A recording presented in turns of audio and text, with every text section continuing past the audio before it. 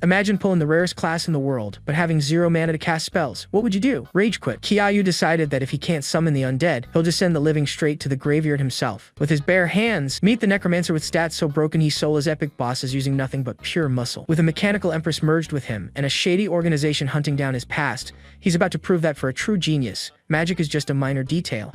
The story kicks off at the 4th Academy in Sioux City, showing off a super modern-looking building.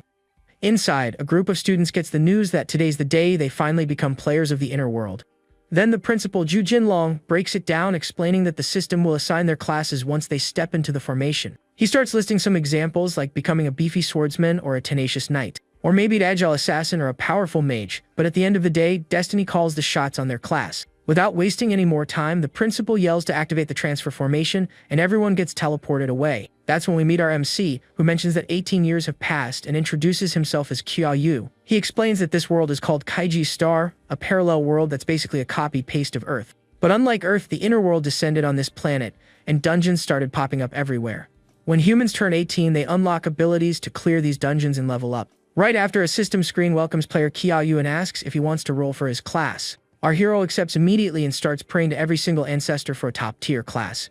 The roulette starts spinning right away while he waits anxiously for the results. Out of nowhere, a sinister energy wraps around him, and the system congratulates him on landing a hidden class. And to his surprise, the class our main guy unlocked is the Necromancer. The MC goes absolutely nuts with happiness because he just hit the jackpot with this one. After all, the Necromancer class is super rare, only like 1 or 2 people in the whole world have it. With enough mana, he can summon an entire army of undead and fight solo. Knowing hidden classes are usually overpowered, he decides to check out his stat page. We see his stats: 10 strength, 6 defense, 9 agility, but absolutely 0 spirit. Kyayu instantly goes into panic mode when he sees his spirit is 0, since a Necromancer literally runs on that stat. He's freaking out because the points are random, and spirit is the most crucial thing for a mage. With no choice, he agrees to roll for his talent, even though he thinks it's pointless with 0 spirit. So the talent roulette starts spinning to decide his unique ability, and to his shock, he lands the Brave Heart of a Mage talent, a skill of unknown grade. This talent grants attribute points for killing enemies with physical attacks and can equalize all his stats. Our hero is shook because getting extra attribute points is usually next to impossible. With the passive, he can farm points, and with the active skill, he can boost all his attributes. If he uses the skill right now, he'll become a rookie with 10 points in every single stat. But he's thinking about waiting until his strength hits 100,000 to become a one-man army. He realizes his passive requires physical attacks, so strength is the priority right now. With that in mind, he screams at the system to dump all 10 attribute points straight into strength. The system confirms the allocation, and his strength is now sitting at a crushing 20 points. Now he needs to register and finish the newbie task to make his class official. He gets transported to the newbie mission through a blue energy portal. Arriving at the spot, he sees another portal and a stunning blonde elf waiting for him. The lady introduces herself as Elaine, his guide, and asks if he needs any help. Kyayu is surprised by the waifu's beauty and says he's just there for the rookie task. No problem at all, the guide says she'll help him out and hands over a beginner's gift. He gets a raggedy old robe, a beginner's staff, and a skill book for summoning skeletons. The MC points out that the robe is trash and the summoning skill is useless without any spirit. But he's hyped about the staff because, with 20 strength, it's going to be great for bunking enemies. Then our hero turns to Elaine and asks what exactly his newbie task is. She points to the portal and reveals his mission is to escape the Misty Cave. The guide warns him not to kill any skeleton soldiers and to find the exit fast or else. Before she can even finish her sentence, he vanishes, leaving the guide wondering where he went. Without even listening to the warning, Kyayu jumps into the portal and gets warped to the mission. He arrives in a creepy cave full of bones and weird eyes watching from everywhere. The MC didn't hear a word the NPC said and wonders what she was rambling about. Ignoring everything, he pushes forward into the cave, wondering why there are so many skulls on the ground. Suddenly, a shadow attacks him from behind and he dodges on pure reflex. Spooked, our hero spins around and yells, asking who's hiding in the dark. The enemy turns out to be a level 1 skeleton soldier with 20 health and 5 strength. Without a second thought, our hero grips his staff tight. Then he charges straight at the bony monster, which runs at him holding a dagger. With a single whack, he deals 20 damage and smashes the skeleton's skull to pieces. The monster drops to the ground defeated, and its skull rolls away from the impact. Kyayu wonders if he died already, admitting that fighting without magic is pretty tough. The system notifies him of the victory, and for getting a one-hit kill, he gains a grade of passive skill. The skill Miracle of Power converts every point of strength into 2 points of attack power. With this new skill, 1 point of strength is now worth 1 attack point, just like normal. That means he's now dealing 42 damage to targets with no defense. Suddenly, giant skeletal hands start bursting out of the ground all around him. Another skeleton soldier rises from the dirt, ready to throw hands with our hero. But Kyayu decides he needs to focus on finishing his task first. Right after, 4 skeleton soldiers pop up with the exact same stats as the first one. Furless, the horde of monsters charges in his direction to attack him all at once. With a single swing of his staff, he hits every skeleton, dealing 20 damage to the lot. The system informs him that he defeated all 4 and earned 4 attribute points. Hitting level 2, his strength shoots up to 30 points, which is absurd for a rookie. The MC starts thinking it's weird that the monsters seem to exist just for him to farm levels. Just then, something much bigger and stronger rises from the earth right in front of him. It was a level 3 skeleton captain with 50 health and 15 strength. He realizes he's in trouble because getting hit by this monster would be a major problem. But the captain only has 1 agility, so Qiaoyu knows he wins if he strikes first. Our hero rushes the captain, but the monster manages to block the attack with its shield. Immediately after, the captain counterattacks with its spear, smashing the ground with tons of force. Qiaoyu is surprised the monster attacked while defending and cracked the floor so easily. But while dodging the blow, the MC notices a gap in the enemy's defense. So he takes that opening to dodge and prep his own counterattack. Seeing this as his only shot, our hero jumps super high to attack the skeleton from above. With pure determination, he yells for the monster to try and block the incoming attack. And with a powerful strike, he hits the captain dead on, dealing 50 damage. The system confirms the defeat, and Qiaoyu admits that opponent was pretty tough. Facing such a strong enemy, he wonders how anyone else completes this mission, and then an item drops. Our MC remembers the director mentioning a chance to drop a core with rewards. It was a skeleton fist set, a disposable item that guarantees 100% critical damage. But just his luck, more skeletons start crawling out of the ground to attack him again. Qiaoyu is shocked by the sheer number of monsters that just won't stop spawning in front of him. And to make it worse, the enemy count keeps rising, and now he's surrounded by a horde. Even at level 2, the MC knows his health is still only 20 points, so he's got to be careful. With that, he starts wiping out all the skeletons, and the system congratulates him on leveling up. Luckily, the enemies only have 1 agility, so he takes a second to check his stats. Now at level 3, his strength is already at 46, and his health bumped up to 30 points. Meanwhile, outside the school, the other students are chatting about the classes they pulled. Some extras are wondering why the director hasn't said anything and if anyone is still inside. One of them mocks the situation, saying skeletons are slow and dying to them would be embarrassing. But one student is worried about Qiaoyu and wonders if something happened to him. Back in the cave, he wonders if all the skeletons are dead and why the mission hasn't ended. Suddenly, a mysterious, furious voice echoes through the cave screaming, "How dare you!" Our hero goes on full alert, sensing the unknown presence that just appeared. Then all the skulls on the cave floor start floating up around him. The MC gets booked seeing the skulls flying around. He notices the skulls are combining to form something way bigger and way more sinister. And from the depths of the earth, a gigantic creature made of bones starts to rise. A giant skeletal monster forms and charges at our hero, who gets ready to fight. Then the boss screen pops up, the wounded skeleton king level 10 with 400 health and 60 defense. Qiaoyu is shocked, wondering why there's a boss in the mission, and if they want rookies to die. The skeleton king starts charging a green energy attack aimed right at the MC. The monster smashes the ground with full force, but Qiaoyu barely manages to dodge. Our hero thinks he got lucky because if that attack landed, he would have been toast. Despite being strong, the boss is slow, and he wonders if he can penetrate the beast's 60 defense. Taking advantage of the enemy's slowness, our hero runs at him to attack. He lands a solid hit on the skeleton king's chest, dealing 32 damage. His attack worked, and he calculates that with about 10 more hits like that, he can win this fight. Wasting no time, Qiaoyu starts unleashing a flurry of fast attacks on the boss. He attacks non-stop, landing multiple hits, each one shaving 32 health off the monster. The skeleton king can't react and keeps getting pushed back by our hero's attacks.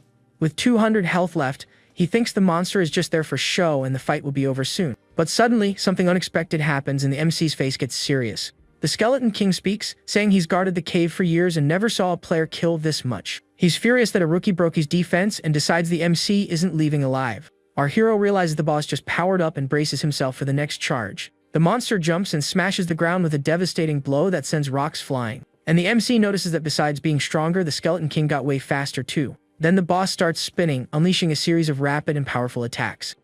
Qiaoyu dodges the strikes that are destroying the cave floor wherever they land. He realizes a direct attack won't work, and he needs to restrict the beast's movements. The skeletal monster continues its frantic attack, leaving no openings for a counter. But our hero gets an idea when he spots a huge rock that looks ready to fall. With a plan in mind, he throws his staff, which misses the boss and heads toward the wall. Meanwhile, the skeleton king keeps attacking the MC, who dodges with agility. Qiaoyu positions himself in front of the rock and taunts the monster to attack him. The boss takes the bait and leaps with full force at our hero for a killing blow. At that moment, the staff hits the rock, and he uses the skeleton fist for a critical hit. Even dodging the direct hit, he gets caught by the shockwave and takes 26 damage. He's shocked that just a graze dropped his health down to 4 out of 30 points. But the skeleton king doesn't stop and prepares to launch another powerful attack. With a look of panic, the MC braces for what's coming next. Just then, the rocks he loosens start falling and crush the boss with full force. The monster gets buried under a rain of rocks, pinning it to the cave floor. The rockfall causes an explosion of energy that strips another 70 health from the boss. With that, the Skeleton King's health drops to 129, and he's trapped in the rubble. Qiaoyu knows he can't hold on much longer and needs to end the fight fast. So he decides to risk it all and jumps at the monster to finish it with one blow. In mid-air, he activates the Skeleton Boxing Glove, an item that guarantees a critical hit. Our hero focuses everything on this final attack. The Skeleton King can only look up in shock as the blow comes down. The critical punch lands perfectly, dealing 132 damage in one go. And with that final attack, the boss's energy dissipates, and he is finally defeated. The system announces the mission is complete, and he's officially a player of the other world. Because he killed the Skeleton King in melee combat, he gets another 10 stat points and jumps 3 levels. Plus, for getting the first kill on the boss, his reward is the Skeleton King's ring. This ring is rank C and boosts the damage of his first normal attack by 50% every 24 hours. Qiaoyu thinks the item is awesome and figures if he sold it, he'd make some serious cash. But he's confused about the first kill part and wonders how everyone else passed the test then.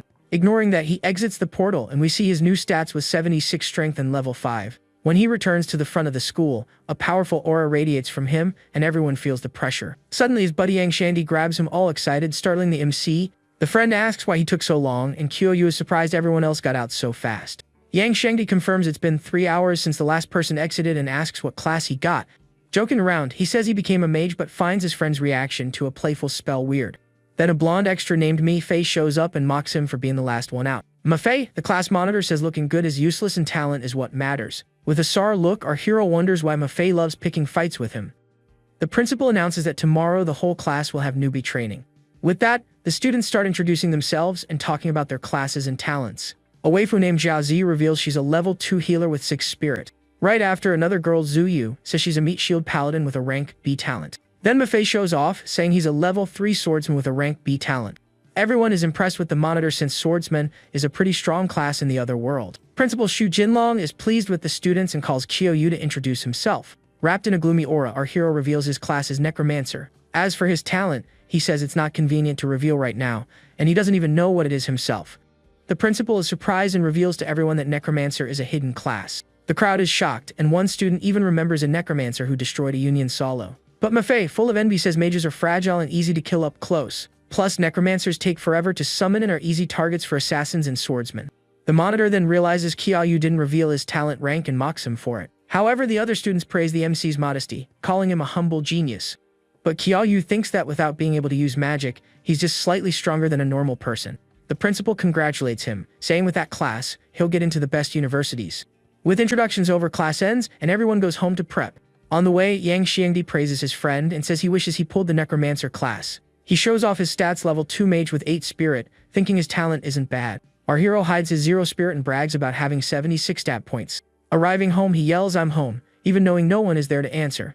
He remembers his parents used to do that every time they came back before they vanished. When he was 6, his parents, who were really good people, said they were traveling to the capital. They left the house and said goodbye to little Qiaoyu, who watched from the door. But after that, they mysteriously disappeared, and our hero ended up an orphan. 12 years have passed, and he wonders where they went while looking at an old photo. Determined, he decides he's going to get into the capital university to uncover the truth. The next day, the director gathers the class and says he has just one request for the training. He warns them that if they think they can't handle it, they should quit immediately. After all, he adds that it's better to fail training than to die during it. The director tries to calm them down, saying the newbie world isn't that dangerous. But then he tells a story about how a class of 40 students once got wiped out and vanished without a trace. To this day, nobody knows what that world was like. The only thing known is the name Nightmare Village. All the students get anxious hearing this story, but Qiaoyu stays calm and observant. The director reassures them there's no danger if they leave on time and activates a timer. As the clock hits 0, a countdown starts, and the tension rises among the students. Time runs out and the timer finally hits 0, announcing the start of training. With everything ready, the newbie training begins, and our hero is focused and prepared. A dark energy wraps around them, and everyone is transported to a new mysterious location. They arrive in a desolate and gloomy village with a heavy, scary atmosphere. Qiaoyu comments on the creepy vibes, and Ma Fei brags that he'll protect everyone. At the village entrance, a sign shows the place's name, but it's worn out and unreadable. Ma Fei declares himself the leader and guides everyone into the village, promising to lead them to success. He stares down Qiaoyu and says he'll prove he's the strongest and the true class leader. Our hero thinks it's weird the system didn't give any warning and wonders what kind of world this is. Suddenly someone appears saying, "What a pity," while the students look up. Then an old purple-skinned elf appears, lamenting that everyone there is so young and inexperienced. Ma Fei asks if the old guy is an NPC and Qiao Yu addresses him respectfully as uncle. The mysterious old man then starts welcoming the newly arrived students, and to everyone's horror, he reveals they are Nightmare Village, rank S difficulty. The system explains the mission is to survive and find the secret in the village center. The students panic, recognizing the name of the village that killed 40 people. One of the extras freaks out and tries to run, screaming he wants to go home and isn't playing anymore. Ma Fei tries to calm everyone down, but Qiao Yu thinks they're too weak for this challenge. A screen explains the inner world levels with Disciple being level 1 to 10. But the students trying to flee get knocked back by an invisible barrier at the exit. The old man warns that fighting is useless because once you're in Nightmare Village, nobody leaves. Everyone despairs and Ma Fei tries to lead them again while others cry for their lives. The MC understands the danger but thinks the old man isn't evil and the goal is to find the secret. The old elf tells them not to worry and, since they're there, they should make themselves at home. Ma Fei cuts in, saying he understands they should relax and face everything head-on. But the old guy cuts him off with a sinister look and says, actually they should just accept death. Facing this terrifying revelation, all the students are left speechless and completely in shock. Then he introduces himself as Wu Gan, the village chief, and says there are 2 requirements to live there. The first rule is they can live in any empty house, but they must not touch the black stones. The second is they must return before nightfall, lock everything up, and not open up for anything in this world. Intrigued, our hero asks the village chief why they can't go out after dark. With a macabre look, Wu Gan replies that they'll understand when night comes. And so, night falls over Nightmare Village, bringing a sinister darkness with it. Following the chief's orders, the students split into 4 groups of 11 and look for shelter. The MC's group finds a house and notices 3 strange black stones by the door. Without touching the stones, they enter the house and lock the door carefully to stay safe. For safety, the group decides everyone will rest on the 2nd floor during the night. Then the healer waifu Zhao Ziyu asks Qiao Yu to protect her if any danger appears. She offers, saying that as a healer, she can give him lots of health in a very suggestive way. Paladin Zuoyu scolds her for being so shameless in front of everyone. Then the beef starts between the waifus, with one calling the other a cow and the other a flat board. In the middle of the fight, the paladin gets annoyed and blames the protagonist for everything. But the argument is interrupted when an extra approaches the window to look outside. The student gets emotional seeing his grandma outside and yells that he misses her. The supposed grandma says she's cold and asks him to open the window so she can hug him. Blinded by emotion, the guy runs to open the window to let his dear granny in. But our hero realizes it's a trap and screams desperately for his classmate not to open the window. And at that moment, the old lady reveals her true face with a red eye and an evil smile. The monster's arm stretches and goes through the window, grabbing the extra by the neck. The creature pulls the student close, showing its demonic face, and the guy is terrified. Suddenly, a golden spear appears in the middle of the room, shining with powerful energy. It was the MC's friend using a sand ability to trap the monster. Yang Shangdi screams for help, saying he can't hold the creature for long. But the monster breaks free from the sand easily, and the extra takes the chance to run. Then we see the creature's stats: a nightmare, level 3 with 50 health and 25 strength. Everyone is shocked that such a strong monster is considered normal in an S-rank world. The nightmare ignores the sand trap and advances toward the mage Yang Xiangdi. The MC's friend panics and tells the monster not to eat him, because he's too fat. Suddenly, the paladin Zuoyu jumps in front and defends the mage with her light shield. Her shield deals 10 damage to the monster, but the paladin also takes continuous damage. She yells for the healer to heal her and asks Qiao Yu to summon his undead to help. Our hero agrees and the healer waifu promptly obeys his request. Zhao Ziyu casts her healing magic called Fresh Breeze to help the paladin. The heal cancels out the continuous damage, and the paladin recovers 10 health while continuing to defend. Zuyu says if they work together they can win, they just need to stall until Qiao Yu summons. Before she can finish her sentence, the MC sprints past her with his staff in hand. Our hero leaps into the attack and hits the nightmare with a heavy, direct bunk, and his friend Yang Shangdi freaks out, screaming that's not how you use a staff. With a single blow, he deals 50 damage and defeats the nightmare instantly. Everyone stands in silence, shocked by the absurd strength the MC just showed. One of the girls wonders if all necromancers fight like that and gets scared. After the defeat, the monster turns into a black stone that dissipates in the air, leaving everyone confused. The girls notice the symbol on the stone is the same as the one on the door and think it makes sense. But our hero is intrigued because he didn't gain stat points, even though he killed it with a physical attack. The paladin asks if he noticed anything, but Qiao Yu says no and that he might be overthinking it. The next day, everyone thanks Zuyu and Qiao Yu for saving them the night before. Ma Fei watches from afar and comments that it's better to stay close to the MC for safety. The monitor gets annoyed and says if he were there, he wouldn't have let a girl tank the damage. With his sword in hand, he brags that he would have defeated the nightmare with a single strike. Just then, the MC's group arrives and praises him for training so early in the morning. Embarrassed, the monitor plays it off, saying he was just practicing a bit to warm up. Then Ma Fei invites the paladin to stay at his house, promising to protect her from danger. Our hero scolds him, saying everyone needs to work together, and he should learn from that. Suddenly, a mysterious voice orders the death of all students without exception. Then the villagers surround the students and say not to let a single one escape. With that, Chief Wu Jian screams to kill anyone who tries to resist capture. Ma Fei tries to argue, but the chief accuses him of what they did the night before. Our hero notices the number of villagers and their ages are similar to his class. The monitor questions them about the nightmare, and Wu Gan reveals they were guardian spirits. Furious, he says now the spirits are angry and the villagers will suffer because of them. Scared, Ma Fei asks if there's a way to save a spirit they killed accidentally. The chief says yes, and the person who injured the spirits must stay outside at night. The monitor thinks that's suicide since nobody knows how many nightmares are out there. At that moment, Qiaoyu takes the blame and says he'll wait for nightfall outside. Ma Fei panics and tries to apologize, saying his classmate is a bit slow in the head. But our hero reassures him and says there's something he needs to check, so they can leave. The village chief accepts the proposal and orders his men to tie up the MC immediately. And so Qiaoyu is tied to a wooden post while his classmates watch the scene unfold. His buddy asks what he meant by that, and if he's figured out the secret to escaping Nightmare Village yet. The MC replies that he might have cracked the code and plans to test his theory tonight. Night rolls in and our hero is still tied to that post under the light of a full moon. Suddenly, a shadowy monster with red eyes comes creeping along one of the nearby rooftops. The bizarre creature gets ready to strike with its razor, sharp claws and multiple glowing red eyes. Wasting no time, the nightmare jumps off the roof and flies straight at the main guy to attack. But our hero stays totally chill, staring down the approaching creature with a confident look. Right at that moment, a sand prison pops up out of nowhere, trapping the monster in mid-air before it can hit. It was his buddy Yang Shangdi, screaming for Ma Fei to attack because he can only hold it for a second. Then the monitor starts flexing, telling them to relax because a real swordsman can beat anyone. But the creature manages to wiggle free a bit and scratches the blonde swordsman's face with its claws. Ignoring the scratch, Ma Fei presses the attack and lands a sword strike on the nightmare. He's shook by the monster's speed and wonders how Qiaoyu managed to kill a beast like this. With his pride stung, the monitor tells himself that if a mage could do it, he can too, and preps a new move. Then the swordsman uses his defense breaking strike skill and hits the nightmare with everything he's got. The girls show up, and the healer explains they came to help as a way of saying thanks. The paladin says they need Ma Fei to cut the chains with his sword, but he's kind of busy. Our hero says there's no need, and with pure brute force, he snaps the chains holding him like they're nothing. He turns to the waifus and asks if everything's cool, while one of them questions if he's even really a necromancer. Back in the fight, Monitor Ma Fei gets yeeted away by a powerful blow from the nightmare. The paladin shouts that they're jumping in and tells healer Zhou Ziyu to patch up the swordsman. But he refuses the heal, claiming heroes are made in battle and scars are a man's pride. The group yells at him to aim for the head since that's the weak spot, reminding him that's how Qiaoyu killed one.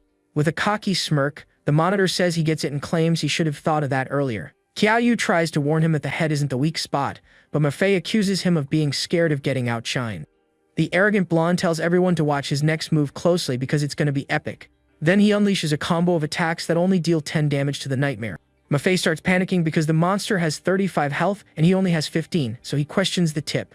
The paladin confirms that the MC killed it that way, and his friend concludes that Ma Fei is just weaker. With his self-esteem destroyed, the monitor wonders how a swordsman can be worse than a necromancer. The friend screams for Ma Fei to retreat because, with low health, one more hit means he's dead. But the stubborn monitor ignores the warning and uses his defense breaking strike again. This time he hits the monster square on and deals 30 damage with his attack. The nightmare is left with only 5 health, and Ma Fei says he's going to prove he's better than Qiaoyu. So he goes for the finisher on the head, but the sword only deals 5 damage and gets stuck.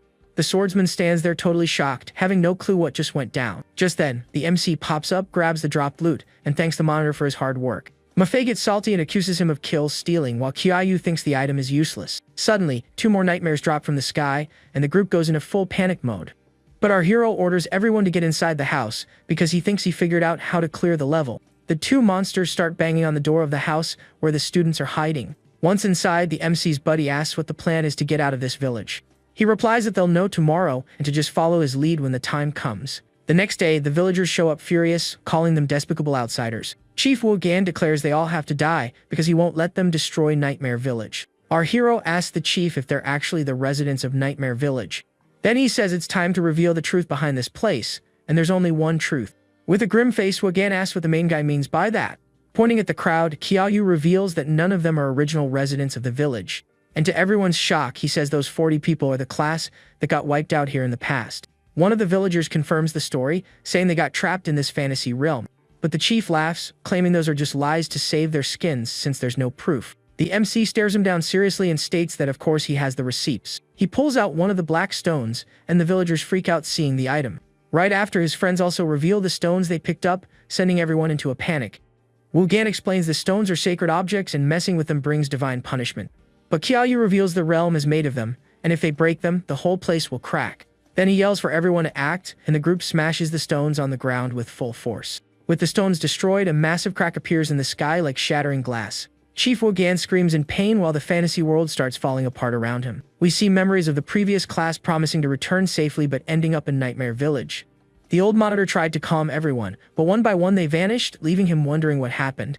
Then the elf Wugan appeared and introduced himself as the village chief to the confused students.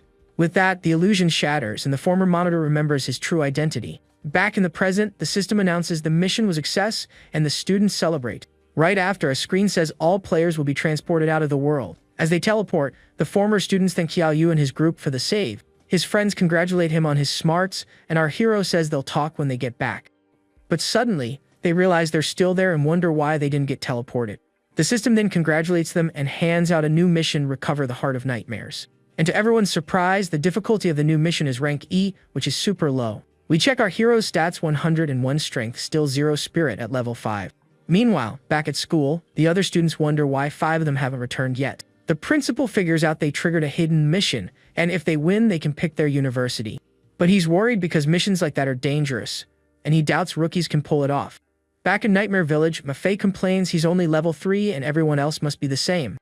He thinks a hidden mission is suicide since they're weak and don't even know what the Heart of Nightmares is. Paladin Zuoyu asks if breaking the stones was really necessary, and our hero just cops to hide the truth. Yang Xiangdi praises him, saying he knew about the mission and invited them to share the opportunity. Mafei is surprised by the generosity and declares he'll complete the mission before the MC. But the conversation gets cut off by the shadow of a sinister creature appearing on the scene. Suddenly, 4 level 5 nightmares show up screaming that everyone there needs to die. With its multiple red eyes, one of the monsters repeats the threat to the scared group. The paladin orders no one to run and asks the healer to be ready to heal her at any moment. The fight kicks off, and Zuyu orders the mage to trap a monster and the swordsman to attack. Mafei uses his defense-breaking strike, but to his surprise, the attack only deals 10 damage. He's shook and wonders why his damage is so low if Qiaoyu defeated one with a single hit. The battle rages on, and the mage warns his mana is running out while the paladin is losing health. Then Qiaoyu steps into the fight and defeats a nightmare with one walk, gaining a stat point. No time to celebrate, the other 2 monsters jump at our hero to attack him. Focused on the fight, our hero takes out the other 2 nightmares with a single spin of his staff. With the win, he celebrates because hidden missions give great rewards, and an item drops. He sees the fairy necklace, which boosts skill damage, but since he doesn't use magic, he decides to give it to his friend. With all monsters dead, the group cheers and the MC suggests they keep hunting. He checks his stats and realizes he needs just 1 monster to level up and grab equipment. Mafei asks about the mission and Qiaoyu says the heart must be in a nightmare, so they just need to kill more. While running, our hero takes a wrong step, and a stone in the ground suddenly cracks under his feet. The whole floor gives way, and the entire group falls into a dark hole that appeared out of nowhere. Everyone screams in panic as they plummet into the depths of that mysterious hole. Our hero manages to stick the landing a bit better, but still feels the impact of the fall.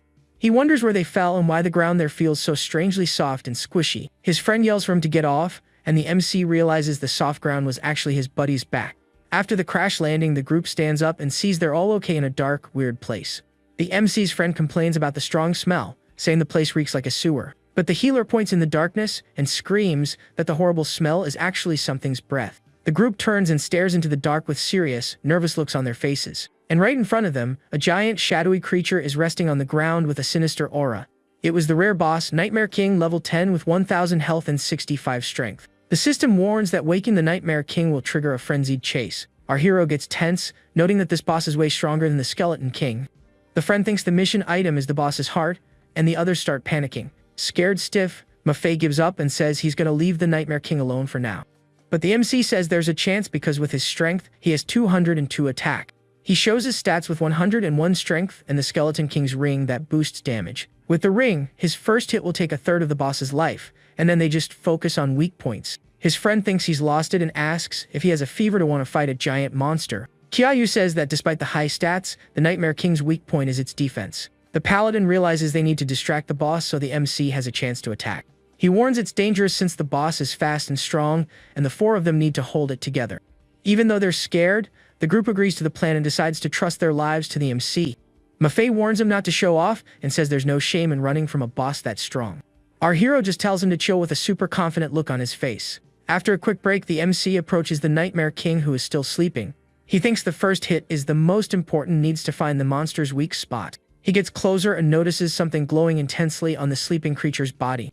It was a pulsating yellow energy orb that looked like the giant monster's core. With a determined look, our hero concludes that must be the Nightmare King's weak point. So he raises his staff high, getting ready to deliver a powerful blow. The system warns the ring's effect is active, and his face shows pure determination.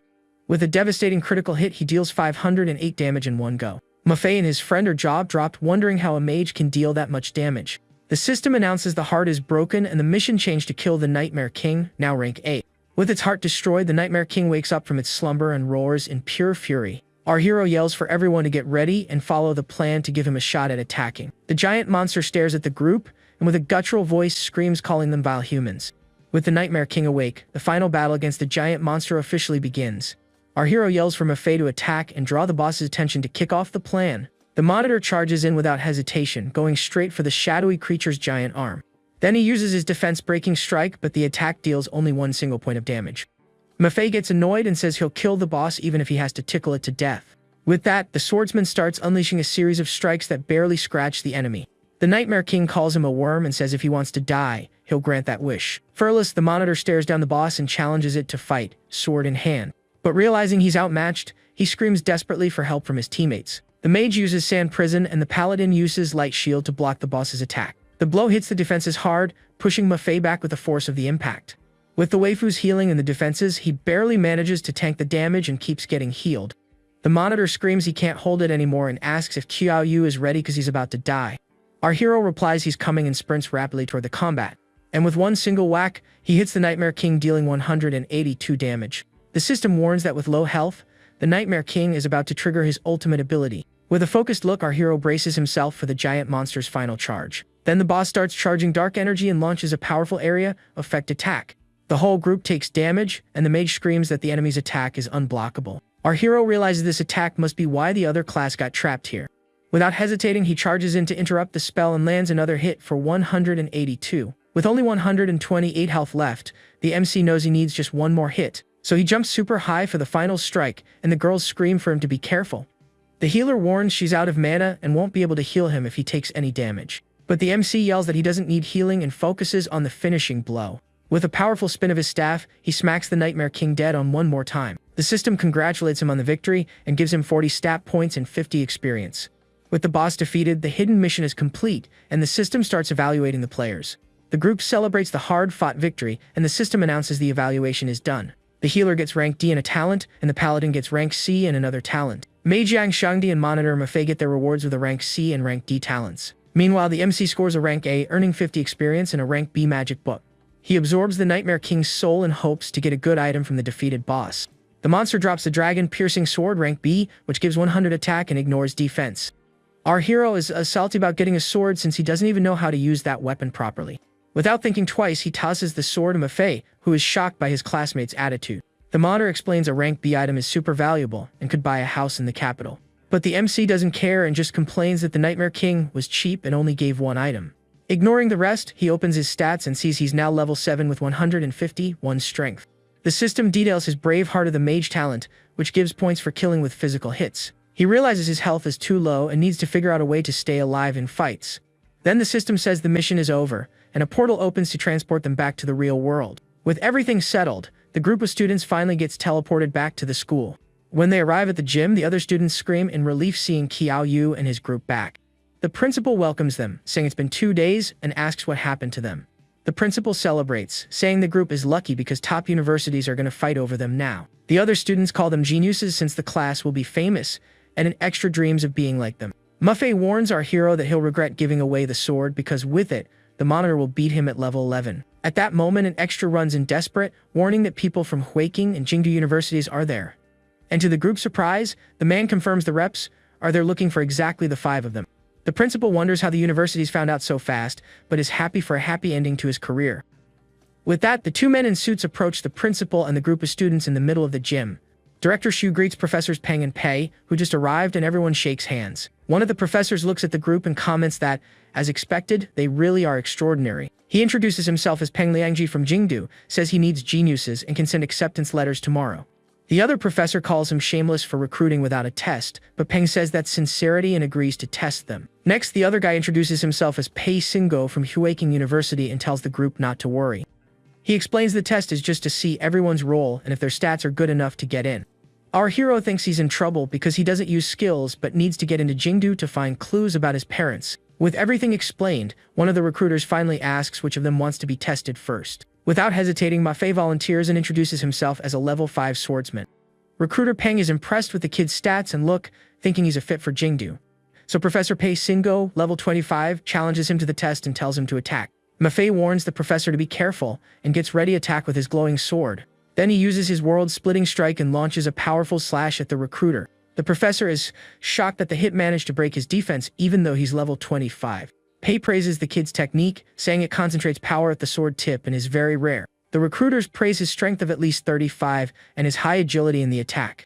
The other students are shocked by the 35 attack and one layman's not being a swordsman. Professor Pei thinks he's definitely dragging this incredible student to Huaking University. With the test over, the recruiters make their pitches and try to convince Ma Fei to join them. But the monitor says he needs time and decides he's going to the same university as the protagonist. The test continues and healer Joao Ziyu steps up as the next one to be evaluated. With her fresh breeze skill, she summons a green healing aura that wraps around her body. Professor Pei is impressed she can heal the whole group even being only level 4. Right after, Paladin Zuyu gets tested and uses a light shield that reflects part of the attack. The professor is surprised because even at level 4 she has strong defense and reflects damage. She explains it's her rank D talent Armor of Thorns, which reflects 20% of damage. The recruiter praises her, saying for a meat shield, the talent is the most useful one out there. Next is Yang Shangdi, and the professor thinks he's a tank, but he says he's a mage. The recruiter is confused, wondering if a 300-pound fat guy can really be a mage. Ignoring the doubt, the test for the mage holding the golden staff finally begins. But Professor Pei doesn't feel any magic and wonders what the kid is up to. Then the MC's friend focuses his energy and finally casts his ground explosion magic. The magic explodes out of nowhere under the professor's feet, causing 3 damage, catching him off guard. The recruiter is shocked because even at level 25, he didn't sense the attack and took damage. He thinks he needs to keep an eye on Director Shu for raising 5 geniuses and that he might be strong. And finally, our hero Kyo-Yu is called up, revealing he's a level 7 Necromancer. Peng notes he's 2 levels higher but suspects his talent is very low. Professor Pei proposes doing the test to see the results, and the protagonist accepts. Professor Pei asks what kind of undead our hero can summon. But Kyo-Yu charges straight at him, and the recruiter wonders why a Necromancer is rushing him. Then he wins up a punch, and the professor calls him inexperienced for fighting up close. Underestimating the kid, he mocks a mage's strength and decides to let the hit land. With a powerful punch, our hero hits the professor dead on, causing 200 damage. The hit is so strong that recruiter Pei gets knocked back and hits the gym floor. Everyone is completely shocked by the scene and can't believe what they just saw. The crowd is shook, wondering how he knocked out a level 25 professor. The other professor accuses him of going easy, but Pisingo tells him to shut up, annoyed. With a bruised face, he thinks the kid is a monster and that he almost had a heart attack. The students theorize that he is an undead and the real Kyo-Yu is hiding. Professor Peng is relieved he wasn't the one testing the terrifying rookie. Our hero asks if the test is over, and the recruiter says he passed but he can't grade it. He says he wants to specialize in physical combat but thinks he just wants into Jingdu. Peng thinks this is unheard of and says he needs to ask his director about this crazy situation. Calling his director, Professor Peng reports he found a necromancer who wants to be a warrior. The Jingdu director is furious, but Peng explains the level 7 kid knocked out a professor. Hearing that, Director Ji Pingyang gives Peng full authority and tells him to accept any condition. And to make sure, the director asks for a video call and appears as a hologram in front of everyone. Our hero cuts to the chase and says he's joining Jingdu University. Professor Pei tries to call his director, but it's too late, so he decides to fight for the others. But Director Ji suggests taking them all, since they're from the same class and can help each other in college. Peng feels victorious since this will be the biggest achievement of his recruiting career. The MC then asks Jie Pingyang if he knows his father, Kiao Anking. The director is shocked and asks if he's the son of Kiao Anking and Bai Shixia, saying he felt something familiar. Our hero asks where they are, but the director says they were his students and vanished 10 years ago. He can only say the protagonist's parents were very talented individuals. Since then, they disappeared, and the director couldn't get any more info on them. But he remembers the two talking about a private world and that the protagonist should go there. With everything settled, the director says goodbye and tells them to level up before classes start. With a smile, Director Ji signs off and wishes everyone luck at Jingdu University. A week later, students are split into classes, and today mages are going to a special world. In the classroom, Director Shu explains the world tests their mental ability and logic. Without giving many details, he just talks about the passing criteria and preps them for the test. With that, a portal opens and our hero and his friend get ready to enter the new dungeon. The MC asks if his friend is sure, but Yang says theory is nothing without practice. He suggests Kyoyu carry him since they can run the dungeon multiple times without rewards. Then the MC's friend invites some girls to join them for the mage dungeon. An elf guide welcomes them, saying she's looking for a world for 2 players right now. The portal found is the 10,000 Poisons Cave, a dangerous and creepy place. The guide tells them to go, but the MC's friend complains he didn't even hear the instructions. Our hero asks if there were instructions, and Yang reminds him how he cleared the skeleton cave. The friend asks if he killed all the skeletons and calls him an idiot for not following rules. The guide starts explaining the legend of an ancient, cruel tribe that uses poisonous worms. She finishes saying the worms reproduce and eat the host flesh until they die. The mission is revealed they need to find the tribe and destroy all the worms. The guide warns the dungeon needs 5 players, and the system matches them with 3 others. When they arrive, one of the new teammates tells them not to get in the way, and the girl scolds him. Then Fire Mage Fang Yun introduces herself along with her brother Fang Shun and Extra Long Chang. The MC's friend introduces himself and says they should work together to clear the dungeon. They reach a door, and Long Chang ignores instructions, trying to break it by force. But his ice spear attack doesn't even scratch the giant stone door. Everyone realizes the door is immune to magic and decides to focus on the words written on it. Our hero gets thoughtful hearing the door is immune to magic attacks and gets an idea. Mage Fang Yun thinks the answer is protection but gets interrupted by a loud noise. Our hero uses his brute force and with a single punch he smashes the door into 1,000 pieces. The crowd is shocked and wonders how he did that if they're in a world just for mages. The system says the answer is correct and the door opens for them to pass.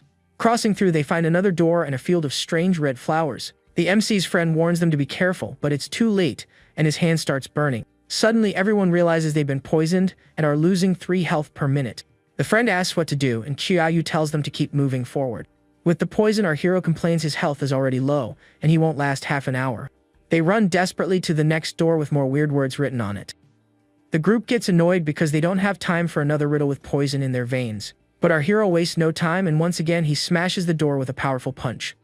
Irritated, he says he doesn't know the answer and doesn't care to figure out the riddle. With the door destroyed, the group advances to the next area, a dark and creepy cave. Fang Sun wonders if this is really a puzzle world since they didn't have to think at all.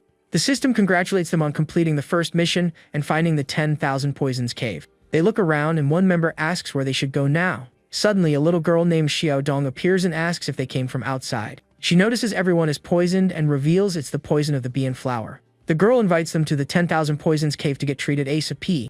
Our hero is suspicious of her but decides to go since they don't know what else to do and need healing. Little Xiao Dong runs in screaming for her parents, showing off the group she dragged along. Her mom asks who they are, and the girl explains they're outsiders she found poisoned.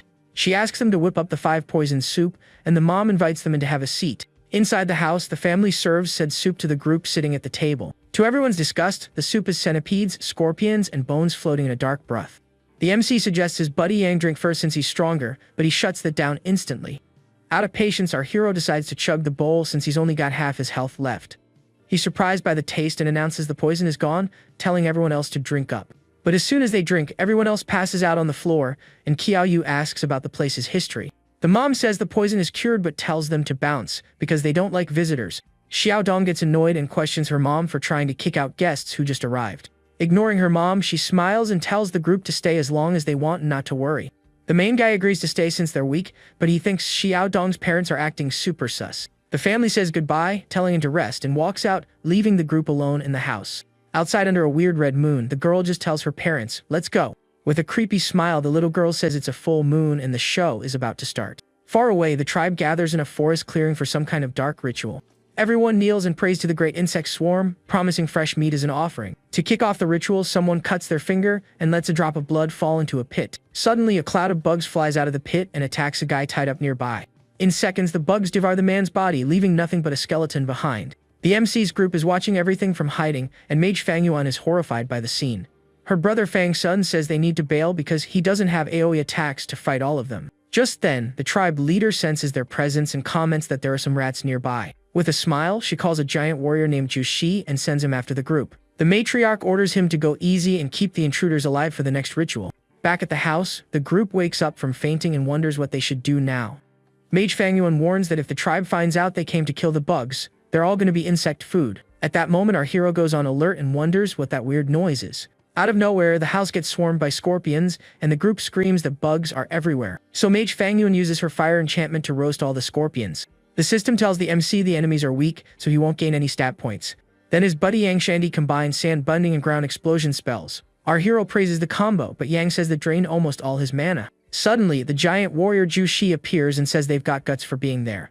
He gets mad they use magic to kill the bugs, and says they're all gonna become larva food. Furless, the MC's friend, attacks again but only deals 11 damage to the giant.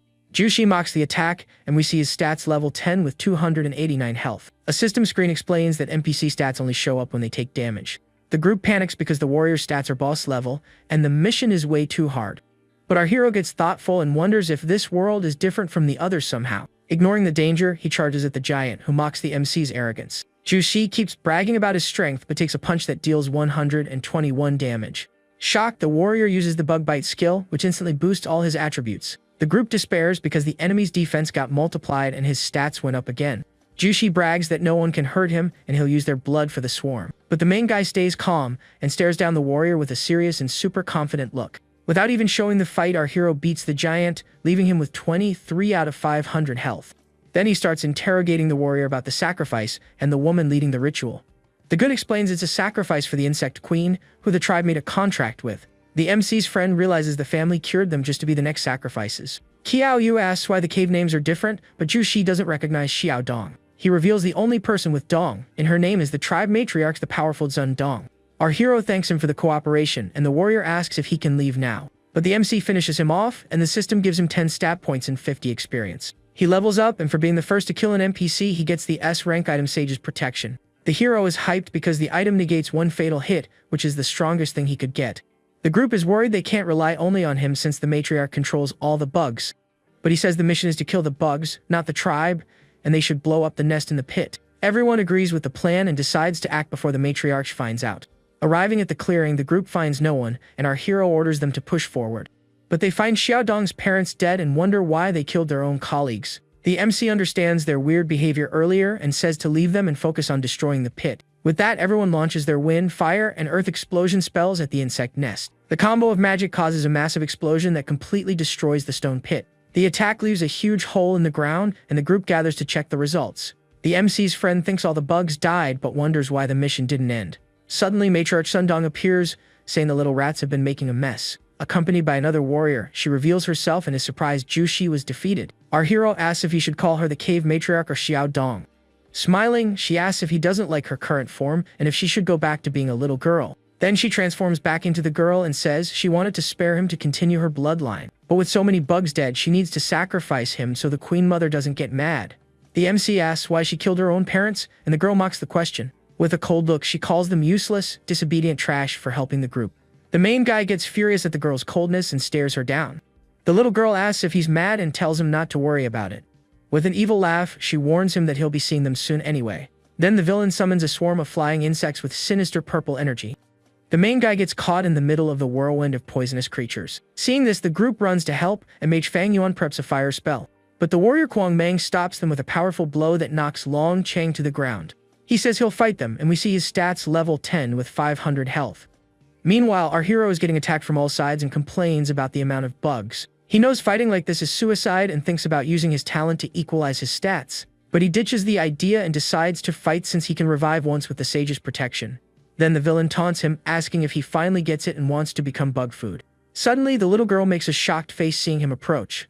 Without hesitating, our hero bursts through the swarm and lands a powerful kick on the matriarch. She reverts to her adult form, and we see her rare NPC stats with 1000 health. Our hero thinks it's weird her stats are low for a rare NPC and concludes she's crazy. Then the matriarch says he made a hole in her stomach and boosts her agility by 80. The MC is shocked by the villain's sudden speed as she charges to attack. With a dark energy strike, she screams for the main guy to die once and for all. But before the attack hits, she impales him with a dagger that appears out of nowhere in her hand. The hit leaves him with only 9 out of 80 health, and he's shocked he didn't have time to react. With the dagger in his chest, the villain says she's gonna peel his skin and keep it as a souvenir. His friends despair, and the MC's buddy screams Qiao Yu's name in worry. On the other side of the fight, the group tries to help, but warrior Quang Mang intercepts them. With his health already at 312, the warrior gets annoyed they're distracted mid-fight. The MC's friend uses sand binding, but the warrior says his tricks are useless. He mocks Yang's attacks and rushes him with a spinning spear cut. Suddenly, the warrior is shocked to notice the sand holding him turned bright red.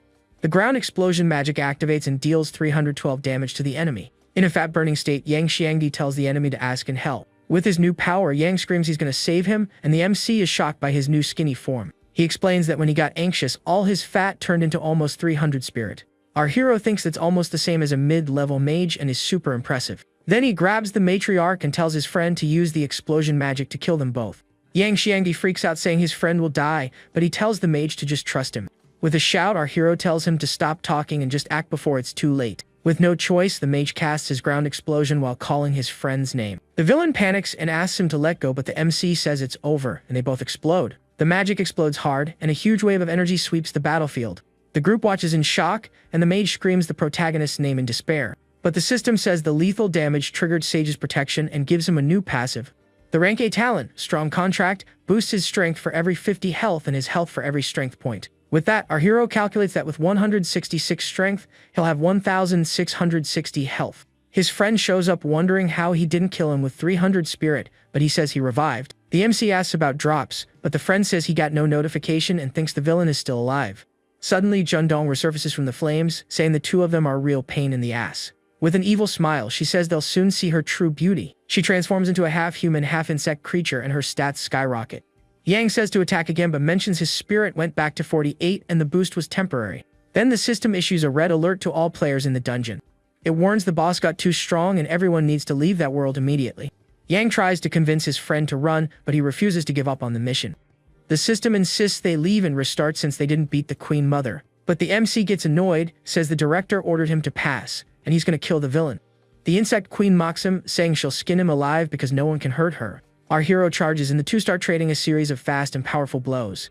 The exchange is intense, and both take damage while fighting with everything they've got. The villain is shocked and wonders why the protagonist hasn't died yet after so many hits. He thinks that even at level 80 deals more damage than her and questions who the real boss is. Suddenly, the insect queen stops the fight and asks if someone named Bai Zi sent him. With an insane look, she concludes only Bai Zi could create a monster like the protagonist. Our hero gets annoyed by the name and screams he's Qiao Yu while rushing to attack. With a powerful staff strike, he hits the insect queen dealing 213 damage. Before dying, the villain recognizes his surname and wonders if he's related to that lord. With the victory, he levels up and earns 15 stat points and 75 experience.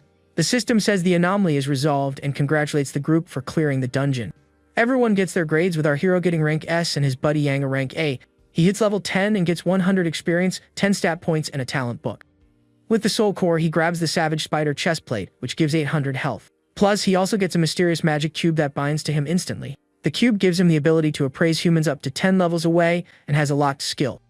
He's surprised by the item's power and the fact it has a hidden ability. Suddenly, the elf guide appears and congratulates the group on clearing the 10,000 Poisons cave. As an extra reward, she decides to boost everyone's spirit by 20%. The MC's friend celebrates, but he's bummed because his spirit is 0, so the reward is useless. With the mission done, the group thanks the protagonist for carrying them through the dungeon. The guide asks where they're going, and our hero says they already secured a spot at Jingdu. With a smile, the elf guide watches them leave for the portal back to the real world. We see the MC's stats at level 10 with 202 strength and 0 spirit. Back at school, he goes to the cafeteria and finds other students chatting. One of them is shocked to see the main guy is also level 10 like him. The guy wonders how that's possible since the warrior world has more monsters. Two girls approach the MC's friend and say he got way more handsome. But he says he's gonna get fat again because he doesn't feel safe in the other world without his blubber. Our hero then asks if they're still doing the other world exam even with the guaranteed spots. The exam is the most important day of the year in Kaiji and selects the next generation. Most students join to try and be the best and win in rank A equipment. A blonde guy stands up saying he's gonna join to take first place among the warriors. He reveals he heard from his dad that this time the reward will be rank S equipment. Hearing that, the MC decides he needs to be the best to get that item. On top of a building, two men watch the protagonist and doubt he's actually that strong. Wasting no time, the two jump off the building and head toward our hero on the street. As they get close, the protagonist's magic cube activates its skill and detects their attributes. With a serious look, our hero turns and asks if he can help the two strange men. They ask if he's Qiao Yu, and the cube reveals they are level 16 and 18 assassins. The protagonist realizes they might be from Bai Zi and regrets not asking more questions earlier. Trying to lose them, he claims his name is Mafei, but one of the assassins doesn't buy the lie. The older one slaps the younger one for believing it and orders him to capture the kid anyway. So the two charge to attack, but our hero stays calm and faces the rush. Unshaken, he preps for combat against two assassins at once. They launch dark energy attacks, but the protagonist defends easily. The younger one gets annoyed because assassins are stronger than mages, and he's not even dodging. Our hero then steps in and wins up a powerful punch aimed at the weaker assassin. With one hit, he deals 197 damage and defeats the enemy instantly. The older guy is shocked by the MC's strength and defense, concluding he's not a mage. With a confident look, the MC asks if the assassin is ready for round 2. But the man switches up and says fighting is the best way to get to know someone. He apologizes for the mistake and claims to be just rank 7,438 in the org. Our hero is shocked that such a strong assassin is so low in Baizi's hierarchy. The assassin offers to help find Kyoyu, but he declines and lets them go. A screen explains Baizi is a divine beast strong as a lion that exorcises demons. Back in his room, MC tries to research the organization but finds nothing. He knows his identity will be exposed and he can't fight them with his current strength. His only option is to join the exam and go to Jingdu, where Director Ji Pingyang will protect him. The director is known as the Sword God, so if the university isn't safe, nothing is. He then grabs the magic cube and wonders what's so special about it to be a drop. Looking at the item, he wonders if it was left for him somehow. He doesn't get how they knew he'd be there, and is confused by everything happening. Far away on a rooftop, the assassin leader gets the mission report. The man says the intel was wrong, the target was too strong, and one of theirs got hurt. With a cold stare, the female leader calls them useless for failing the mission. She tells them to forget Zundong's death and focus on organizing operations in the city. Days later, our hero goes to the director's office to ask for help with the magic cube. He explains he found it in a special world and it seems to be sealed somehow. The director says without the password, they'll need the key of all locks to open it. He shows the key and explains that since the seal is weak, it can open it without damaging anything. Our hero asks where to find the key, and the director says it's in the machine realm. Arriving at the spot, he finds a futuristic city full of high-tech buildings. He remembers what the director said about the war between humans and machines that happened there. The war only ended when both sides signed a peace treaty and founded the city. He realizes he's in the human area of the machine realm, Machine City. He needs to get the key from the landlord Huajun, but doesn't know how to find him. Suddenly, an old scientist bumps into two thugs, and one of them pushes him to the ground. The men get annoyed with the old guy, who is distracted by calculations, and knock him down again. One of the thugs apologizes mockingly and gets ready to beat up the scientist. The thug gets mad and asks what the old man's problem is, and if he can't walk straight. Then they accuse the scientist of hurting them and start demanding compensation. Out of patience, one of the men grabs the old guy by the leg and turns him upside down. Seeing this, our hero steps in and yells that he won't let them extort an elder. The bully stares him down and tells him to mind his own business or pay the scientist's debt. But our hero clenches his fist and says with conviction that evil can't escape the law. Right after, he attacks the two thugs with an energy blast that throws them far away. The force of the blow is so huge that the two bullies get hurled violently backward. With one guy on the ground, the protagonist stares down the other, who gets scared of his strength. The thug panics, apologizes saying he'll pay the old man, and begs to be let go. Out of patience, our hero just yells for them to get lost, and the two run away in fear. With the bullies gone, he turns to the scientist and asks if he's okay. He refuses the money, saying he's a good kid, and the old man thanks him for the help. RMC says he doesn't need anything but asks if the scientist knows how to find the landlord. The scientist gets curious, and the protagonist explains he needs the key of all locks. Smiling, the scientist says luckily he can help him find the landlord. He warns it won't be easy to get the item, and the protagonist brags about his immense strength. With a confident look, he claims he only used 1% of his power in the fight. Far away, the two thugs wonder if the landlord found the person he's looking for. One of them comments that the protagonist was the strongest player he's ever seen. Elsewhere, a man named Lord Mond orders Professor Hoa Jun to be brought to her. Her henchman with a machine face confirms the order and prepares to do the job. The scientist takes our hero to a huge mansion and says the landlord is inside. The protagonist wonders how the old man got in if it's Hoa Jun's mansion. But when he turns around, he realizes the scientist vanished out of thin air. Ignoring the disappearance, he decides to go in and get the key however he can. Opening the door, he enters a luxurious hall and sees 3 people sitting at a table. To his surprise, he finds the scientist and the 2 thugs he defeated earlier. The old man reveals he is the landlord of Machine City, Hua Jun. He introduces the 2 as his strongest bodyguards, and the protagonist wonders why. He explains he staged the show to find someone strong enough for a special mission. The landlord reveals that person is the protagonist, Chia Yu. He offers the key in exchange for help, and the protagonist considers the old man's proposal. The system notifies that a hidden mission has been unlocked for the player. The landlord says he's holding a seminar and robots will try to steal his research. Our hero thinks the mission is protection, but the landlord denies it and reveals the real goal. He wants the protagonist to defeat the Machine Queen and destroy her mechanical heart. The mission is defeat Queen Munda, destroy the heart Marta, and grab the key of all locks. Confident, our hero says no problem and accepts the mission instantly. The next day, the seminar begins, and the landlord gives a speech on tech advancement. He talks about system complexity and how AI was created to solve mysteries. The scientist questions if an AI can be considered life, even if it passes the Turing test. He raises the question of whether a robot can truly grow and evolve like a living being. Our hero, bored with the lecture, wonders why the robots haven't shown up yet. Suddenly, he notices something weird on the auditorium ceiling and goes on alert. The glass ceiling shatters and a robot crashes through, landing in the middle of the room. It says flesh is weak, but the machine is eternal and orders the professor to join them. Security guards rush the invader, but he defeats them easily. The landlord's bodyguards also charge, but the robot tells them to move. With one hit, he knocks the blonde guy away and goes for the other bodyguard. The big guy attacks with everything, but the robot with a machine body is way stronger. He manages to take down the bodyguard easily and keeps advancing. With an evil smile, he mocks the foolish humans and defeats all security. Our hero watches the scene and thinks it's all very disrespectful to the landlord. But the scientist says they came for him, and this time he'll go to the realm. With a serious look, he says he's betting everything on Qiaoyu, and the protagonist understands the plan. The robot keeps bragging about his strength, saying he has the most powerful physique. Suddenly, Lord Manda appears and calls him to leave, and the robot obeys instantly. The landlord offers to go if she orders her men to stop fighting the humans. She agrees, binds the professor with dark energy chains, and takes him away. The robot tells Manda to take the professor, and says he'll stay to play with the humans. With a powerful jump, he breaks through the roof and goes outside the auditorium. Our hero follows, and the robot turns to face the new opponent. Smiling, our hero asks if he's the one bragging about having the strongest physique.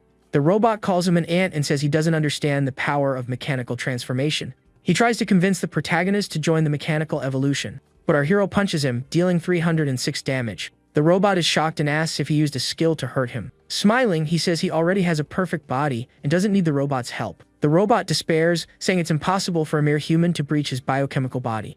Our hero says he just raised his hand and punched him like it was the simplest thing. He lies and claims to possess the ancient sacred physique of the human race to fool the robot.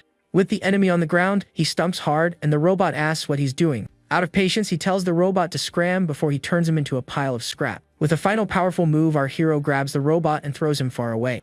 Our hero realizes the landlord let himself be captured so he could enter the realm. The robot wonders why he let the professor be taken and decides to warn Lady Manda. With a trail of energy, the robot flies through Machine City to deliver the report. In the machine realm, Lord Mon welcomes the professor in a room full of screens. He apologizes for the rude transport but invites him to join his kingdom. But the professor refuses, saying even if he dies, he'll never betray the human race. Mon tells him not to be stubborn and invites him to see his creation. He reveals the mechanical heart pulsing with orange energy in the center of the room. The giant machine is a mix of bioengineering with biological and mechanical parts. Mon says the heart combines human spirit with machine power and isn't just a robot anymore. He calls it ascension and invites him to join the glorious evolution of machines. But the professor calls her a traitor for joining the robots and working for them like a dog. Confused, Mundit asks what he's talking about, and the professor doesn't get his reaction. Then Mun shows bodies of other humans floating and tells the professor to look again. The professor sees a horrible scene where a man screams for help while being devoured by tentacles. He realizes it's not just one, but several people getting attacked at the same time by this creature. And the source of all this chaos is the mechanical heart named Marta, pulsing in the center of the room. Meanwhile, on the other side of the realm, our hero finally reaches the enemy base. Immediately, a squad of guardian robots detects him and preps for combat. The system notifies him that he gains 1 stat point and 3 experience for every robot he destroys. He's surprised because he didn't expect killing robots to give him attribute points too. Wielding an axe he took from one of the bots, he screams that he's going to crash their party. Back in the lab, Professor Huajun screams in horror that they are straight-up monsters. Mun just says his rage won't solve anything while the chaos continues around them. He explains the heart is named Marta and was a failure because the idea was for it to grow organically. Then she reveals they created a life-devouring monster and its appetite is only getting bigger. Manda then asks for help to solve the problem, or more humans will die for the mechanical heart. The professor understands the situation and thinks he's counting on the protagonist's help now. Just then, a robot bursts into the room warning them about the human with the sacred physique. Manda wonders if this is the human with the sacred physique her henchman Blitz mentioned. Suddenly, the wall explodes completely, and our hero bursts into the room with a powerful kick.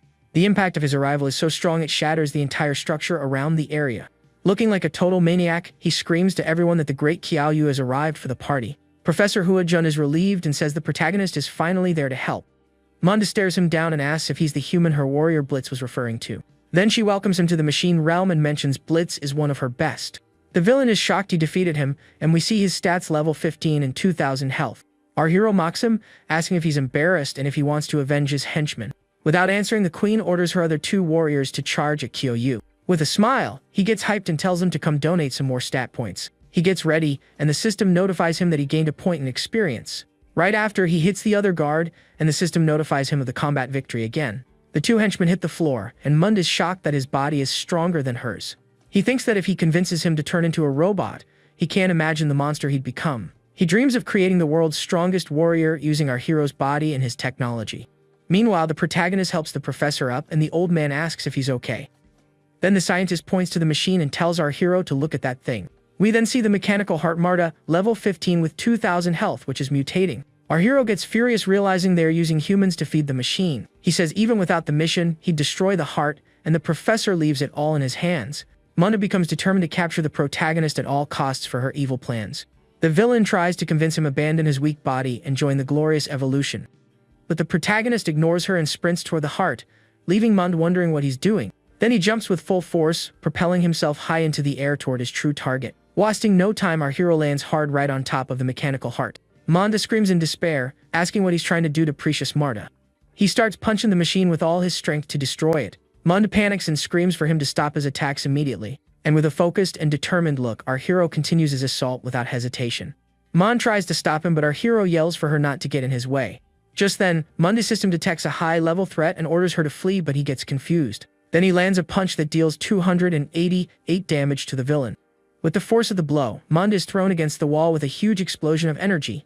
Manga's health drops to 1,712 out of 2,000 points, and she lies on the floor.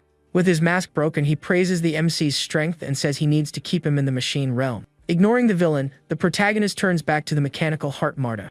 He starts punching the machine with everything he's got, dealing 404 damage. Furious, he screams for that evil thing to break once and for all. And with an explosion of colorful energy, the mechanical heart is finally destroyed. The system congratulates him and gives him 100 experience and 3 stat points for the victory. After the explosion, the whole room is covered in a red liquid that splattered from the machine. The villain screams that he destroyed Marta and asks if he knows the hope that thing represented. Our hero looks at his hand and asks how many humans she used to feed the machine. He calls her a human pretending to be a robot and warns her not to worry, cause she's next. The villain yells for him to wait and tries to persuade him with a new proposal. He says even though the MC is powerful, he's nothing compared to their great majesty. Confident, he states that the MC will have a chance to redeem himself for his actions. The man invites him to meet the queen and says if he joins them, he'll be forgiven. Our hero is confused and wonders who this queen is if Munda is the leader of the realm. Watching the scene, Professor Hua Jun screams for the protagonist not to be fooled by the talk. But Qiaoyu reassures him, saying he has no interest in evolution and only trusts his own body. The villain says he'll change his mind when he sees the true power of the Machine Queen. Our hero accepts the invite, and Mundi guides him to the meeting with this mysterious queen. They start walking down a futuristic and well-lit corridor of the base.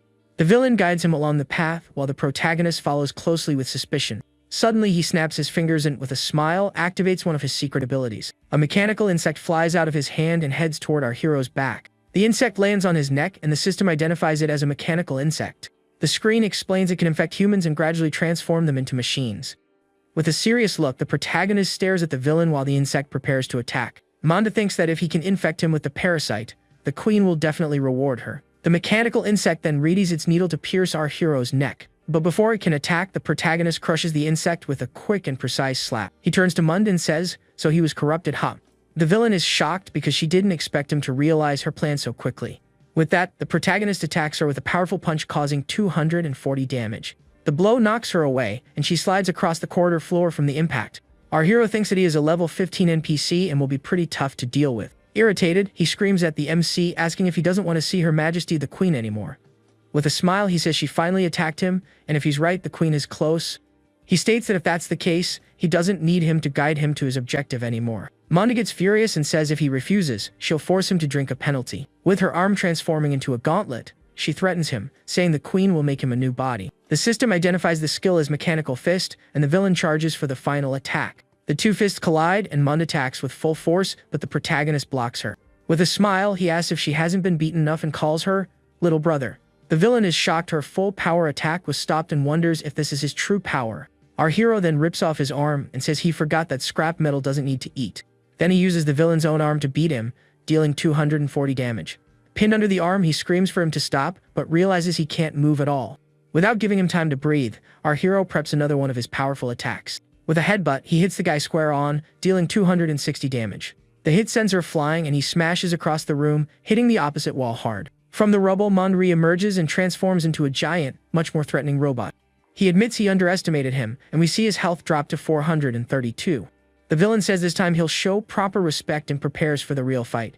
Our hero thinks his form is ugly and says he'd rather die than turn into a machine like that. With that, Mond activates his skill, Mechanical Lord's Fist, and winds up a super powerful punch. But the protagonist says it's time to get serious and preps his common first punch. The two punches collide, and the protagonist lands a critical hit of 480. He thinks the move was dangerous, and the system congratulates him on the victory and leveling up to Novice Mage. The hero is confused about becoming a Novice Mage, and we see his stats with 270 strength. With that, he completes the hidden mission and finally gets the key of all locks. Now he decides it's time to meet the Machine Queen and hopes for some good gear. But arriving at a door, he tries to type the password, and the system says the code is wrong. He wonders why there's a code and regrets killing Munda earlier. Not knowing what to do, he gets annoyed and wonders where he can find someone to ask for the password. On the other side of the door, the real queen sitting on her throne hears the wrong code alarm. She wonders why a human would come there if the mission was just to defeat Mond. Out of patience, our hero decides to use force and busts the door open with a single hit. Confident, he says the old school method of breaking everything still works fine. He's surprised to see the girl and wonders if she's a human trapped by Mond. So he approaches and greets her, asking what a girl like her is doing there. The queen observes him and thinks the human is different and very strange. He asks if she can speak and what her name is in a very polite way. The girl replies that she is the queen of the machine realm and stares at him seriously. Our hero is completely shocked and asks if she really is the queen. Then her stats appear, revealing she is an epic NPC level 48. He panics seeing she has 100,000 health and over 2,000 in all stats. He thinks an NPC with 10,000 health is already a rank boss and wonders how strong she is. Scared, he apologizes and tries to flee, saying he took a wrong turn and is leaving, but the queen traps him with red energy chains that immobilize him instantly. The chains pull him hard, and he's stuck in front of the girl, unable to move. The force is so great he can't even twitch and is totally helpless. She tells him not to be afraid, because she won't hurt him, and touches his forehead with her finger. With that, the queen starts retrieving his memories with a red glow in her eyes. She sees what the outside world is like and discovers he was just a normal human before. The girl says she always knew that world wasn't real and was just one of many. She reveals the world will reset soon, and everything will go back to how it was before he arrived. But she says there's a bug, and if he stays in the room, he can escape the world reset. The girl says after countless resets, only he appeared and she won't miss the chance. He asks if she saw his memories, but she says it was an exchange and he saw hers too. With that, he understands why she's so strong despite being a boss in a D-rank world. The queen then asks if he wants to leave, and he confirms, but she challenges him to kill her. Our hero says he's only level 11 and can't go against the virtual world's rules. She says they don't need to go against them, and with a knife, she cuts her own chest without hesitating. The protagonist screams, asking what she's doing while she reaches into her body. The queen says they can use the other world's rules to escape there together. With that, she rips out her heart, and the system identifies it as an S-rank item. She hands him the heart and says if he carries it, it will grow and become another version of her. The girl explains items can be taken outside by players like him from that world. And when the clone grows, she'll finally be able to experience the world outside. He asks if she's not afraid he'll back out, but she says no because she saw his memories. Our hero is shocked because an NPC gained consciousness and tried to escape the world that created her. The queen asks if he's decided, and our hero says he doesn't have much choice. With a smile, she thanks him and says he can leave that place now. The system congratulates him on passing the world and gives him an A-rank evaluation. With that, he gains 50 experience, 5 stat points, a talent book, and brass knuckles. He thinks the item is good for boosting crit rate and decides to use the key to open the magic cube. Back at school, he goes to the director's office to finally open the mysterious item. But when he arrives, he finds no one and wonders why the director isn't there. Ignoring that, he decides to use the key of all locks to open the cube once and for all. The key fits into the cube, and an intense light starts emanating from the item. The cube opens and reveals a new weapon for the protagonist to use in his battles. It was the Green Dragon Crescent Blade, an evolved weapon of unknown rank. He wonders why his parents left him a weapon with no attributes, and how he's going to upgrade it. Holding the new weapon, he questions if he wasn't supposed to be a powerful mage. Suddenly, the director arrives, and our hero tells him he managed to open the magic cube. But the director doesn't care about the cube and tells him to leave or he'll miss the admission exam. Our hero is confused by the director's rush and wonders what exam that is. Meanwhile, at the exam hall, a crowd of students waits for the event to start. There, an examiner gets ready to begin, and the students from First High ask if they can start already. But the protagonist's friend shouts for them to wait, because it's not time yet and people are missing. An extra with blue hair mocks them for being from Fourth High and calls them useless trash. Our hero's group gets annoyed by the provocation, and his friend asks what the guy said. Unfazed, the rival brags that his school always gets the highest scores in the exam. He continues saying this year won't be different and tells the Fourth High squad to go home. The extra adds that if the person they're waiting for hasn't shown up, it's because he's scared. Lying on the floor, the protagonist's friend screams that Qiaoyu would end them all with a single punch. The rival laughs at the claim and challenges him, saying he'll teach him what a real punch is. The girls in the group get worried because the exam is starting and our hero hasn't arrived yet. So Mai Fei draws his sword and swears to end First High's winning streak. With a determined look, he thinks his only true opponent there is Qiaoyu. Far away, our hero sprints desperately to the hall, screaming he's almost there. In the hall, the examiner asks the Fourth High teachers if everyone has arrived for the test. One of the masters is worried because if the protagonist doesn't arrive soon, he won't be able to participate. Suddenly, his friend Yang Shangdi yells present and celebrates our hero's arrival. Striking a boss pose, Qiaoyu says he finally arrived and that everyone's daddy has returned. The blue-haired rival complains that a nobody made them wait so long and it was a waste. A white-haired waifu defends him, saying he wasn't late and there was no reason to rush.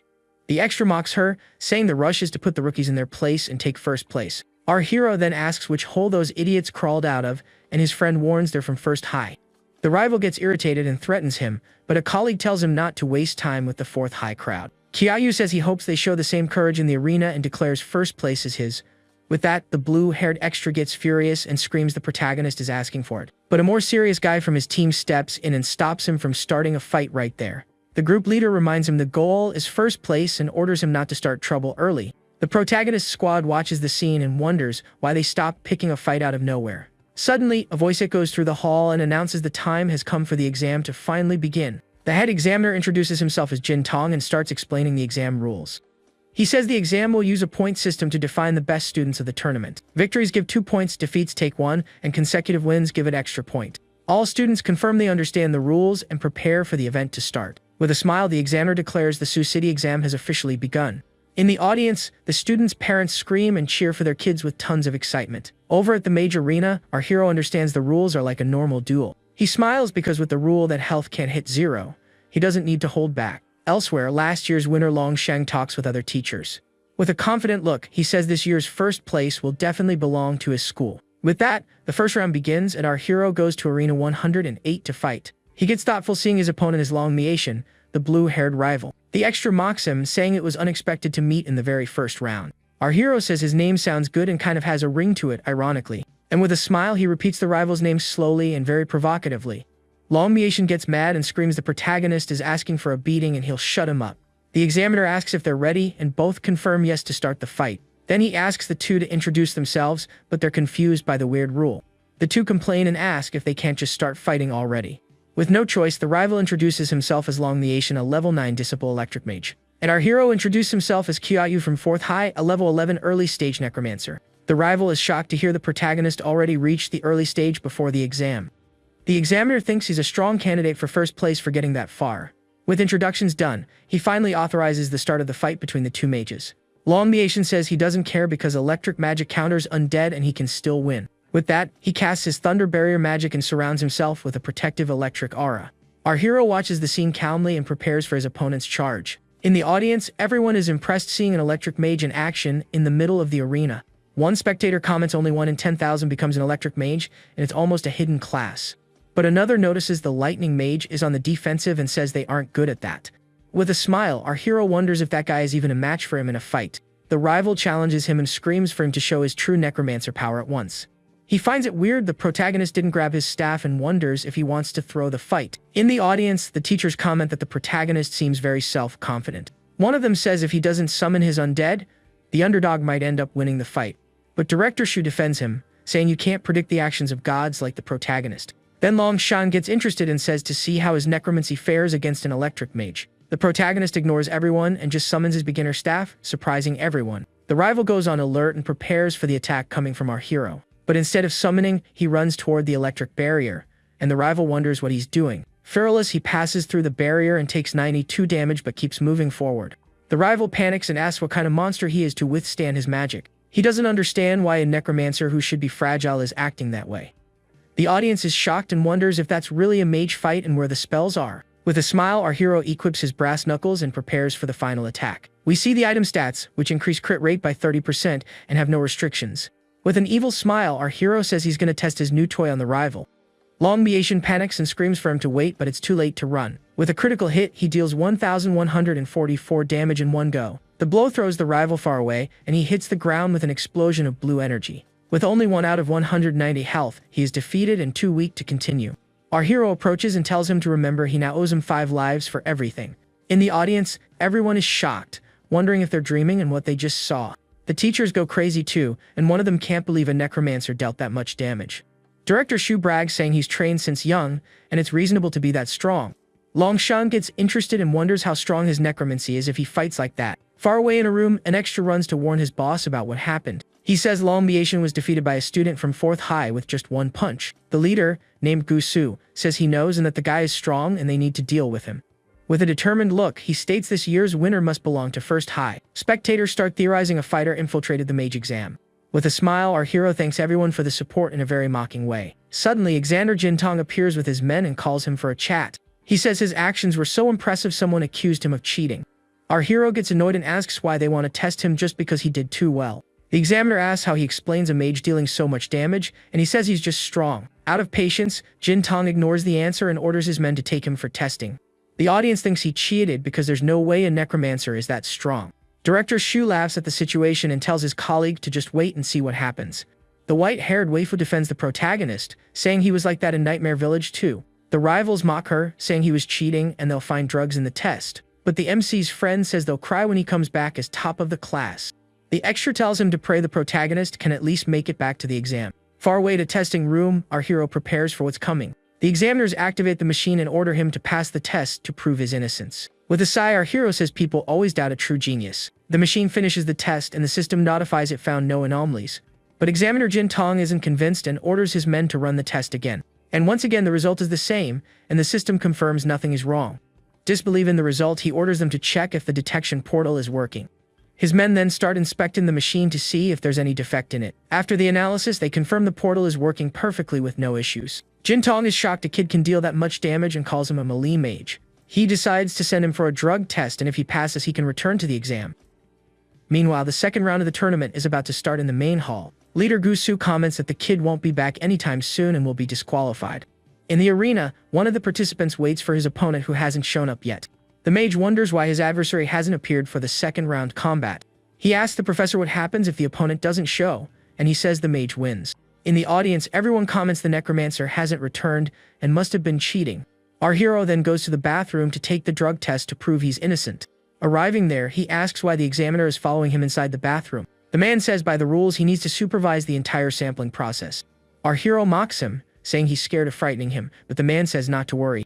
The examiner brags he went through professional training and nothing can surprise him. But upon seeing the protagonist, he runs out of the bathroom crying and totally traumatized. Back in the boss's room, the man hands over the result and says Qiao Yu's test came back clean. With the confirmation, Jintong orders them to take him back to the main exam. Seeing his photo, the boss realizes he's Qiao Anking's son and is surprised. He thinks with that attack power, he has a guaranteed spot in Kyoto and will bring surprises.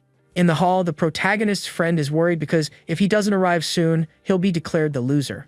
The rivals mock him, saying a cheater shouldn't even show up at the real exam. The white-haired waifu reveals the examiners took him because of a report. She stares down the rivals and accuses them of reporting the protagonist out of pure envy. The extra denies it and says even if it was them, the protagonist's damage was suspicious. The protagonist's friend screams that's absurd, and Qiao Yu didn't cheat and will be back soon. With a mocking smile, the rival says they're living in a fantasy and the result will be cancelled. Yang Xiangdi realizes they were the ones who reported him out of fear of losing first place in the exam. Then Mafei says even without our hero, first place won't be theirs but his, and the waifu spots him.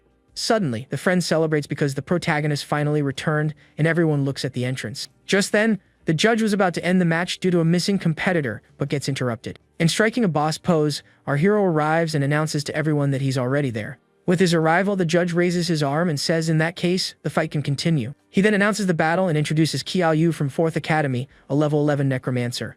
In the audience, everyone is shocked by his return and wonders if he really didn't cheat. The rival gets annoyed that he came back and messed up his team's plans. In the arena, the opponent says our hero doesn't need to know his name for the fight. With a smile, he continues saying since the protagonist arrived, he will then. He raises a white flag and forfeits the fight instantly, leaving our hero confused. The guy says he doesn't want to take a 1,000 damage punch, and Qiao Yu chases him, begging for a punch. With the forfeit, the judge announces the winner is Qiao Yu, who gains another 3 points. A screen that informs he won 2 matches in a row and now has 5 points total. His friends run toward him to celebrate the easy victory he got in the arena. Far away, the rival team gets notified the Necromancer is back, and one of them asks what they'll do. Leader Gusu says the report was just to annoy him and it was obvious he'd return, but he warns there are many ways to take him down because first place belongs to his academy. Back in the arena, the third round of the exam starts with a new opponent for our hero. However, the spiky-haired guy goes to the examiner and forfeits the fight right then and there. Our hero gets annoyed and asks why everyone is quitting and if they have no pride or courage. The opponent replies that those things don't exist and the pain of getting beaten is the only real thing. With that, the fourth round starts, and another participant quits instantly, leaving Kyoyu shocked. And in the eighth round, yet another opponent quits dramatically without even trying to fight. The protagonist is left speechless and bored because he can't fight anyone. The rival leader comments he already has 8 wins in a row and a perfect record in the tournament. So he orders them to use their connections to get Teacher Sherong to fight Kyoyu in the 9th round. The rival's henchman wonders if Teacher Sherong will do what they ordered. But Leader Gusu says she has no choice if she wants to do well in the exam and will fight with everything. With that, the 9th round is announced with Teacher Sherong versus protagonist Kyoyu. In the audience, the teacher's fans go crazy over her beauty and say they'd do anything for her. In the arena, the examiner asks the 2 competitors to introduce themselves before the fight. The teacher introduces herself as Sherong, a level 11 early stage ice mage. Then a rival teacher taunts Director Shu, saying his student is in trouble, but he denies it. Our hero then introduces himself as Kyoyu, a necromancer also at level 11 early stage. Wasting no time, Teacher Sherong summons her ice staff and prepares for battle. Our hero is surprised and asks if she's not going to quit like everyone else did before. With a serious expression, the ice mage questions why she should quit the fight. With a crazy smile, he celebrates finally finding someone who won't give up on fighting. The audience gets annoyed and wonders if he's going to use his 1000 damage punch on the teacher. He laughs and says he was joking and wouldn't use such a dirty trick on someone so pretty. Then our hero summons his green dragon crescent blade and prepares for combat. The examiner is shocked and wonders if our hero is really a necromancer with that weapon. Teacher Sherong is also surprised and says she's never seen a mage like him before. With his spear in hand, he charges full speed at the ice mage to attack her. But she casts her ice wall prison spell and creates a huge barrier in front of him. Undaunted, the protagonist jumps with full force at the ice wall that appeared. Then with a single blow, he smashes the barrier into 1,000 pieces and continues his advance. Sherong gets scared and thinks she can't let him get close no matter what. With a smile, he says her skills can trap him, even if just for an instant. Our hero then jumps over the ice debris to attack the mage from above. She comments he finally left the ground and fell into her trap. She calls him overconfident and says his winning streak ends right there. With that, the mage casts her Eternal Ice Spike spell, and giant spikes shoot out of the ground. The protagonist gets trapped in the middle of the attack and stares at the ice spikes seriously. He ends up being completely frozen by Teacher Sherong's powerful magic. In the audience, one of the students regrets quitting and says Kyoyu isn't that strong. The rival teacher brags that Sherong is exceptional, but Director Shu tells him to just watch. With that, the mage asks the judge if she hasn't won the match yet, but he denies it instantly. He explains his health is still dropping, so the fight isn't over yet. Teacher Sherong watches the ice while the protagonist's health continues to decrease. From inside the ice prison, our hero seems completely defenseless and frozen. So she tells him to give up because he already lost, but Kyoyu refuses to surrender. The mage questions why continue if it's just going to make everything more painful for him. But with his health at 3,415, he screams his points won't hit 0. Suddenly, the ice starts cracking and he breaks free from the prison, leaving the mage shocked. She tries to trap him again with the Eternal Ice Wall spell to reinforce the prison. Sherong wonders how he broke her ice wall with such monstrous strength. With a smile, our hero asks her how much mana she has left to continue. Desperate, she screams her mana is out and wonders why his health hasn't hit 0. With pure brute force, he breaks the ice chains holding him with his bare hands. And so our hero breaks free completely while ice shards fall all around. The teacher is shocked seeing the ice shattering around her, understanding nothing. With a crazy smile, he warns that playtime is over and it's time to fight seriously. Wasting no time, he charges and attacks the mage with his green dragon blade. Our hero then asks is she still not going to give up the fight against him. With a determined look, Teacher Sherong screams she won't surrender no matter what. With that, he lands a powerful blow that knocks her sideways with the force of the impact. The attack deals 260 damage and flings her far away through the air. In the audience, her fans despair and accuse him of being violent with their goddess. He says he can't be blamed because this is the exam and he needs to win the fight. The judge then declares Kyoyu the winner, earning another 3 points in the tournament. Director Shu brags, saying he warned them no one can stop the protagonist this year. Teacher Sherong apologizes for the loss, but her colleague comforts her and says she did well. The colleague says it's not her fault and the protagonist isn't even a real mage. Our hero wonders why everyone has so much prejudice against a mage with physical training. The rival group despairs because not even the teacher defeated him, and he already has 10 straight wins. The rival leader gets annoyed and says Second Academy is useless and he'll have to fight himself. Meanwhile, in the rest area, Teacher Sherong says the protagonist is very powerful. Her colleague reveals her original opponent wasn't him and someone changed the schedule. She concludes they're targeting the protagonist and wonders if they should warn him of the plan. With that, she goes to our hero and finds him waiting outside a room. Teacher Sharon warns him someone altered the fight and the real target is him. Our hero mocks it and says if the rival dares to show up, he'll send him flying with one punch. With the prelims over, the final phase of the tournament, the arena battles finally begins. Our hero and the other 9 finalists enter the arena for the start of the last phase. The head examiner announces the 10 rounds are over and the arena battles are about to start. In the audience, the crowd goes wild for the 10 strongest competitors in Sioux City. With a confident look, our hero enters the arena preparing for what's coming. He then challenges the rival and tells him to come try and stop him from winning the tournament. The audience wonders if he's going to defend the arena solo and fight against the other 9. Suddenly, one of the competitors who was sitting stands up and advances to the arena. With that, a big guy enters the arena and brags that only geniuses win the exam and he is that genius. But before he can finish the sentence, our hero hits him with a punch dealing 354 damage. With the opponent on the floor, he says clearly that guy isn't the genius he claimed to be. The audience goes wild, and the judge announces the successful defense while everyone cheers for Qiao Yu. The crowd continues screaming his name, and one of them says he's officially a fan of the protagonist. With a smile, he thinks now the little cheater in hiding can't hold back anymore. Then rival leader Gusu finally enters the arena and calls him a show-off for pleasing the crowd. Without beating around the bush, the rival just says the words, 5 million, leaving the protagonist confused. Qiao Yu asks what he means and Gusu offers 5 million for him to surrender. He says he investigated him and knows he's an orphan and 5 million would make him comfortable. Furious, our hero screams his life's dream is worth way more than 5 million Ries. But with a straight face, he surprises everyone and says actually he needs more money. Gusu gets annoyed and asks how much more he wants to forfeit the fight against him. With a smile, our hero says 1 billion would be enough, but he wouldn't refuse 100 billion. The rival gets enraged and tells him not to blame him for hitting hard since he refused the offer. Our hero wonders why so much hate and concludes he's the guy behind everything. Gusu then introduces himself as an early-stage shadow mage, and our hero understands. With introductions done, the judge finally authorizes the start of the last battle. With a confident smile, our hero says he finally reached the rival he wanted so badly. Wasting no time, Gusu uses his shadow servant magic and summons his minions. With that, he summons several shadow creatures to attack the protagonist all at once. And with a combined attack, the servants charge with an energy blast at our hero. The audience gets hyped and says a fight between Shadow Mage and Necromancer is pretty interesting. With a smile, our hero mocks him, asking what kind of undead are those in front of him. He then says he doesn't need to summon anything, and he alone is more than enough. With a spin of his spear, he attacks the Shadow servants with a powerful and fast slash. The force of the blow is so great he destroys several servants in one go. But he complains the creatures are very tough and hard to kill with his attacks.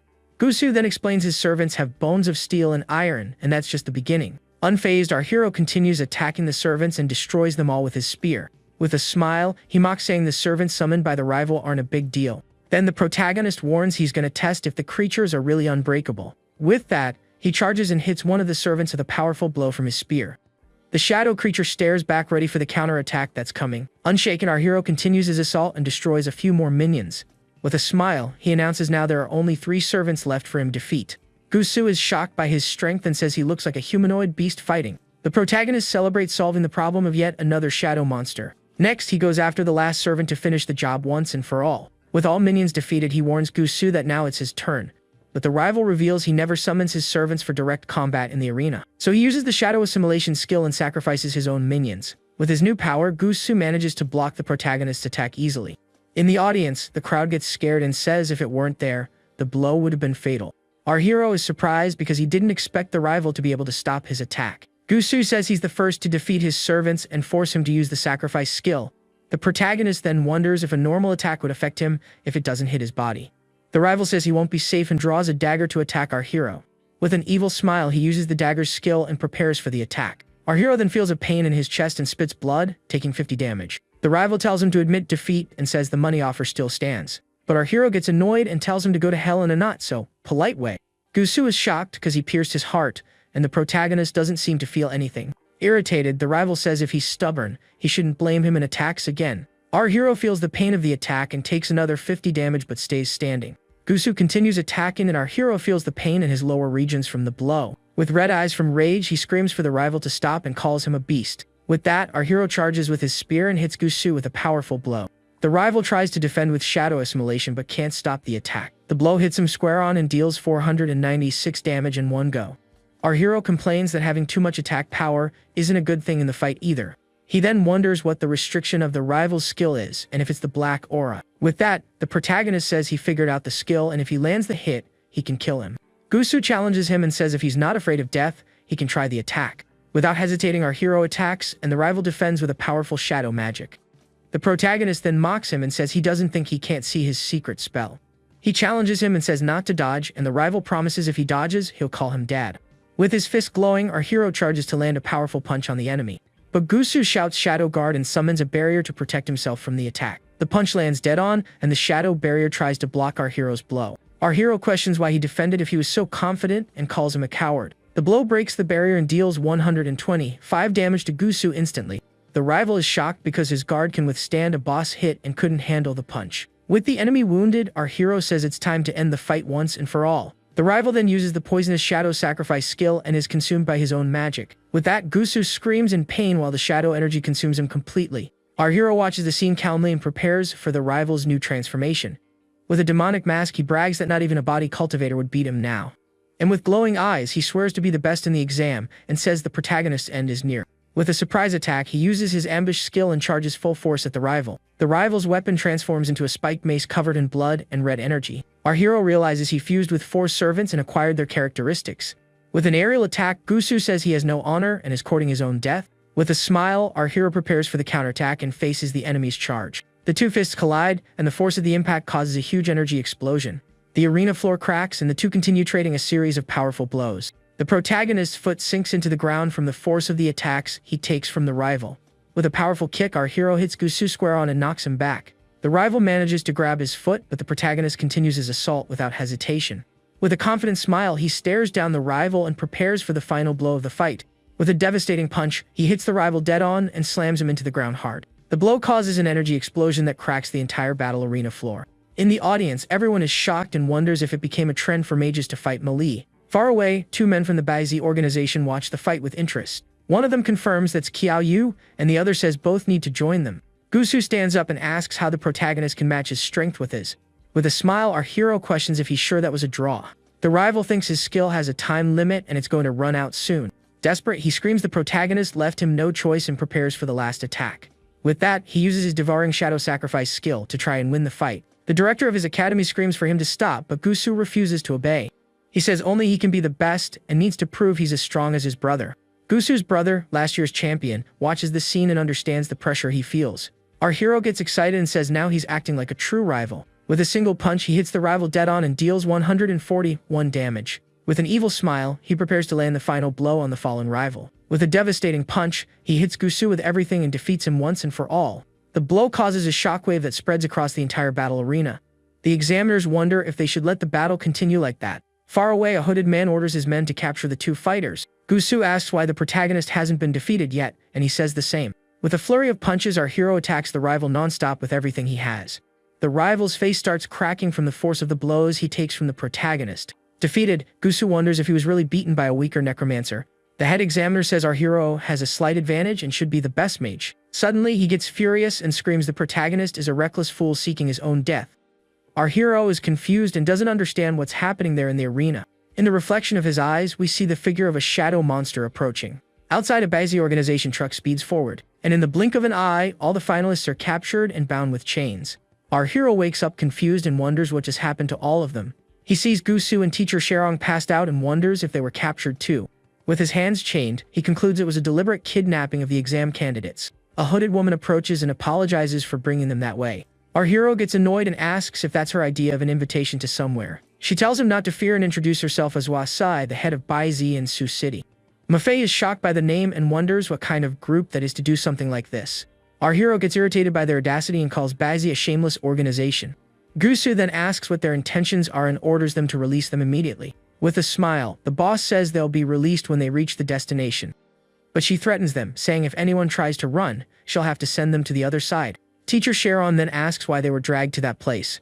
The boss explains the colleges and Baizi need new blood, and it's easier to just take them. One of the students rebels, says he never heard of them and demands to be released. Out of patience, the boss hits him with a powerful kick and slams him to the floor. With her foot on his chest, she says he has no choice and will join them willingly. She warns that if they refuse, the only path is death, and they're smart enough to see that. She alerts them that the handcuffs are custom, made and they can't escape. Suddenly, the truck door explodes and Examiner Jintong bursts into the place. With his golden bow in hand, he asks who they are to invade the exam. But one of the Baizi henchmen attacks him and knocks him down with a powerful blow. Lying on the floor, the examiner wonders how they passed as inspection members. He realizes there's a traitor among them, and he needs to rescue the kidnapped students. One of the Baizi members recognizes Jintong as the level 35 archer. The examiner questions him about the attack, and the henchman mocks whether he'll tell or not. With that, he attacks with a golden energy arrow that crosses the battlefield. Jintong is surprised to see the attack hit only a phantom of the enemy. The henchman then hits him with a blow that throws him to the ground hard. With a smile, he says the examiner is too old and temperamental to fight. And with a final blow, the henchman causes an explosion that destroys part of the arena. With the explosion, the arena floor is covered in rocks and debris everywhere. Amidst the smoke, Examiner Jintong rises from the battle rubble. He comes out unharmed from the explosion and prepares to continue the fight against the invaders. His men ask if he's okay, and he asks what happened to the villains. One of them warns they kidnapped 10 students and they couldn't stop them in time. The examiner asks which 10 were taken, and the man lists Kyoyu, Gusu, and Sherong. Furious, he punches a rock and gets annoyed for not being able to protect the students. Suddenly, the academy directors arrive and say since they're geniuses, they're not in danger.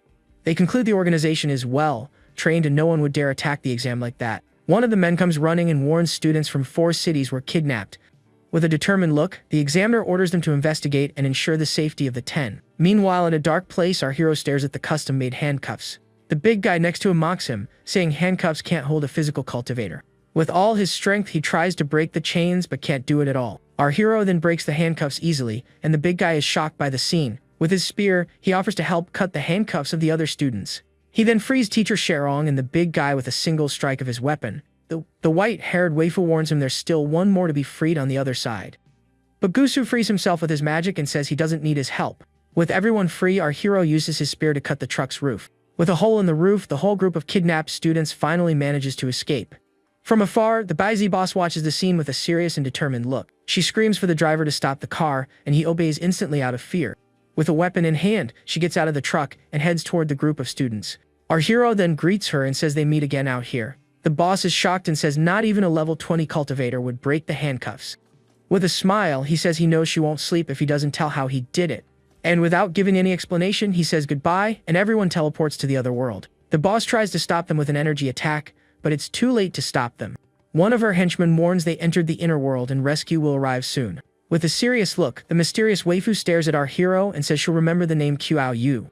Back at the exam, the mission is to go to Coffin Mountain and stop the resurrection of the Draught Demon. But arriving there, Qiao Yu notices Yang and the others disappeared and wonders if the dungeon separated them. He then thinks about breaking the NPC's bell to see if he can finally move freely. Just then, an extra stops him and both are surprised by each other's unexpected action. The guy screams desperately to his master that the joy deity has resurrected from the dead. Out of patience, the master scolds him and asks how such a deity could have come back to life. The old man explains a malevolent body grows hair and claws and asks if he forgot the teachings. But the disciple insists he saw the deity holding a huge knife in its hands. With that, Qiao Yu realizes the two are NPCs and following them will lead him to the mission story. They arrive at a literature temple with a sign warning strangers not to enter the place. Inside the temple, we see a body covered by a sheet in the middle of the dark and gloomy hall. The master says he's going out for a while and orders his disciple to keep an eye on the joy deity. With the old man gone, the guy gets scared and begs the deity not to rise from the dead. Suddenly, the temple door opens with a bang, and the disciple gets startled by the intrusion. Inside the place, we see our hero along with an old man using a talisman on a guy's body. The old man recognizes the technique and asks the disciple what his relationship is with Gu Shushuan. Scared stiff, the kid says that's his master and asks if the old man is a pallbearer. Laughing, the man says Gu Shushuan's disciple actually has some sharp eyes. Then he asks where the master is, and the guy says he stepped out but will be back soon. With that, the old man examines the body and notes he died recently since there's no decomposition. The disciple panics and screams for them not to disrespect the joy deity. But Qiao Yu mocks him, saying it's just a corpse and there's nothing to be afraid of. He keeps going, saying only corpse herders would call it a deity, and threatens him with his staff. The guy insists that what they're doing is wrong and a huge disrespect to the deity. Ignoring him, the old man says the body is handsome and would fetch a good price if they sold it. He then orders Feng Li to take the body and our hero agrees with the order instantly. Desperate, the disciple tries to stop them, calling them thieves and threatening to tell his master. Out of patience, the other dude tells him to beat it and smacks him, sending him flying. The disciple stands up and screams that if they take one more step, he'll fight with his life. With a mocking smile, the guy questions if the kid really thinks he can fight alone. Then he lands a powerful kick on the disciple, who can't defend himself in time. The blow slams him into the ground, leaving him stunned and dazed in the middle of the temple. and he calls him trash, saying with so little skill, he shouldn't think he's all that.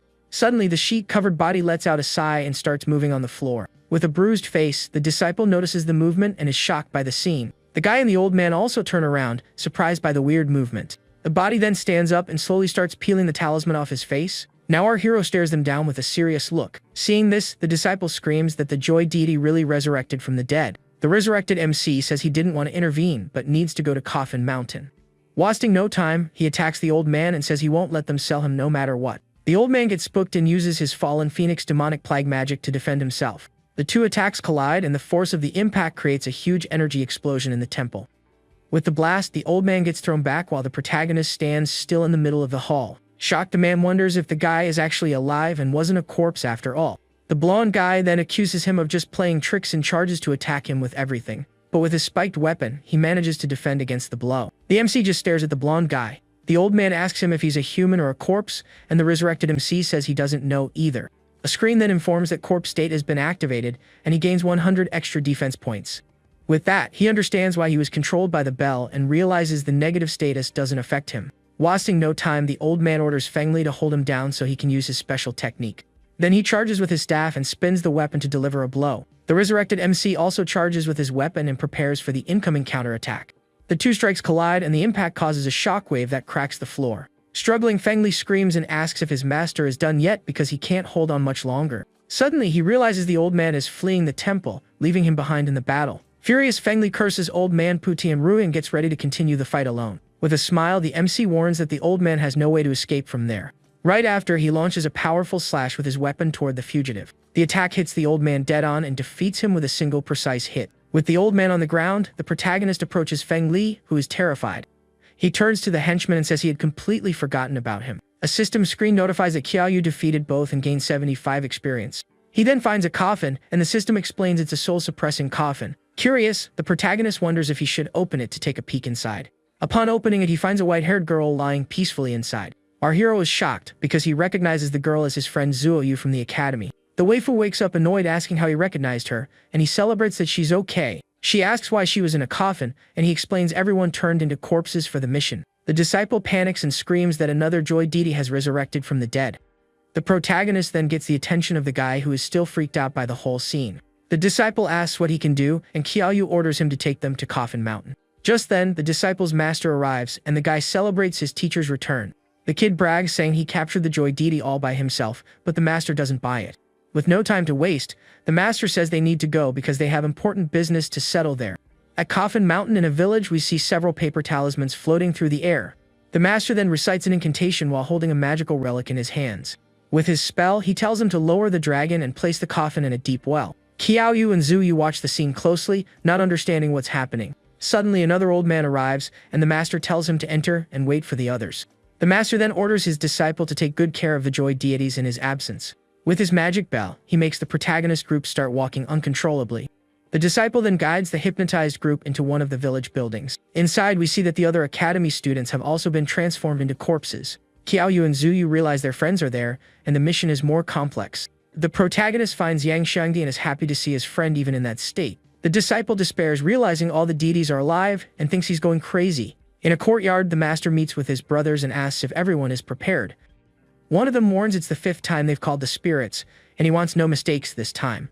With a serious look, the master says tonight they will venture into the emperor's tomb. At nightfall, the group of masters prepares to start the ritual in front of the temple. With the protagonist group following them, they march toward the sacrifice site. They arrive at the emperor's tomb, which is a huge complex full of traps. At the entrance, one of the old men announces they've already brought the joy deities. He then asks if they can leave now, but the master has other plans for them. With an evil look, the master questions where they think they're planning to go. One of the old men asks what he means, and the master reveals his true intentions. Suddenly, he kneels and screams that the time of the Supreme Sovereign has finally come. With a crazy smile, he says he will use the corpses as a sacrifice to the Celestial Emperor. Shocked, one of the old men asks if he plans to use them as sacrifices for the ritual. With no time, one of them screams to stop talking and that they need to escape right now. But the master mocks them, asking where they think they can run to at this moment. Suddenly, several evil corpses burst out of the ground and start attacking the masters. The monsters charge full force and start attacking the men trying to flee. One of the old men gets angry and yells that the master was planning to kill them from the start. Qiaoyu and his group watch the scene and wonder what they should do now that they're free. He understands the mission is to stop the Drought Demon and wonders if he is the Emperor. Wasting no time, the protagonist and his friends charge in and attack the evil corpses. With one punch, he defeats one of the monsters, and the system informs he gained 25 experience. The master celebrates that the 9 yin corpses entered the tomb, and he will resurrect. Suddenly, he realizes the bodies are alive and fighting, and he is shocked by the scene. Furious, he screams that they dared to ruin his plans and prepares to fight. With a magic brush, he says a single stroke is capable of shaking the entire world. Meanwhile, our hero fights the monsters but realizes his movements are slow. He blames the corpse state and summons his spear to fight more efficiently. With his weapon, the master attacks one of the corpses while Qiaoyu defeats another with his spear. The master continues his incantation, saying no evil spirit can stop him. With his brush, the master summons magic that traps all the students in one spot. The protagonist's friends are shocked as they get paralyzed by the old man's spell. Qiaoyu also gets trapped and screams that he can't move at all with the magic holding him. The master tells them not to worry because they will serve as food for the Grandmaster. The protagonist worries because if this continues, the Drought Demon will come back to life. He approaches the old man and asks him to remove the restrictions so they can fight. The old man confirms the body in the coffin is the demon, and Qiaoyu wonders if he's really that strong. He explains the Drought Demon is one of the 4 corpse ancestors and is extremely powerful. With his blood, he uses magic and says the priority is to stop the demon's resurrection. The old man then uses his talisman magic to remove the curse trapping the protagonist. With the magic, he explains the corpse control methods won't work for a while. Qiaoyu gets ready and warns that as long as he's there, the demon won't leave the tomb. The old man screams for his brothers to help him, and they prepare for the ritual. With his magic, the protagonist frees his friends from paralysis, and everyone charges into the fight. The master screams that no one can stop the resurrection, and our hero rushes into combat. With a devastating punch, our hero hits the master and slams him into the ground hard. The old man falls defeated and can no longer continue the resurrection ritual. Desperate, the other old man screams that they can't let the coffin touch the blood. But it's too late, and with the descendants' blood, the ritual is finally concluded. With the sacrifice energy, a demonic hand bursts from the ground, and the Emperor is summoned. Purple energy surrounds the place, and the Drought Demon is finally reborn into the world. With the resurrection, the mission task is modified, and the system updates the info. The other player groups get notified that the Drought Demon has been resurrected. Qiaoyu and his friends also receive the warning and prepare for the new mission. The mission is now to kill the Drought Demon, a task of level 0 difficulty. The demon is an epic boss level 201 with 40,000 health and tons of strength. One of the players despairs and screams that it's all over because the demon resurrected. With an evil look, the monster stares down the players, ready for the upcoming combat. Suddenly, he charges and attacks one of the players, who screams in fear and tries to run. The player wonders why the demon is chasing him and runs for his life. Scared, the player throws another player at the demon to escape with his life. The other guy gets mad and curses him out, but it's too late to dodge the attack. With that, the Drought Demon charges full force at the defenseless player. With a powerful blow, he hits the guy square on and slams him into the ground hard. The attack causes a huge explosion that destroys part of the floor and defeats the player. With an evil smile, the demon prepares to use his poison ability. Wasting no time, he spits a blast of green poison toward the protagonist. Qiaoyu is caught off guard by the attack and gets enveloped by the demon's poisonous mist. One of the waifus screams for him to be careful because that's corpse poison. The purple-haired mage then uses her eternal ice wall magic to protect them. A huge wall of ice appears and blocks the monster's poison attack.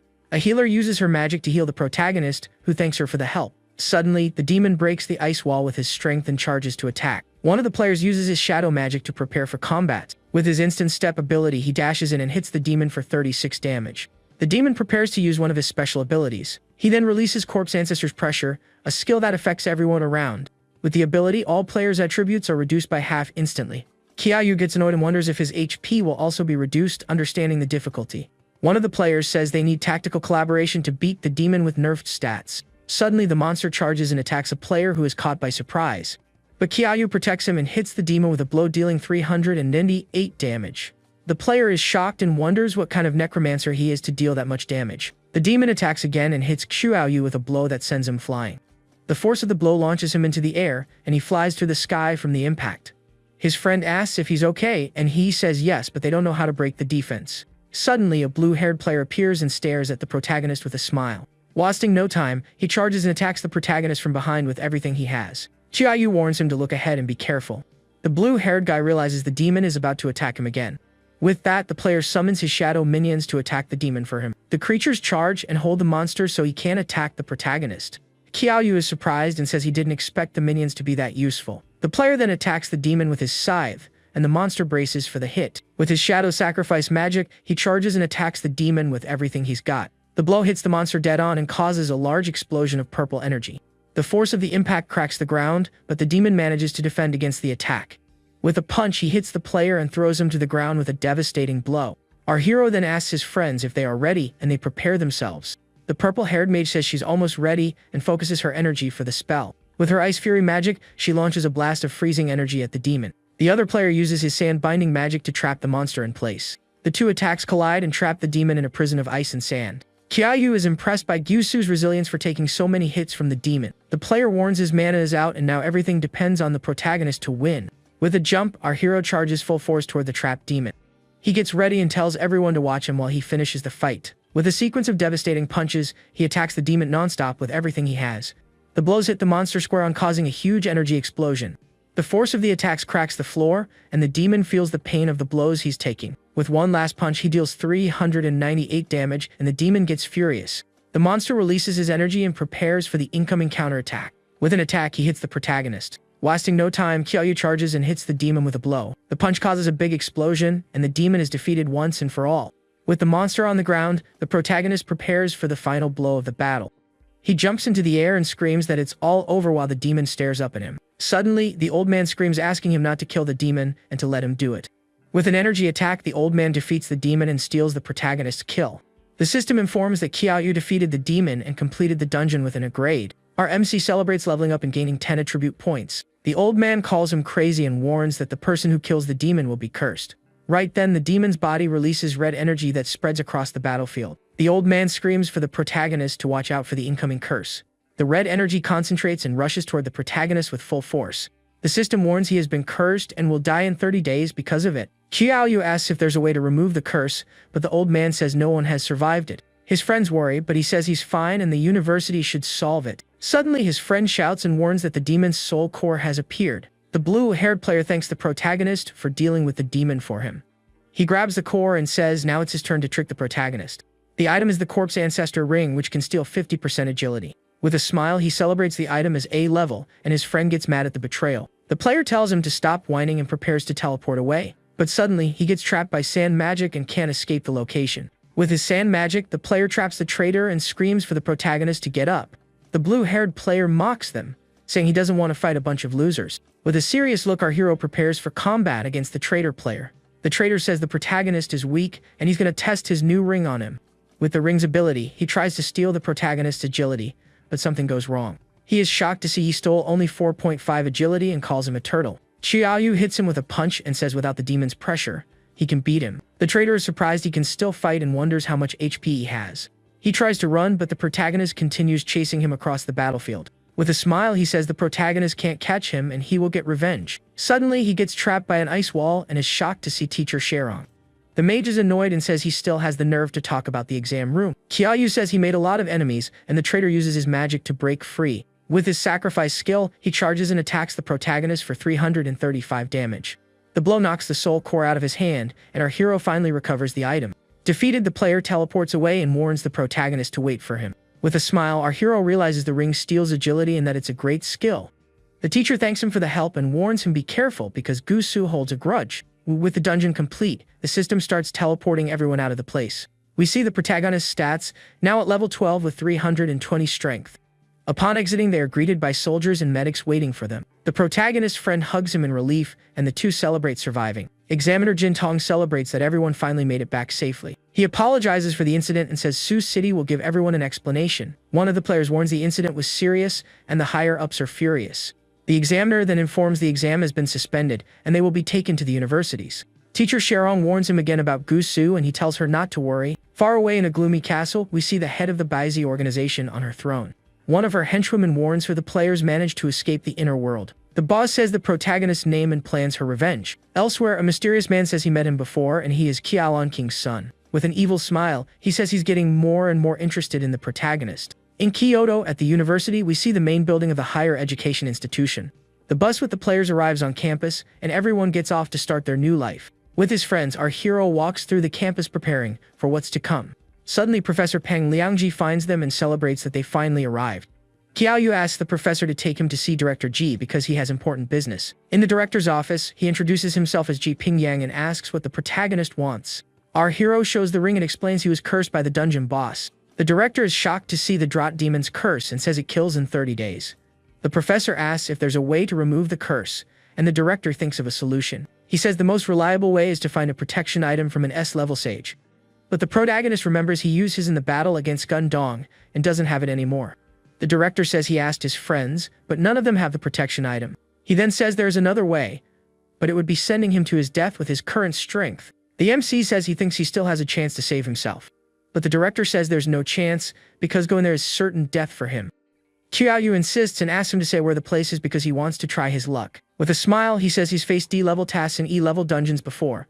The director gets annoyed and says the two things are completely different and don't compare. He explains most who enter D-level dungeons are intermediate stage players. The protagonist then protects his equipment, and the director gets offended by the mistrust. Our hero apologizes and says it was just a reflex but insists on going to the dungeon. He asks for the dungeon's name, and the director gets annoyed with the student's stubbornness. Out of patience, the director attacks him with his powerful aura to test his strength. The attack deals 500 damage, and the protagonist feels terrible pain in his eyes. He wonders if that is the strength of the inner world's best swordsman and is surprised. The director is shocked he's still standing and can withstand his powerful aura. With bleeding eyes, the protagonist asks if he can try going to the dungeon now. The director heals him and finally agrees to let him try his luck in the dungeon. He reveals the dungeon is called Purification Lake and it removes negative statuses. Qiaoyu thanks him, but the director warns him not to cause trouble in there. With a serious look, our hero says he understands and won't cause problems. He then says goodbye to go to the dungeon, but the director stops him right away. With an item in hand, he says that will help him a lot in Purification Lake. The protagonist is surprised to see the item and takes it to analyze its stats. The item is the Chonky Pendant, an A-level equipment that increases power and speed. Qiaoyu says the item is very valuable, but the director says it's just a loan. Our hero thanks him and says goodbye to finally head to the dungeon. He enters the portal and the system informs the dungeon is D-level difficulty. The system warns there is no more info on the dungeon and searches for companions. The scene starts with the protagonist having defeated the woman possessed by some kind of blue ghost. An extra is shocked that he's in the early stage and knocked out a mid-level sword mistress with one punch. With that, the blue spirit controlling the girl finally starts leaving her body. Seeing the creature, the white-haired waifu screams to kill that thing immediately. Then our hero draws a sort of staff he had with him the whole time. Next, that staff transforms into a halberd, and he prepares for the fight. Afterward, he asks if that's the ghost that controlled her, and the waifu says Mi Yuan is the strongest there but couldn't resist. Worried, the white-haired girl goes to check how Mai Yuan is feeling after the incident. She offers to heal her first before they proceed through the forest. Using the water blessing, she heals Mi Yuan, who thanks her and says she couldn't control herself with that thing in her body. Now with everyone recovered, Sioshi tells them to keep moving but to be careful with the forest. Mi Yuan thanks the protagonist, and he says it was nothing because the dungeon is about helping each other. She mentions his punch hurt a lot, and he just replies he was born strong. Moving on, the group of 4 continues their path through the dungeon. But the 2 extras who stayed behind complain the girls didn't even bother checking if they were keeping up. Meanwhile, the 2 extras left behind look at each other confused, not understanding what's happening. Suddenly, a creature appears behind them asking if it looks like a human to them. The system reveals it's a rare monster, a level 29 yellow weasel with charm and blind abilities. The 2 get scared, and one of them says the creature looks neither like a human nor a god. Hearing the answer, the creature puts on an expression of pure rage. In the blink of an eye, the weasel charges at the 2 extras with its sharp claws. The 4 Eyes wonders why the beast is so aggressive, but his friend warns him not to talk to it. But he ignores him, saying a big guy like him isn't scared of some beast, and charges in for the attack. The weasel easily dodges the attack and lands a direct hit right on the man's face. Right after, the other teammate gets hit too, and is thrown back by the force of the impact. With its teeth, the creature manages to completely shatter one of the extras' swords. The sword owner is in shock seeing his weapon destroyed so easily. At that moment, the weasel's mouth starts glowing with strong yellow energy. And then it releases a poisonous yellow smoke right at the 2 guys. They start complaining about the smell and quickly realize the smoke is toxic. With an evil smile, the creature continues to release its poisonous gas. The yellow energy spreads rapidly across the entire area. Far away, the protagonist asks if the others heard a noise that sounds like a fight. He wonders if it's the 2 sword masters, and the waifu says they must have found something. Hearing a cry for help, the group immediately runs toward the noise to assist. The glasses guy appears on the ground, badly hurt and begging for help. Arriving at the scene, the group sees the 2 guys down and the yellow weasel standing tall. The creature then repeats the same question it asked the others, does it look like a human or a god? Tsuyoshi replies that it looks like a white-haired loli with red eyes and beast ears. The weasel gets confused by the description, and its appearance actually changes to the form the protagonist described. Now furious, the little creature charges, screaming for our hero to go to hell. The white-haired waifu warns him to be careful since the creature took down the other 2 and must be strong. At that moment, a hooded figure in the group gets ready to use wood-type magic. With his spell, he creates several branches that quickly trap the weasel in mid-air. The creature is now completely immobilized by the branches with no way to escape.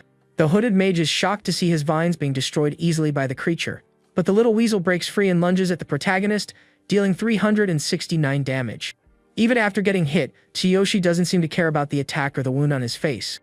The creature is in disbelief, wondering how that's possible since its attack was strong. He asks if the little loli didn't eat her veggies. Then he lands a powerful punch that deals critical damage of 10,042. The two girls are dropped at Xiaoyu's strength and wonder if he's really a rookie.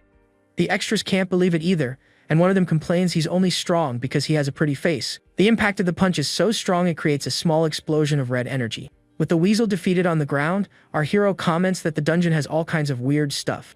While watching the protagonist walk away, one of the guys comments that he is very strange. He then raises the hypothesis that maybe Qiaoyu is possessed by something. The group continues to stare at the protagonist as he moves away from the fight area. The glasses guy says to think about it because he didn't hesitate to use necromancy, so maybe that's the real Qiaoyu. The girls also keep watching the protagonist as he follows his path alone through the forest. Tsuyoshi turns to the group and asks if everyone is okay, but one of the extras asks him to wait. Then the glasses guy screams for the protagonist not to come closer, and he asks what the problem is. Pointing his sword, the extra calls him a monster because a rookie necromancer wouldn't beat a level 20 monster. Our hero questions what he's talking about and asks if a monster would save them, but the man says it could be an act. He then demands Qiaoyu prove he isn't a monster or leave their team. The waifu says he's been with them the whole time, but the other guy still questions how a necromancer can be so strong. To prove his point, the protagonist shows an item glowing in his hand and gets ready to speak. Right after, he summons a giant scythe and asks what kind of monster would have all those items. The white-haired girl agrees and says items are exclusive to players, so Qiaoyu must be legit. Seeing they were wrong, the two extras who accused him look pretty stupid. But suddenly, the glasses guy notices a shine and wonders if the protagonist is using an A-level item. His partner standing next to him just gives a smirk at the situation. With the misunderstanding cleared up, the extra says it's normal to suspect a necromancer, and they can move on. However, our hero doesn't seem convinced and keeps wondering what those two are plotting. Finally, the group starts walking through the forest again, with the two men lagging a bit behind the others. The two extras comment on the items the protagonist has and wonder how he got so many A-level ones. As they watch the group, they think it's huge luck to have found someone like that in the dungeon. The suit guy then suggests they can handle Tsuyoshi easily and then split his items 50-50. His partner is scared because the MC killed the weasel, but the suit guy says they only lost because of the poison. With the plan set, he asks the other guy to wait for a signal to attack our hero. Suddenly, the white-haired waifu seems to sense something strange and stops walking. Miwa notices she stopped and turns to ask what happened to her friend. With a shocked expression on her face, she just points forward and asks them to look. Everyone looks and sees a huge number of shadowy figures walking slowly toward them. These figures seem to be the spirits of other people wandering the forest with a blue aura. Mayuan wonders if they are players who failed the dungeon and gets scared by the sight. At that moment, the hooded person calls the group's attention and asks them to go there quickly. They find a sort of stone altar and wonder what is written on the tablet. The waifu says it's an ancient script and the tablet says to complete the task they need to sacrifice a living being. Mayuan then looks at the tablet and thinks about those wandering by the lake. She continues reading and discovers that those wandering the lake are slaves, and whoever is sacrificed will join them. Hearing the word sacrifice, the group is shocked by the altar's dark revelation. Seeing this as an opportunity, the extra in the suit tells his partner this is their chance. Without hesitating, the traitorous duo quickly rushes to attack the protagonist from behind. The white-haired waifu screams in surprise, asking what the two are doing right now. They reply that they are just completing the dungeon task, obviously. Our hero is outraged by the betrayal and yells that he even saved them earlier, but they say there is no loyalty in the dungeon and blame him for being too weak to survive. With the combined attack of the two, the protagonist is thrown forcefully onto the center of the altar. The duo then rushes and yells for the altar to be activated quickly. However, the partner asks how to do it, and the glasses guy admits he doesn't know how to activate it. He then turns to Mi-Yuan and asks how to activate it, but she refuses to tell him. Angry, the extra says he'll deal with her later and turns his attention back to the protagonist. Decided to proceed, they say if it's a sacrifice, just killing him right there on the altar should work. The protagonist then remembers the director warned him, but he didn't expect to find people like this in the dungeon. The traitor then taunts him, saying he's just a weak necromancer who can't even summon undead to fight. Seeing the situation, Mi-Yuan tells the others that since Qiaoyu helped her, she's gonna help him now too. Meanwhile, the traitor duo continues their coordinated attack against the protagonist, who defends himself. But an aura surrounds him, and he prepares to counterattack with his halberd in hand. Spinning his weapon at high speed, he manages to block all the blows launched at him. He then stops a direct attack from one of the extras' red swords with his halberd. The man yells for the kid to surrender and hand over his items, and maybe he'll spare his life. With a confident smile, Tsuyoshi realizes they were after his loot from the start. The battle continues with our hero having to deal with both opponents at the same time. The glasses guy then prepares to use one of his skills called Luoling Dragon Slash. But before he can attack, Miyun appears and blocks his strike with her golden sword. Furious, the extra screams at her asking why she is interfering in their fight. She replies that since he helped her, there is nothing wrong with helping him back. He tries to convince her, saying if they sacrifice him, they can both clear the dungeon.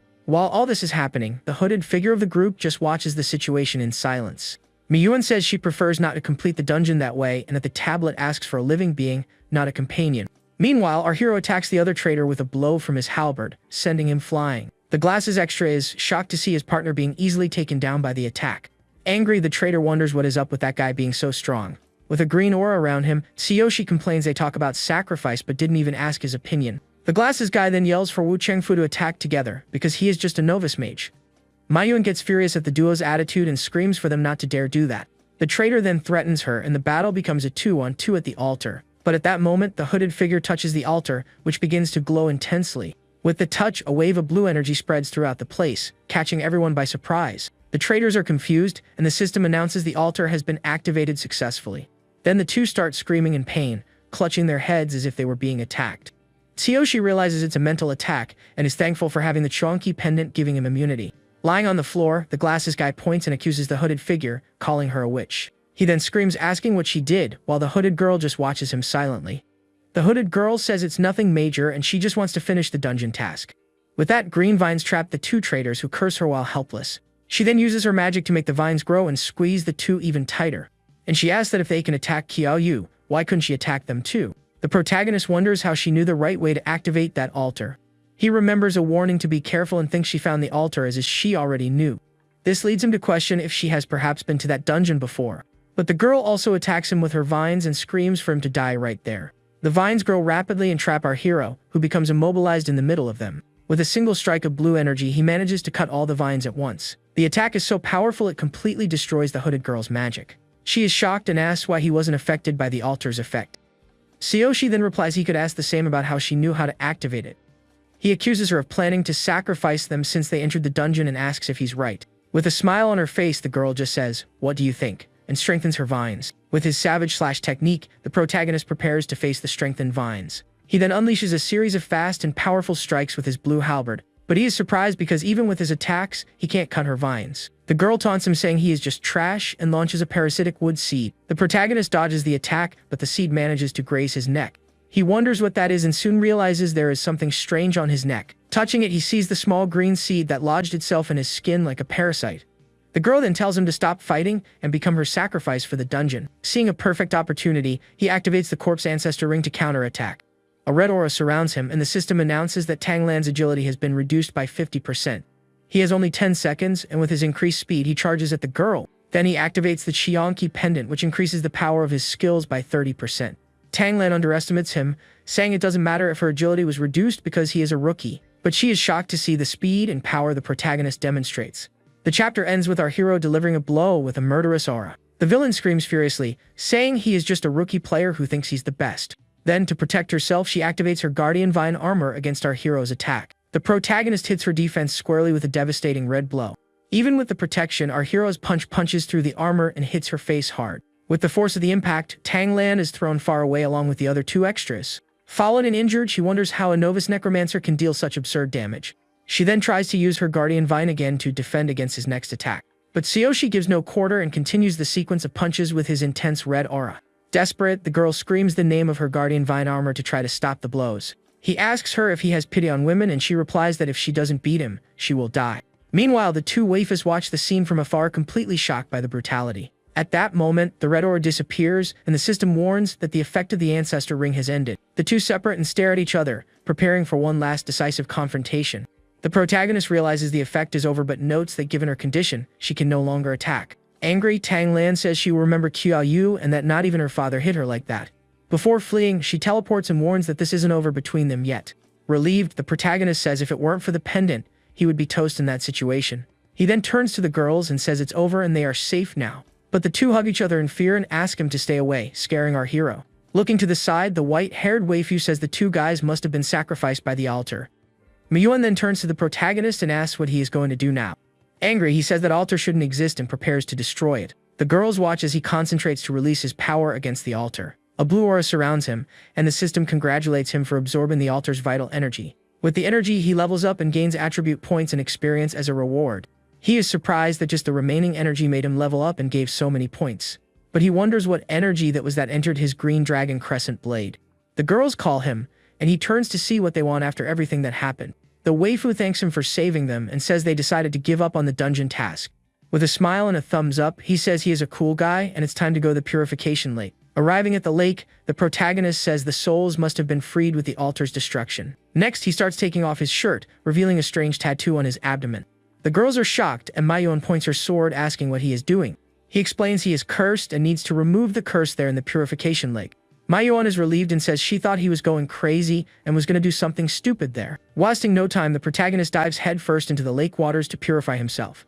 The girls decide to do the same because they might have some unknown curse on them too. In the water, he notices the curse is vanishing, but the wood seed isn't coming out. He touches the seed on his neck but decides he'll deal with it as things happen. The two waifus also get in the water and relax a bit after all the dungeon tension. The white-haired one comments the dungeon was scary and that he isn't exactly a saint either. Suddenly, the protagonist swims over to them and ends up hitting his head on a wooden log. Miyuan takes the chance to say she warned them he wasn't exactly a good guy. With his head bleeding and annoyed, he complains that they swam to him and not the other way around. After the bath, the group gets dressed and prepares to continue their journey through the dungeon. The white-haired waifu asks for Qiaoyu and Miyuan's contact info, and he agrees to share it. But the system warns that the dungeon hasn't been completed and leaving now will forfeit rewards. Our hero confirms the exit because he thinks the dungeon is weird and plans to come back to explore it later. Back at school, the protagonist goes straight to the director's office to talk to him. The director is surprised and celebrates that the kid managed to return alive from that mission. He still thinks it's amazing a beginner Necromancer survived a D-level dungeon. With that, he says the important thing is being safe, and then holds out his hand asking for his item back. Tsuyoshi thanks him, saying he survived thanks to the pendant while handing it over. However, he doesn't let go of the item and starts a tug-of-war with the director trying to keep the pendant. The director calls him a punk and challenges him to fight for the item, but the hero notices a +5 on the pendant. The older man explains that it is an enhancement for A-level or higher equipment. Qiaoyu understands but thinks the enhancement on his dragon blade is different from what was said. Then the director asks about the curse, and the protagonist confirms it's already gone. With everything settled, the director sends him away, and he thanks him before leaving the room. Outside, a mysterious person with long blonde hair watches our hero from afar. Already outside the school, a blonde guy approaches our hero and calls him junior brother. The man then introduces himself as Long Shang and says he is also from Sioux City and was at the big exam. Tsuyoshi then remembers him as the best warrior from last year's exam that he saw a lot on TV. Long Shang then offers to help him since they are from the same city, and they exchange contact info. As the veteran walks away, the protagonist thinks this older brother from his city seems pretty cool. But Long Shang's expression changes completely as he looks back with a look of someone plotting something. Back in his room, Tsuyoshi relaxes on the bed thinking the curse is gone, but he still has the seed to ignore. He then checks his status and sees he is at level 14 with 369 superhuman strength. The next day at school, a professor calls him and asks Qiaoyu to explain something. Professor Zhang questions him about why an undead mage chose a physical training course. The protagonist argues that a mage who doesn't fight up close isn't a real mage and needs to protect himself. But the professor insists, saying that even with superhuman strength, a necromancer wouldn't last in physical training. Even so, our hero doesn't back down and yells at the professor that he is choosing the physical training course. He also thinks that if his advisor finds out he doesn't even summon a skeleton, he'll want to kill him. Seeing it's impossible, the professor gives up and just hands him his student ID, telling him to keep it safe. With the card in hand, one of the students asks the professor what it is for. The master then explains that at the university everything from food to items requires credits. An extra asks how much a credit costs, and the professor says you only earn them in classes or evaluations. Hearing this, the rich student is shocked because his wealth is totally useless in that place. Suddenly, another professor yells for the physical training class too, and our hero says goodbye to Zheng. As he walks towards his class, a shadowy figure watches him from afar. The figure is revealed as the necromancy professor Shen Jianxu, who looks pretty intimidating. The protagonist feels a chill and has the feeling something dark is watching him. Arriving at class, Instructor Wan Lihao introduces himself as a level 35 warrior. He then says he doesn't accept trash in his class and will release his aura for a test. The challenge is simple: if the students can withstand his aura for 5 minutes, they can stay in the class. One of the students then asks what happens if they can't handle the time. The instructor replies he will personally help them transfer to another class. With an evil smile, he releases a dark fire aura that spreads throughout the area. The pressure is so intense that most students can't stand and are crushed by the aura. One of the students complains about the intense aura, wondering if they can last 5 minutes. But an extra asks them not to panic because the master can't move and together they can make it. The instructor is impressed with the student's courage and finds him promising for staying calm under pressure. With that, the guy named Lin Lang calls everyone to come up with a plan to pass the test. He then suggests splitting into pairs and pulling the master in opposite directions to withstand the time. Everyone thinks it's a good idea, and Lin Lang says to balance the group's strength to pass together. At that moment, the students begin to form their pairs for the upcoming challenge. Two big guys then invite our hero to join them, and he accepts the proposal. And so all the students organize themselves into their respective groups to start the test. However, Lin Lang also approaches Qiaoyu and invites him to form a team with him. He then asks what the protagonist's level is and why he is so skinny for a warrior. Tsuyoshi reveals the truth and says he isn't a warrior but a necromancer. Hearing this, the guy is completely shocked and speechless at the unexpected revelation. He asks again and our hero confirms being a level 14 necromancer. Lin Lang then tells his group and everyone starts laughing and making fun of the protagonist. Lin Lang feels pressured, but Qiaoyu calms him down and guarantees his strength is greater than many warriors. With that, the other students mock saying Lin Lang is in trouble for partnering with a skinny necromancer. Our hero gets frustrated because no one believes him now that he told the truth and thinks being honest is hard.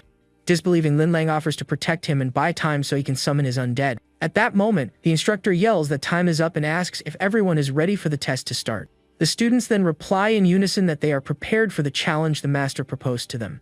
With a smile on his face, the instructor tells them to start and prepares to release his power. He then releases an immense flaming tiger aura that charges straight at the students. The wave of energy goes directly toward our hero, who stands still in the middle of the attack. Shocked, he realizes the instructor's first punch is aimed directly at him to test him. But Lin Lang jumps in front of him to protect him and screams for him to watch out for the blow. The guy is hit squarely by the fire tiger's head and is thrown back by the force of the impact. The others are shocked because Lin Lang isn't weak and wonder what will happen to Qiaoyu if even he couldn't take it. The master thinks the freshmen need a beating, so they don't get arrogant and says not to blame him. Firm and ready, the protagonist prepares to block the flaming attack with his own hands. Even defending against the blow, his health drops to 3,814 out of a total of 4,600.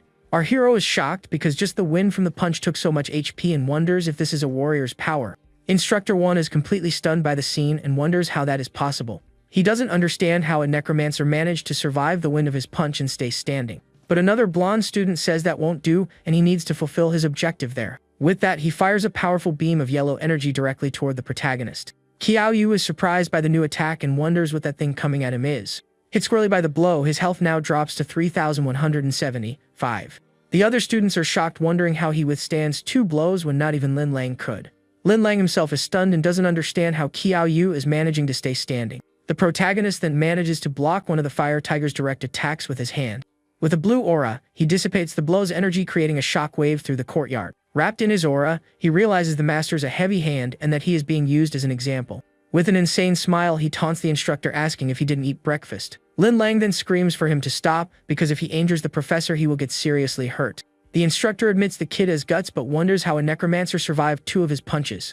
With a smile, the master challenges him to take one more punch to prove his worth once and for all. Then he promises that if the rookie can take it, he will look after him at Kyoto University. A strong gust of wind forms while the professor prepares for the final blow. With his aura in flames, the instructor charges at the protagonist without hesitating. Yelling "Tai!" the master concentrates all his strength into a single powerful flaming punch. But our hero doesn't back down and also prepares to counter the attack with his own strength. The 2 fists collide, and an energy explosion destroys the ground around them. Even with his arm injured, the protagonist manages to withstand the direct impact of the blow.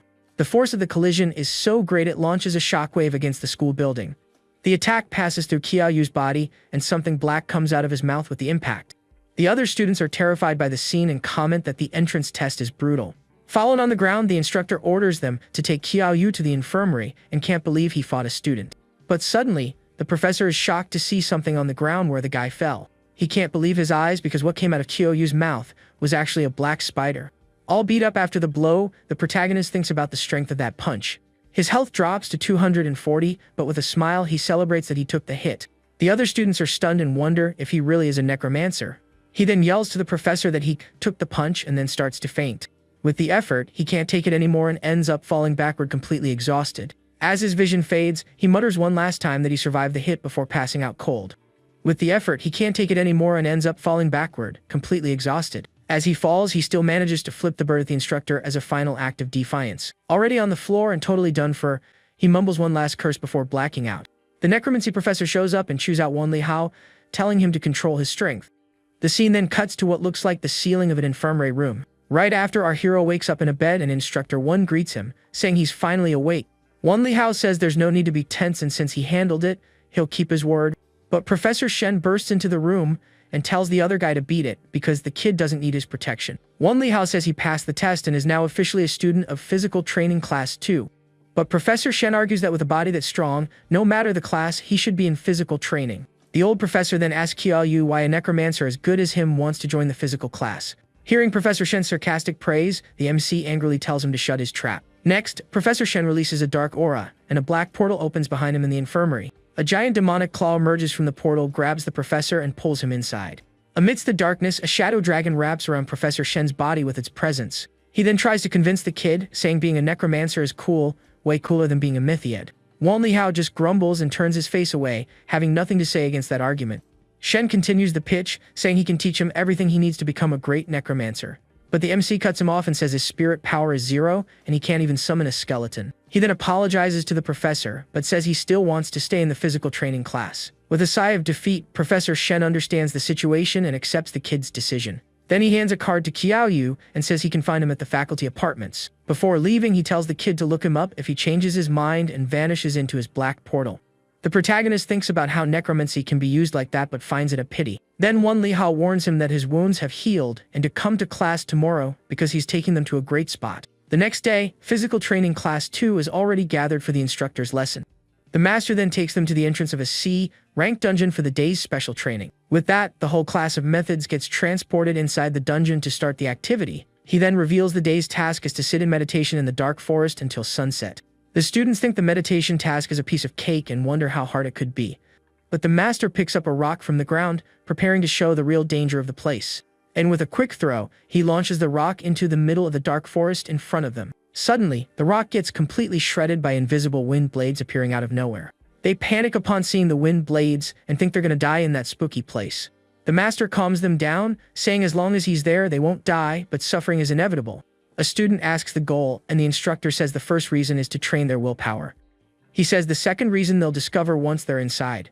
Fearless, Lin Lang volunteers to be the first to enter the dangerous training area. With a step forward, Lin Lang stops and prepares to face the invisible wind blades. He then screams in pain as the blades start slicing his body from all sides. The guy is confused and doesn't understand what is happening to him at that moment. The master watches him and thinks the kid is guts and is a promising student, wondering how much he can take. Then he tells the others that Lin Lang is experiencing the wonders of the forest and they should go too. The MC then asks what happens if someone's defense is below 100 points. With an ironic smile, the instructor replies that probably, maybe, possibly he might die. He then asks Qiao Yu what his defense is, and the system reveals it's only 6 points. The master is shocked and asks how he fights with strength but no defense and how he withstood his punches. The protagonist explains his HP is a little higher than normal, and the master asks how much higher. He then reveals his total HP is 4,630, leaving the instructor speechless. The master's jaw drops, wondering how a rookie can have 4,000 health. He then questions if this guy is really a necromancer or some kind of humanoid boss. Upon entering the area, our hero starts taking damage from the invisible wind blades, but he realizes the place increases his defense attributes and he now has 6.1 defense. Inside the forest, the protagonist notices everyone is focused on increasing their defense. But with his low defense, he decides to go all out and take advantage of the opportunity in another way. He then sits in a meditation position and starts absorbing the energy of the forest around him. The instructor watches, worried about his low defense, and decides to keep an eye on him to avoid trouble. Suddenly, black spiders start popping out of the ground and attacking the meditating students. A giant spider with glowing red eyes appears in front of our hero, ready to attack. The master gets furious at the creature's appearance and screams at the beast, asking if it wants to die. The spiders attack from all sides, and students are tossed into the air by the force of the blows. The system reveals it's a level 33 black spider that loves feeding on human blood. The MC is shocked by the creature's stats and wonders if that's really a normal monster. The instructor then charges at the giant spider, calling it a filthy beast, and preps for combat. Yelling, "Take this!" the professor concentrates his energy into a powerful punch to defeat the creature. He then lands a devastating blow on the spider's head with all his strength and power. The impact of the punch creates a green shockwave that spreads through the entire forest area. Impressed, the protagonist realizes the professor's true strength and that he went easy on the test. With the spider defeated, the master says it's over and orders the students to focus on training.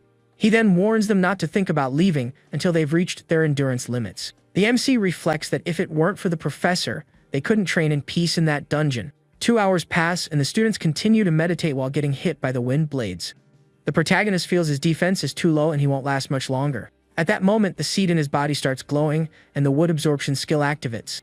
Intense green energy flows from the forest and is absorbed by our hero's body. He realizes it's Tanglan's seed and that it's sucking up the forest energy. With a smile, he thinks he owes everything to that woman, or else he'd miss this opportunity. Far away, Tanglan sneezes suddenly, as if someone was talking about her right then. With a look of someone plotting something, she wipes her nose and stares at the horizon. She then says that with the seed, she knows exactly where Qiaoyu is and that he should just wait. Back in the forest, the students continue their intense endurance and meditation training. Other students comment that they lasted a whole day and Qiaoyu lasted a long time for a necromancer. The instructor watches proudly, thinking they are promising students, but didn't imagine that kid would last. The master wonders how he managed to endure so long in that intense training. Even impressed, he bets the kid reached his limit and doesn't compare to Lin Lang. But suddenly, one of the students can't take it anymore and tells the professor he chooses to withdraw. Lin Lang is in shock and wonders why he isn't as good as a necromancer. The students comment that Qiaoyu lasted until the end, and he would probably be the first to quit. But they notice the protagonist doesn't look anywhere close to quitting the training. Lin Lang, on the other hand, is clearly at his limit and struggling to stay standing. With one last effort, he tries to resist but ends up falling to the ground, defeated by exhaustion. The instructor then says he reached his limit and orders the guy to leave the training area. The other students are surprised to see Lin Lang getting up and wonder what that means. The master then calls Qiaoyu and challenges him to see how far he can push himself. The students scream that it's unbelievable Qiaoyu is still holding strong in training. Impressed, the instructor thinks to himself that this kid is truly amazing but notices something. Looking at the sky, he realizes it's getting dark and the training time is running out. He then warns Qiaoyu that it's over and he needs to leave because he can't protect him after nightfall. With one last effort, the protagonist agrees and prepares to leave the dark forest. Upon leaving, he thinks the forest is insane and the training was harder than he expected. Looking at his status, he sees his defense increase to 23 points in just one day. The other students are impressed, wondering what the limit is for this kid who never seems to tire. With training over, the instructor dismisses everyone and tells them to rest to continue the next day. A few days later, the protagonist walks through the school courtyard reflecting on his progress. Thanks to the wood seed, his defense skyrocketed, and he feels ready for more training. Suddenly, a group of people calls him, and he turns to see who the newcomers are. A girl in the group then suggests they should start a guild together right there at school. They explain there are many benefits to forming a guild, like exclusive dungeons and guild wars. Plus, guild members can't kill each other or they'll be hunted by the game's underworld. The MC thinks it's a good idea but says he needs to go to his physical training class first. The girl asks him to come as soon as he finishes, and they'll send the guild application. But an extra in the group says he'll only join the guild on the condition that he's the leader. The chapter ends with Instructor 1 and his class returning to the Dark Forest dungeon. Another professor approaches Wen Li Hao and asks about the prodigy he has in his class. The instructor thinks maybe he is a prodigy but remembers the kid is a necromancer. Meanwhile, Qiaoyu reaches 500 defense points and feels he hit his limit. With the intense training, he realizes he can't increase his defense at that pace anymore. Suddenly, a golden light appears in front of him and starts taking the shape of a person. The light dissipates to reveal a beautiful woman with blonde hair and a red dress staring at him. Shocked, the protagonist recognizes the woman as the mechanical empress and doesn't get what she's doing there. She explains something in him was absorbing energy and that helped her rebuild her new body. Our hero then realizes the wood seed awakened the empress and wonders about her plans. The empress reminds him of his promise to help her observe the outside world and that now is the time. With a golden glow, she fuses with the protagonist's body to fulfill the deal they made. The fusion process is intense and wraps the guy's body in an aura of colorful energy. He screams in pain, but she calms him down, saying it will hurt a bit, but the pain won't last long. She then explains that from now on, she can feel what he hears and what he thinks. The chapter ends with the Empress revealing she can also see everything he sees. The MC gets uncomfortable with the feeling of being watched and wonders if he'll have no more secrets. With a smile, he thinks that can't happen and tries to find a loophole in her ability. He then imagines the Empress coming out of the shower wrapped in a towel just to see her reaction. The Empress gets furious and embarrassed by his thoughts and agrees to stop reading his mind. Satisfied, he realizes the feeling of being watched is gone and wonders if she thinks she can fool him. He then decides to go check on the others, since his defense hit the training limit. Meanwhile, the protagonist's new guild is attacked by another group of players. Our hero's guild members are surrounded and attacked without mercy by the enemies. The white-haired girl screams in anger, asking what they did to deserve that. The enemy guild vice president explains they need honor points and every new guild starts with 1,000. He then blames them for being too weak and says they are just there to take their honor points. The fat extra blames the other guy for naming the guild God Slayers and attracting attention. Desperate, the guy says he already alerted Brother Yu and they need to hold on until he arrives. The suit guy admits Xiaoyu is stronger but says it's useless because they can't handle these guys. He then prepares to counterattack and strikes with a flaming sword against one of the enemies. But the enemy mocks him and asks if he's striking the air with his useless sword. Then, with a precise punch, he hits him in the stomach and throws him to the ground hard. The vice president continues the attack with another blow to the fallen guy's back. Seeing the scene, the white-haired girl screams her teammate Mafei's name in despair. The enemy then stares at her and asks if she is the guild leader and the strongest of the group. Other enemy guild players mock and say it's hilarious that they formed a guild. Fallen and defeated, Mafei grits his teeth in anger for not being able to protect his friends. The battle continues and the protagonist's guild members are easily defeated one by one. But suddenly, our hero appears on the battlefield. The MC's friend screams upon seeing him and says, "Brother, you finally arrived to save them." The enemy vice president stares at him with a smile and wonders if he's another tough guy. He then asks if the newcomer is also a physical training warrior like the others. Qiaoyu just replies by asking what he thinks about it. The enemy gets annoyed, tells him to stop playing mysterious, and charges for the attack. The two clash in a confrontation, but the enemy mocks him, and is surprised to see. The MC mocks him and asks if he ate today because that punch was weak as hell. The guy used 80% of his form and thinks it's impossible he didn't break the protagonist's defense. The enemy then says he's gonna kill him, so he unleashes a sequence of attacks. The girl screams for the protagonist, worried. The battle continues, and the guild members realize the enemy's attacks have no effect. The MC stands there taking the hits without suffering a single scratch. The vice president wonders what kind of defense that is, that none of his hits can punch through. The MC's friend realizes the MC is extremely strong. The enemy guild members realize the vice president's strongest attack had zero effect on the MC. Meanwhile, the president just watches the fight. Meanwhile, the prota just stares at the enemy. Then the MC says now it's his turn. Wasting no time, our hero charges full force at the enemy vice president. With a devastating punch, he hits the enemy square in the face with all his strength. The enemy guild members yell that his attack must be weak because his defense is too high. The vice president refuses to believe his attack is strong and screams for him to bring it. But a powerful shadowy aura wraps around Qiaoyu as he prepares his next move. With a powerful punch, our hero hits the enemy guild vice president dead on. The system then shows the hit was a critical strike, dealing 20,001 damage. With the force of the impact, the extra is thrown to the ground completely defeated and unresponsive. The MC then stares at him and says, "Kids these days are stubborn and have no respect for their elders." Furious, the other enemy guild members scream they'll kill him and charge to attack. But suddenly, a red aura appears, and a mysterious voice orders everyone to stop immediately. At that moment, the guild president appears, and his men say they are no match for the protagonist. Wrapped in his red aura, the newcomer stares at everyone with a confident smile on his face. Our hero analyzes the aura and realizes his new opponent is at least mid-stage. The man introduces himself as Ludo and asks if Qiaoyu is the leader of the Godslayers Guild. But Mafei stands up and screams that he is the true leader and was the one who created the guild name. Ludo then proposes a one-on-one duel where the loser hands over all their honor points. The waifu gets annoyed and says it's unfair because he is at a higher stage than Qiaoyu. Ignoring everyone, Ludo just stares at the protagonist and asks what he has to say about the proposal. With a smile on his face, our hero accepts the challenge and says there's no problem with that. With a jump, Ludo advances quickly toward the protagonist to start the duel between them. The two then trade a powerful punch, and a wave of red energy spreads across the battlefield. Our hero is surprised by the opponent's strength and wonders if he is a mid-stage physical trainer. But Ludo reveals his true class by drawing a red dagger and preparing for a new attack. In a quick and precise move, he lands a direct cut on our hero's face with the dagger. The blow hits squarely and pink energy spreads from the impact site on the protagonist's face. With bleeding eyes and surprised, he realizes he didn't expect Ludo to be an assassin. He then complains the dagger is poisoned and he can't see, calling him despicable. Ludo replies the goal of combat is to win and any method is valid to achieve victory. Wasting no time, he charges again and uses his Gale Fist ability against the protagonist. The flaming punch lands squarely and a large explosion of red energy happens on the spot. With the force of the blow, Qiaoyu is thrown far away while Ludo continues his relentless attack. The protagonist's guild members watch the scene completely shocked and unable to help. The hero is hit by a series of red energy blows that leave him quite injured. Seeing his opponent weakened, Ludo advances once more with his dagger in hand to finish the fight. But to everyone's surprise, the protagonist manages to catch the red dagger with his teeth. The mechanical empress then appears, and the system notifies that the poison was successfully cured. Ludo tries to attack again, but our hero dodges and the tension rises between the two. The assassin is shocked because he can't believe he is keeping up with his movements. In a quick move, the MC manages to grab the opponent's dagger with his hand. Then he throws a small object of blue energy in the guild president's direction.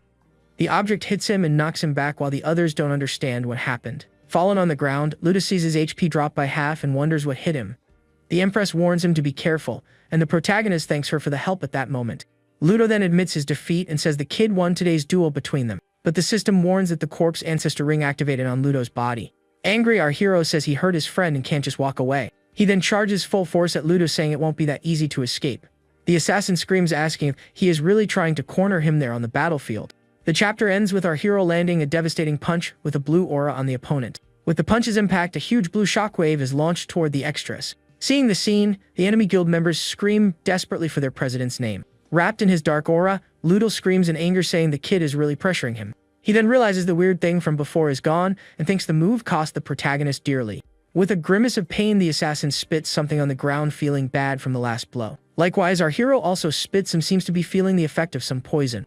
With shadowy energy, he manages to defend against several projectiles launched at him. Feeling his body numb, he realizes the bastard opponent poisoned him somehow. The battle continues with the two trading a series of fast and powerful blows on the battlefield. Next, our hero lands a devastating punch squarely on the guild president's face.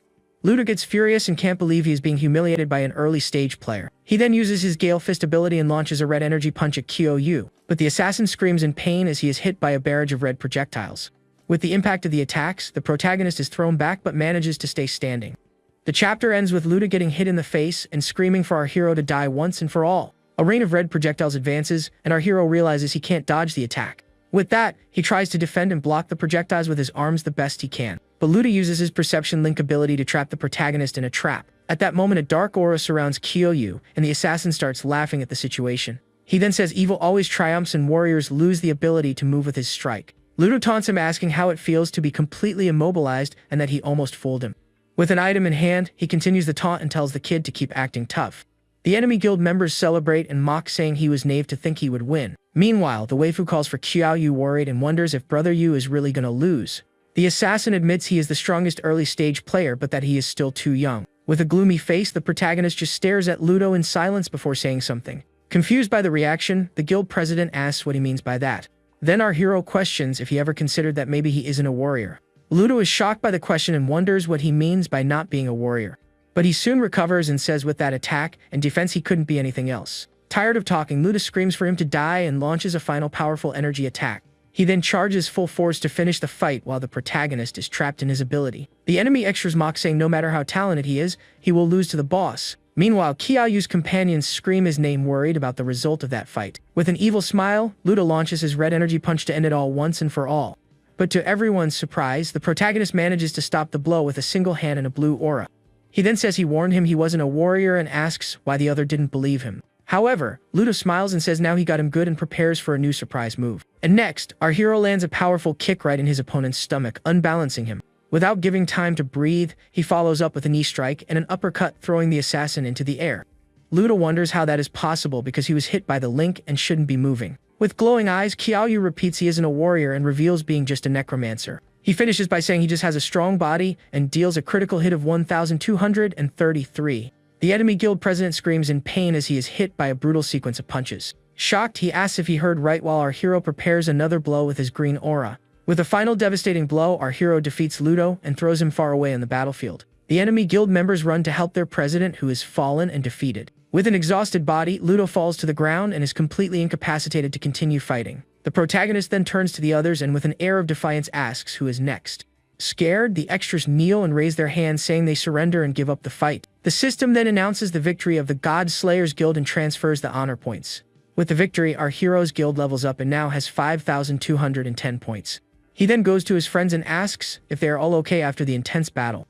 One of the companions says they are fine and with a few days of rest they will recover. The protagonist then notices the white-haired waifu's shield broke during the fight. He thinks his defense has reached a bottleneck and needs a new dungeon to farm a shield. In his mind, he asks the Empress if she knows any dungeon that drops shields easily. The Empress says there is one, but she advises him not to go because he wouldn't even beat the dogs there. With a smile, our hero tells her not to worry and that he knows a dungeon with a guaranteed shield. The waifu then says she's going with him, and the Empress warns the dungeon requires at least 2 people. An extra teases the couple, saying being alone in a dungeon at night, anything could happen. Angry, the waifu yells at Yang Shangdi and says she will tear his mouth when she gets back. Arriving at the D-rank dungeon called Pseudo Underworld, she asks if he is sure about entering. She reminds him the last dungeon of that level almost defeated them, but he reassures her, saying he is there. The Empress then appears and realizes that is the dog dungeon she mentioned. The girl says she is worried about slowing him down because without her shield she is useless in a fight. To calm her down, our hero pats her head while holding a pink energy orb. With his hand on the orb, he prepares to use the item and enter the dungeon with his partner. The system then confirms the dungeon name is Pseudo Underworld for the 2 players. The difficulty is ranked D and the place is a copy of the real underworld created by Hades for the dead. Suddenly, the waifu appears screaming for Qiao to wake up because he seems to have fainted. He then wakes up on the floor confused and wondering what happened and where he is now. Looking around, the protagonist realizes they are in a gloomy and rocky place. The girl asks if they died like in the Coffin Mountain dungeon, but he has his doubts. Looking at his status, he says probably not because they would receive a warning if they were in a special state. The girl questions if they are in the underworld as living beings, and the protagonist stares at her curiously. He notices a necklace with a cross that the girl is wearing, something that wasn't there before. She feels awkward about the staring, asks what he's looking at, and he tells her not to move. The woman backs away from him with a disgusted look, not understanding why he asked that. He points to the necklace and asks if she was wearing it before they entered the dungeon. The girl replies she never wore a necklace, and that thing appeared after they arrived in the dungeon. The waifu tells him to check if he also got a matching necklace. The protagonist shows an identical necklace and says it looks like a dungeon mission item. The mission they receive is to cross the Gate of Hell and reach the Acheron River while protecting the cross. The girl explains the Gate of Hell is the entrance to the underworld, from where the dead cannot leave. She asks which path they should take to start. He admits he doesn't know but suggests following a ghostly figure that appears. The figure is a glowing blue spirit that seems to guide the way through the darkness. They follow the glowing blue spirit along a gloomy path with chains on the side. The protagonist wonders what might happen to him. They then spot an imposing building and wonder what that is in the middle of the underworld. The waifu asks if those are the souls of the dead, and he confirms they must be what she thinks. With that, the protagonist questions if that building is the legendary Gate of Hell from the mission. Suddenly, a giant 3-headed creature with red fur appears on top of the gate. The monster charges full force at the souls there and starts devouring them mercilessly. The system identifies it as Cerberus, the Hound of Hades, an epic level 29 monster. Angry, our hero realizes that was the dog the Empress talked about, and she reminds him of the warning. The girl gets worried and asks if they can really pass through there with that beast guarding. But he says not to worry because with so many souls, the dog won't pick them randomly. However, Cerberus turns and stares directly at the duo, preparing to attack them next. The beast then growls and concentrates to release one of its powerful attacks against the two. Seeing the imminent danger, the waifu screams Qiaoyu's name desperately to alert him of the attack. Cerberus then fires a beam of purple energy from its mouth directly toward the girl. She is hit squarely by the blow and screams its poison while writhing in pain on the ground. Hit by the poison, she realizes her HP is dropping fast and the situation becomes critical. But to everyone's surprise, our hero jumps in front and takes the poison attack in her place. After enduring for 100 seconds, he gains the A rank adaptive poison immunity passive skill. Shocked, the waifu wonders if she really became immune to poison after all that. Cerberus then charges to devour the protagonist, but something unexpected happens mid-attack.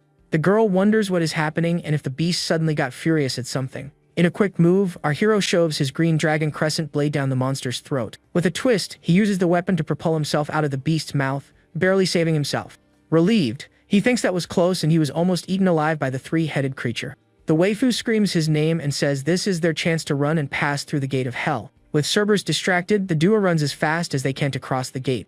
The protagonist regrets having to leave his blade behind but hopes to recover it later. They then run and cross the gate, completing the first part of the dungeon mission. Passing through the gate, they finally reach the other side and prepare for the next stage. The system congratulates them and reveals Mission 2, which is to cross the Acheron River and protect the cross. Suddenly, a boat starts emerging from the river waters, and the duo watches the scene closely. The boat approaches, and a mysterious boatman appears to take them to the other side of the river. The man introduces himself as Charon, the boatman of the Acheron River, and asks if they want to cross. But he says to cross they need to pay the fare, and the protagonist asks if it's money. Qiaoyu then hands something to Charon and asks him to take them to the other side of the river. Meanwhile, souls try to climb onto the boat, but Charon expels them with his oar mercilessly. The souls are thrown back into the water, while the boat continues its crossing through the river. Angry, Charon screams they are a bunch of beggars and don't deserve to be on his boat. He continues to scream and beat the souls desperately trying to board the boat. The duo just watches the scene in silence while the boatmen rows through the turbulent waters. The protagonist then asks why the dead souls don't cross the river on their own. Charon tells him to put his hand outside the boat to see what happens to those who try. Curious, our hero extends his hand outside the boat and puts it in the river water. Suddenly, a giant skeletal hand emerges from the water and tries to grab the protagonist's arm. Several other undead hands also appear and try to pull him into the water. Shocked, he wonders what the hell that is, and the duo gets surrounded by the river creatures. Charon explains those are the ones who failed to cross the river and are now doomed to sink forever. With an evil smile, the boatman warns that anyone who enters the river will be dragged down and become one of them. Suddenly, he attacks the duo with his oar and screams they will join the others at the bottom of the river. But Charon realizes they aren't dead and gets furious for being tricked with money from the living. He then screams for our hero to die and attacks him with a powerful blow from his wooden oar. With the impact of the blow, the protagonist is thrown out of the boat, falling straight into the Acheron River water. Touching the water, Kiayu's first sensation is that it's cold, dark, and completely rotten. Right after, some strange starfish-shaped creatures start appearing in the water. The hands of the dead then grab him and pull him forcefully to the bottom of the Acheron River. One of the hands manages to grab the protagonist's arm firmly, trying to drown him. Seeing the danger, the waifu screams Kiayu's name and tries to pull him back into the boat. But the boatman with a gloomy face says she can also go the bottom of the river with him. And then, he prepares to hit her with a powerful blow of his oar to throw her into the water. At that moment, our hero activates the corpse ancestor ring, and a red aura surrounds him. With a powerful jump, he exits the water and flies toward Charon to save his companion. With a devastating kick, our hero hits the Acheron River boatman squarely in the chest. The impact of the blow is so strong it throws him to the other side of the boat, completely defeated. Shocked by the easy defeat, the protagonist wonders if the boatman was really that weak. Fallen, Charon says he is toast and that for being alive and killing the boatman he will face judgment. Out of patience, our hero kicks him out of the boat, telling him to screw himself with his threats. The boatman then falls into the river water and sinks slowly while being watched by the duo. The hands of the dead then grab him and pull him forcefully to the bottom of the Acheron River. The waifu asks if killing the boatman will bring trouble, and he reassures her, saying it's just a dungeon. Suddenly, their boat starts moving on its own and sinking slowly into the river waters. With nothing to do, the duo abandons the boat and continues their journey in a new boat that appears.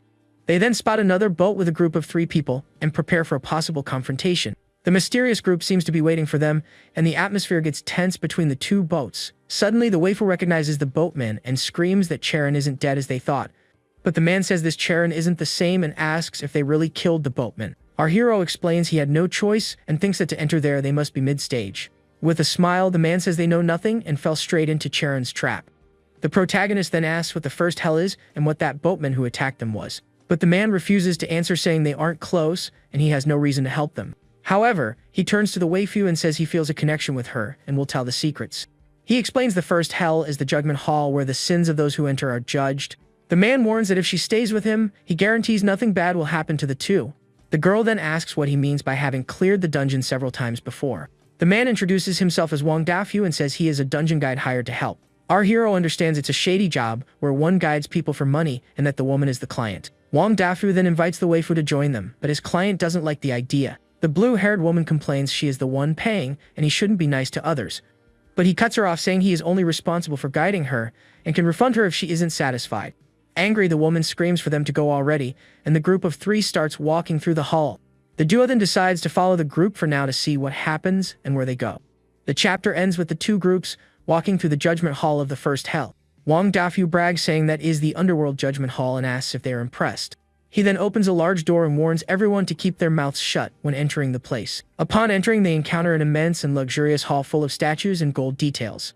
The group walks through the hall toward the throne at the top of a long staircase. On the throne, a mysterious figure with a cross-shaped helmet and a large book watches them. With a hammer bang, the figure calls for silence and a blue aura spreads through the hall. He then introduces himself as Yin Yu, the judge of the first hell's judgment hall. With his book of sins open, the judge announces the judgment of their sins will begin. Wang Dafu tells the duo to watch and do exactly like him to pass the judgment. He then approaches the judge and says in life he committed no crimes and asks him to see clearly. The judge then opens his book, and purple energy begins to analyze the man's soul in front of him. With a beam of light, the judge verifies Wang Dafu's past to confirm his words. The man squeezes the purple orb in his hand tightly while waiting for the judge's verdict. After the analysis, the judge declares Wang Dafu has no criminal record and is innocent. With the judgment over, the guide hands the orb to the woman and tells her to do the same. After the analysis, the judge also declares the woman innocent of all her past crimes. Wang Dafu then says the item can only be used one more time and he can't help the duo. But he offers the last use to the waifu if she joins him and abandons the protagonist. The girl refuses the help and says she doesn't need him to pass through the hall's judgment.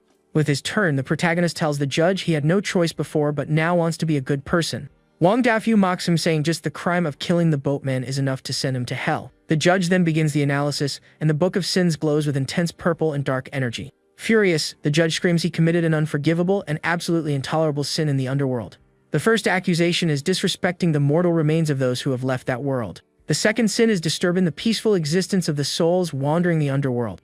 Next, he is accused of cruelly abusing poor animals and desecrating their bodies. Shocked by the accusations, Wang Dafu wonders what kind of monster that kid actually is. The judge then reveals the fifth and most serious sin, which is killing Cerberus and murdering the boatman Charon.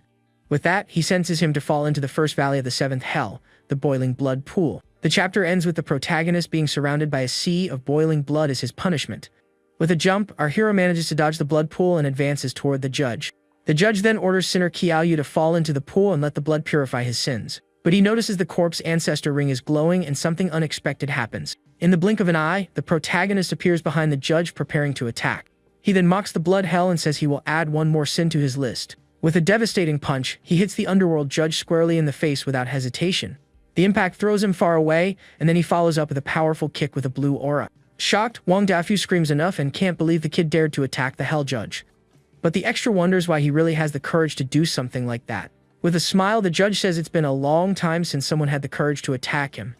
He then summons a purple spear and prepares to fight seriously against the protagonist. With his weapon in hand, the judge prepares to show his true power and punish the sinner. With a look of fury, he screams he will sentence him to eternal damnation in hell for his crimes. And then he charges with his spear and deals a powerful blow of purple energy on the ground. The chapter ends with the protagonist dodging the attack that destroys part of the judgment hall. The judge then realizes the protagonist stole his speed with the ring's ability. With a smile, our hero says his agility is quite useful for the current battle. Wasting no time, he charges full force and prepares to attack the judge with his new speed. The judge then launches another powerful attack, with his spear creating a large explosion in the hall. The attack's shockwave hits the ground and spreads across the entire judgment hall area. With the force of the impact, the protagonist is thrown far away and rolls across the hall floor. Wang Dafu says the kid is going to get hurt, and the woman asks why he didn't dodge the blow. Wounded, he thinks he didn't expect the shockwave to hurt him so much with his 500 defense. The Empress warns him to be careful because the judge's weapon has an armor-piercing effect. She then says she can't fight because, as a boss of another dungeon, she would be erased if she interfered. However, the Empress says she can teach him a special skill to help him in the fight, but the protagonist realizes his mental state is 0 and he can't use any skills. She reassures him saying not to worry because her heart is with him at that moment. The judge then screams for him to redeem himself and prepares for a new powerful attack with his spear. The chapter ends with the judge saying he will personally send him to hell for his sins. With a shadowy aura, the judge launches a series of purple energy attacks against the protagonist. Even surrounded by the energy, he realizes how powerful it is and prepares for combat. The woman screams for Wang Dafu to help because if the kid dies, they will be next to face the judge. But the guide tells her not to rush, and they should wait a little longer to see what happens. With a firm step, our hero advances toward the judge, preparing for a counterattack. The judge's spear glows with intense purple energy while he prepares for the next blow. Wang Dafu wonders if he is attacking first and if he still has any trick up his sleeve to use. Without hesitating, the protagonist advances and deals a purple energy slash on the hell judge's chest. The blow knocks him back, and our hero follows up with a series of other dark energy attacks. Seeing the scene, Wang Dafu says it seems he won't have to intervene in the fight to help the kid. But suddenly he stops, and is shocked by something he sees happening in the middle of the battle. With a purple energy sword, the protagonist prepares for one last devastating attack. And then he deals a powerful blow that passes through the judge's body and throws him far away. With the force of the impact, the hall shakes, and the protagonist lands on the ground victorious after the fight. The chapter ends with the judge fallen and defeated on the floor of the underworld judgment hall. Shocked, Wang Dafu wonders how that kid's power skyrocketed suddenly in the middle of the fight. The Empress asks how the skill is working, and he says it's good but drains a lot of energy. The skill is the Mechanical Empress's Wrath, which puts him in berserk mode and increases his stats by 0.5%. With the new strength, he says the feeling is incredible, and the skill fits him perfectly. The judge gets up and says the situation is interesting, and the system reveals his level 26 stats. Furious, the judge says he is a heinous criminal and still managed to wound him in battle. With his purple aura, he prepares to use his 8-direction mechanical halberds against him. Our hero then summons his own mechanical joints and prepares for the final confrontation. The two then clash in a duel of weapons and auras with a large energy explosion. The protagonist uses his maximum strength and manages to block the hell judge's powerful attack. The force of the impact is so great both are thrown far away in the judgment hall. Seeing the scene, the waifu blames herself for being useless and not being able to help as the group's tank. With his mechanical joints, the protagonist prepares for one last devastating punch on the opponent. The judge then screams that as an underworld judge he has the duty to punish sinner Qiaoyu. The chapter ends with our hero sentencing the judge to death and advancing for the final attack. With the exchange of blows, a large explosion of purple energy happens in the judgment hall. The waifu screams use name worried about the outcome of that intense and brutal battle. Amidst the smoke, the protagonist appears fallen on the ground and completely defeated by the judge. The system then warns his mechanical joints were damaged with the last attack. With his purple aura, the judge stands up victorious and prepares to finish the job once and for all. With tears in her eyes, the waifu blames herself for being useless and unable to help him in battle.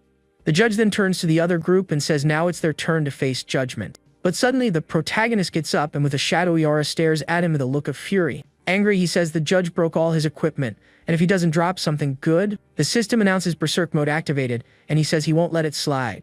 The judge calls him an ignorant fool and asks if he thinks getting up will change anything. But our hero charges and grabs the judge's spear, preparing for a surprise counterattack. With the weapon in hand, he uses it to defend against one of the opponent's energy attacks. And then he uses the spear to attack and propel himself onto the judge with his shadowy aura. The chapter ends with the protagonist delivering a devastating blow with the judge's own spear. With one last spin, our hero manages to defeat the judge with his own weapon in the hall. The force of the impact is so great it creates a shockwave that spreads throughout the place. Shocked, Wang Dafu says that kid is ruthless and it's good he didn't fight him. Fallen and defeated, the judge wonders how that is possible, and if he will really die by the hands of a criminal. With a blue aura, the judge's body begins to unravel and transform into pure energy. After the fight, the protagonist falls to the ground exhausted but victorious after the intense confrontation. Wang Dafu approaches and says Qiyu is truly amazing and he is gravely injured. He then suggests the kid heal himself but is interrupted by a surprise attack from the protagonist. Our hero threatens him and tells him to try approaching the soul core and see what happens. Scared, Wang Dafu says he only wanted to help, but the other tells him to touch the core himself. Looking closer, the guide notices the protagonist has a strange tattoo on his back. He then recognizes the tattoo as the symbol of Baize and wonders why he has it. Wang Dafu wonders who that guy is and what his connection to Baize is. He still thinks it was a coincidence or if the kid went to that dungeon on purpose for some reason. The chapter ends with our hero thinking bringing Zuo Yu there was a last-minute decision. The waifu asks if he is okay, and he says he is just wondering what the judge's loot will be. With a touch, he grabs the soul core, and a bright blue light completely envelopes him. The item is a B-rank equipment enhancement stone that can improve any item and add an enchantment. But he gets annoyed because he needed weapons or a shield and not an enhancement item. The system then announces Mission 3 was completed and a new mission has been unlocked. Mission 4 is to pass through the hell ahead and reach Hades Temple with the cross intact. The group then continues their journey, and Wang Dafu explains ahead is the Hell of Gluttony. He also warns them to be careful with the Hellhound guarding that gloomy place. The girl asks why Cerberus would be there if he should be guarding the Gate of Hell. Wang Dafu explains the gate is the dog's workplace and the Hell of Gluttony is his dorm. Suddenly, our hero notices something strange and stops walking, looking up attentively. Several pairs of glowing red eyes appear in the darkness, watching the group from above. The guide then screams for everyone to run because Cerberus woke up and is ready to attack. The giant beast then appears and charges full force at the group, without giving them time to react. The chapter ends with everyone running to save themselves from the enraged Cerberus's attack in hell. Wang Dafu wonders what is happening because the beast never attacked a living person before. Our hero explains he killed one of the beast's heads and now it hates him for it. Shocked, the guide screams that he killed one of Cerberus's heads and asks if he went crazy. The protagonist then tells Zuyu to go ahead and run to save herself from the beast's attack. With a smile, he says he still has something to recover from that beast and needs to get it back. The girl agrees to go but says she will wait for him further ahead to continue the journey. With its 3 heads, the beast stares at the protagonist with a look of fury and prepares to attack. Furless, our hero also prepares for battle and clenches his fist with determination. With a purple aura, he charges full force at Cerberus for a direct and brutal confrontation. With a confident smile, he says now is the time to settle the score from earlier with the beast. Cerberus then attacks him with a powerful bite, but he manages to dodge at the last second. Next, the protagonist lands a devastating punch on one of the heads, dealing 412 damage. The punch's impact is so strong it creates a large explosion of red energy on the spot. Without letting up, he follows up with a series of other punches on the hell creature's 3 heads. The chapter ends with Cerberus preparing a green energy attack from its 2 remaining heads. Our hero stares at Cerberus and wonders how it is so tough. The beast then fires a jet of green poison that hits the protagonist squarely on the battlefield. Even with immunity, he is thrown to the ground and takes 158 damage per second. He can't believe he is taking such a beating and can't even defeat a single dog. The battle continues with him being hit by the poison and taking continuous damage from the creature.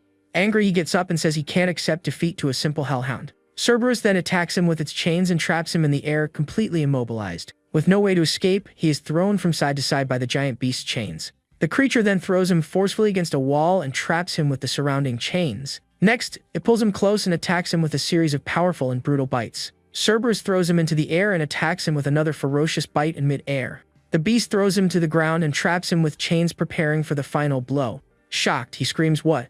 while being hit squarely by a white energy attack from the beast. The blow passes through him and throws him forcefully against one of the battle scene pillars. The chapter ends with the protagonist being hit by a series of other energy attacks. Angry, our hero screams at the stupid dog and pulls it forcefully using its chains. Cerberus then attacks him with a series of white energy blows, but he manages to defend. With a clenched fist, he prepares for a devastating counterattack against the hell creature. And next, he lands a powerful punch with a blue aura on one of the beast's heads. The battle continues with him dodging and attacking Cerberus with everything he has at that moment. The beast growls in pain and fury as it gets hit by the protagonist's fast and precise blows. With a powerful spin, Cerberus tries to hit him with its chains, but he manages to dodge. Our hero wonders what is wrong with that dog and if it went crazy all of a sudden. Far away, the other group watches the scene, and the guide says they are safe in that spot. Wang Dafu tells the girl not to worry because the kid must be in the dog's stomach already. Angry, the waifu tells him to shut up and stop hitting on her with his cheap pickup lines. Suddenly, she stops and calls Kyoyu's name as if she saw something surprising. Shocked, the guide and the woman look at the battle and see something that leaves them speechless. The protagonist appears riding on Cerberus's back and controlling the beast as if it were his. The chapter ends with the guide wondering what kind of move that is and if Kyoyu is okay. Mounted on Cerberus, he says he is fine and just taking the Hellhound for a walk. But the guide screams that the Hellhound is taking him to the dungeon's 7th hell. The beast then runs and jumps off a cliff, taking the protagonist with it into the unknown. With a powerful impact, they land in a new and gloomy place full of ruins and lava.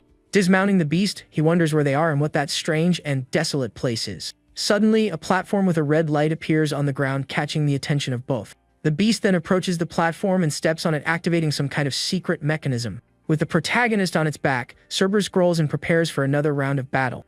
The beast attacks him with its claws and chains, but he manages to defend with his shadowy aura. Next, one of the heads fires a red energy beam that hits him squarely on the ground. With the impact, he is trapped by stone spikes emerging from the ground, completely immobilizing him. Angry, he says he didn't think the dog would also have cheat skills to use in the fight. Cerberus then opens its mouth and reveals the protagonist's blade stuck in its throat. Our hero realizes that is his blade and he needs to get it back. The chapter ends with the beast being hit by a series of red energy projectiles. Back, our hero delivers a powerful blow and cuts off Cerberus's middle head. Angry, he says it was bad enough it swallowed him, but he won't tolerate a second time. The beast then falls to the ground completely defeated and seems to be unraveling into pure energy. But he finds it weird the kill notification didn't pop up and remembers the head from earlier revived. Suddenly, Cerberus gets up with its 3 heads intact and prepares to attack again. He then realizes to defeat it, he needs to cut all 3 heads at the same time. With a scream, our hero charges with his blade and shadowy aura for the final confrontation. The beast gets trapped by a series of purple energy attacks that leave it completely immobilized. Next, he uses his mechanical joints and unleashes a sequence of powerful punches on the creature. Without letting up, he follows up with a devastating slash from his purple energy blade on the hell beast. Far away, the other group shields themselves from the shockwave, and the guide wonders what the hell that is. He says it's no wonder the boss is interested in him because the kid knows how to surprise. Taking advantage of the distraction, the protagonist cuts off another one of Cerberus's heads with his blade. He says he needs to finish the beast before the head revives again. The chapter ends with our hero driving his blade into Cerberus's last head with everything he's got. With one last precise strike, he manages to cut Cerberus's last head and end the battle. The beast is defeated, and he says now only she is left and prepares for the next step of the mission. And with a final blow, he completely destroys Cerberus's body with his blade. The impact force creates a huge yellow energy explosion that spreads throughout the place. The system congratulates him and he levels up, gaining attribute points and experience as a reward. With the victory, his blade is also upgraded and is now called the Golden Dragon Crescent Blade. The weapon now has the ability to trigger another attack with increased damage if the first one is blocked. Surprised, he wonders if his blade can really level up like it just happened. The other group approaches, and the guide asks how he is feeling after the intense battle. With a smile, he says he is fine and it was just a dog and not a big deal to defeat it. He then picks up an item dropped by Cerberus, a B-rank recovery pill that increases attributes. Happy with the loot, he thinks the item is great and the side effect barely affects him. The guide asks the reason for the smile, and he lies saying it was just a trash item. The waifu then calls him to a corner and says she has something important to tell him privately. The chapter ends with her revealing she asked Wang Dafu, and he never saw a cross like theirs. Holding the cross, he wonders what the special meaning behind that dungeon item is. The system then congratulates them on completing Mission 4 and unlocks the dungeon's final mission. The final mission is to place the 2 crosses into the holes of Hades' temple and destroy the pseudo-underworld. The other group sees the blue light and asks what they did to cause that in the middle of the dungeon. Our hero then questions Wang Dafu about what the final mission was when he cleared the dungeon before. The guide explains the mission was just to enter Hades' temple, and the dungeon would be considered complete. With that, he realizes he and Zuyu triggered something that changed the dungeon's ending. The woman tells them to hurry up because she doesn't want to stay in that place for one more second.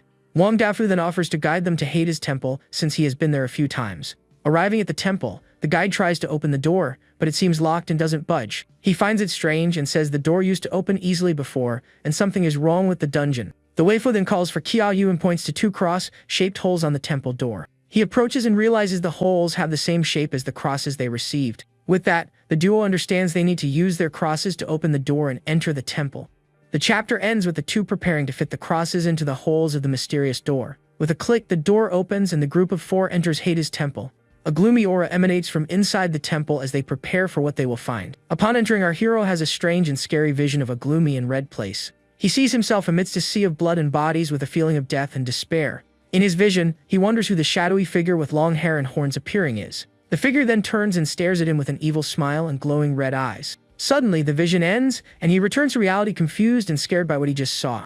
Looking ahead, he sees a large coffin in the center of the temple with a body inside it. He then recognizes the figure as the man from his vision and wonders if that was a scene of his death. The waifu asks if he is okay, and he questions if she also saw any strange image. With that, he wonders if he was the only one to have that vision and what the meaning behind it is. Wang Dafu says it doesn't make sense because the temple has always been empty and never had a coffin. The protagonist then approaches the coffin to take a closer look at the figure lying there. Suddenly, the figure opens its eyes and stares at him with an evil smile and sharp teeth. The chapter ends with our hero wondering if the figure is rising from the dead. With a quick movement, the shadowy figure exits the coffin and flies toward the protagonist.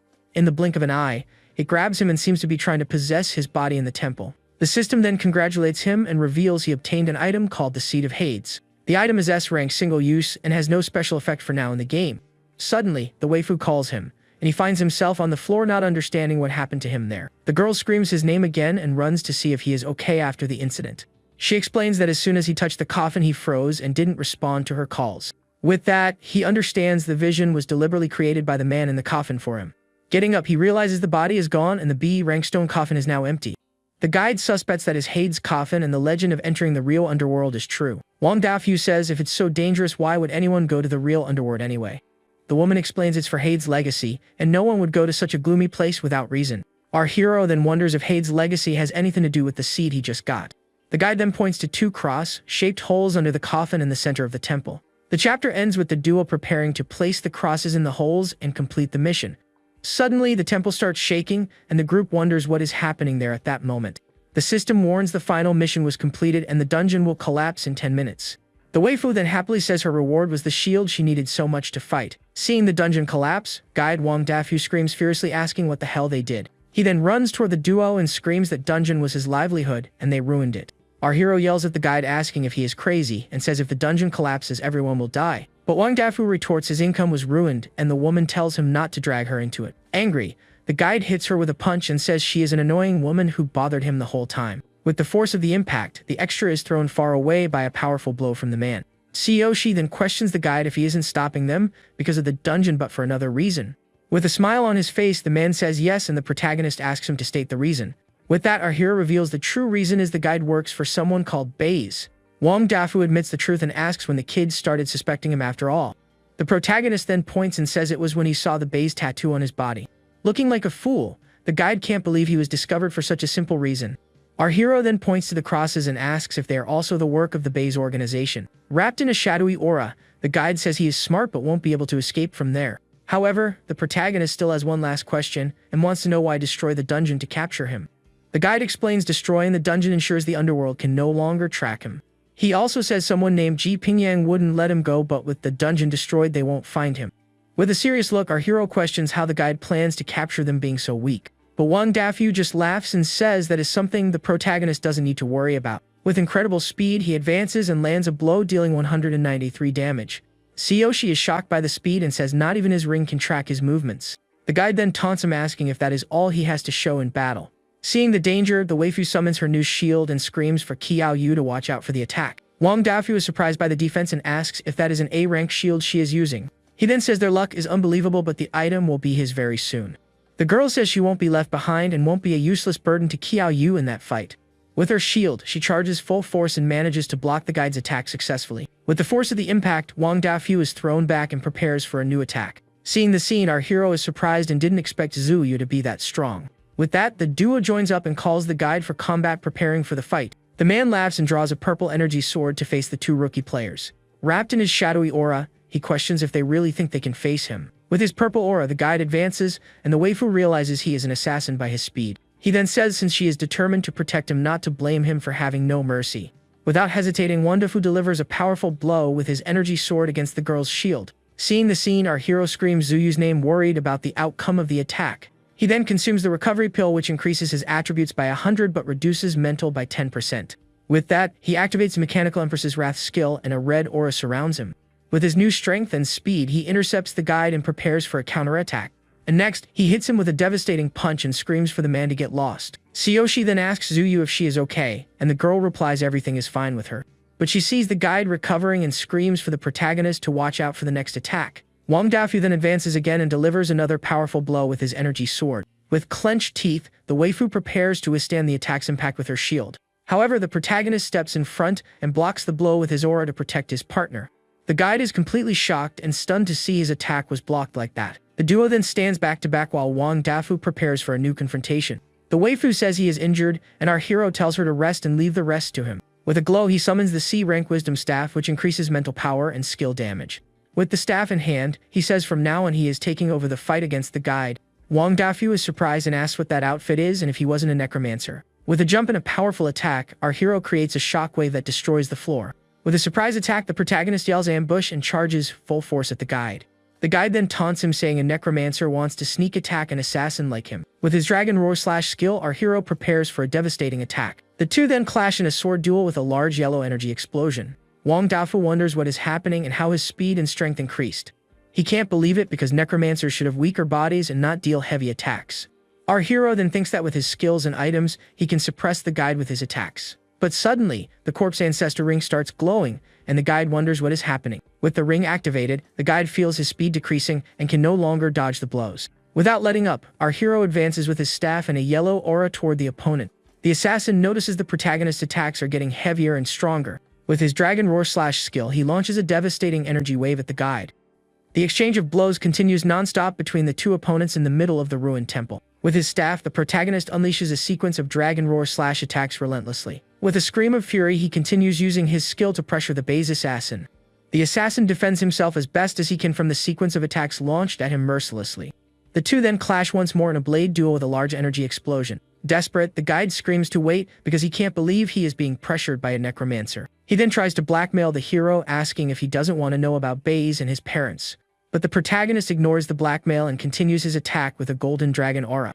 The guide insists, telling him to think carefully because Baze has important info about his past. But the attack hits him squarely while he reveals Baze also has spies in the underworld. Fallen, the guide says he dared to kill him, and the Baze organization will never forgive him for it. With the dungeon collapsing, the protagonist watches the result of his last attack in the temple. With clenched teeth, he seems to be controlling himself not to lose control of the situation.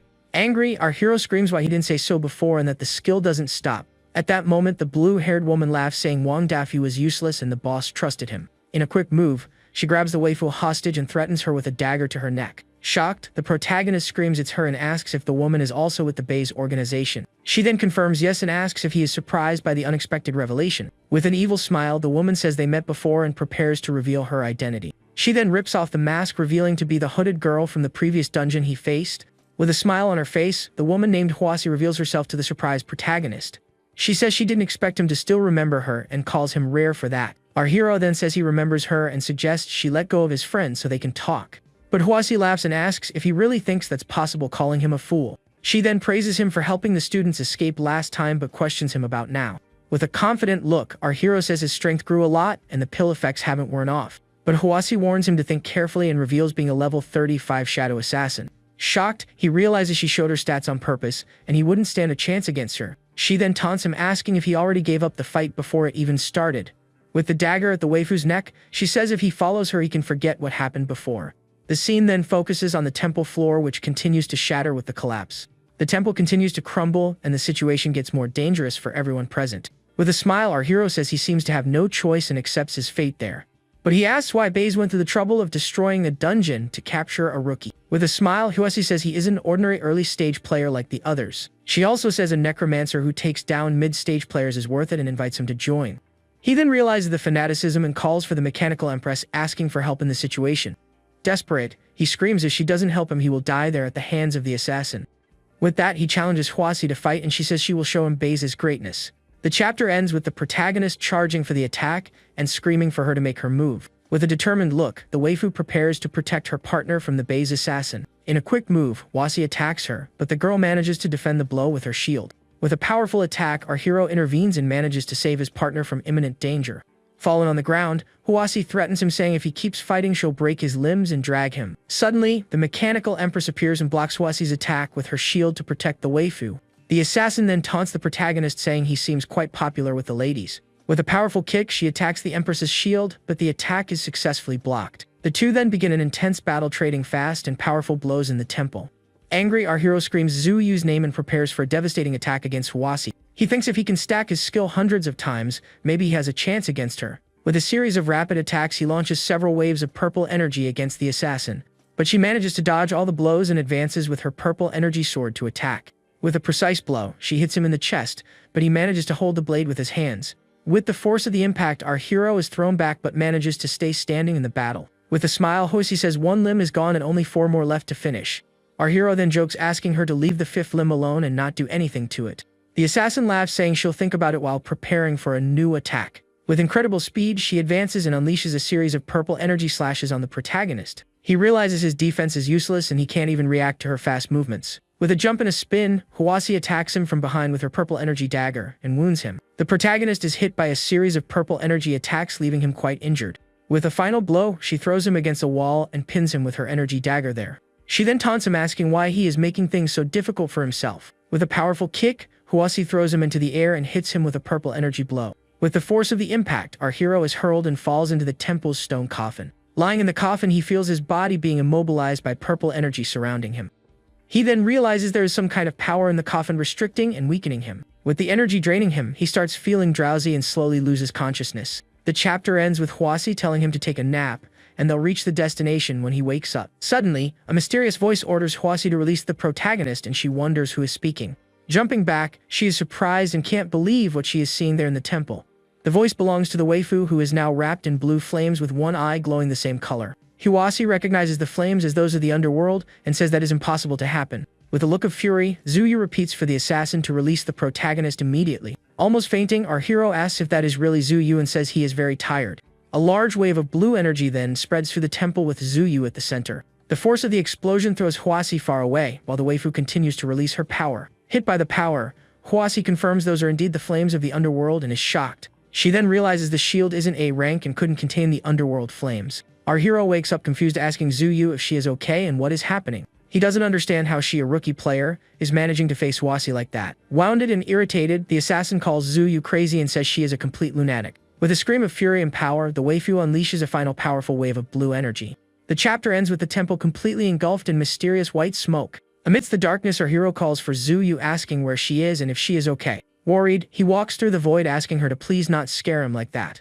With the temple crumbling in the background, he screams his partner's name with despair in his voice. Suddenly, a voice replies she is there, and Zuyu's figure appears over him in the coffin. Relieved, he thanks her and asks about Huasi, and the girl confirms the assassin fled. He then says to leave because the dungeon is about to collapse, and there is no time to lose. With a gentle touch on his head, she prepares to say something important to him. But she says she can't leave with him, and our hero gets confused and asks why. The girl just apologizes repeatedly without giving a clear explanation for her decision. He then screams for her not to cry and asks her to get him out of that coffin first. The waifu then approaches his face with an expression of pure sadness and melancholy. A lonely tear runs down the girl's face as she prepares to say goodbye.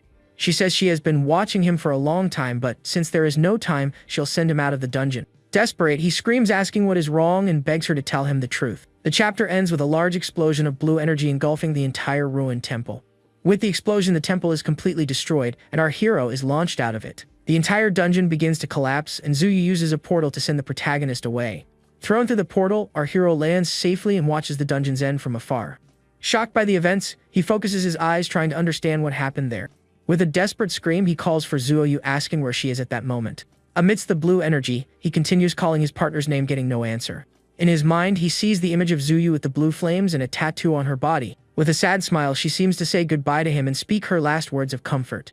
Through a portal, he is transported out of the dungeon, not understanding what happened. Desperate, our hero screams Zuyu's name once more before losing consciousness. In a final mental message, the girl asks Qiaoyu to continue living his life well. The scene then cuts to a hospital room where the protagonist is lying in a bed. An extra asks another why they don't tell Qiaoyu the truth, saying it's unfair. The other replies the doctor said he can't handle shocks, and the dungeon collapsed with Zuyu. Our hero then wakes up saying his head hurts, and the friend says it's nothing to worry about. The friend lies, saying they drank too much and the protagonist hit his head on a pole. Suspicious, our hero says for some reason he feels he is lying about what happened. The friend insists, telling him to ask Maffei, and the other confirms the Pole story. Even so, he feels something isn't right and he is forgetting something very important. The scene cuts to a mysterious castle where Huasi's boss is scolding her for the mission. The man says she received a second chance but failed her task again.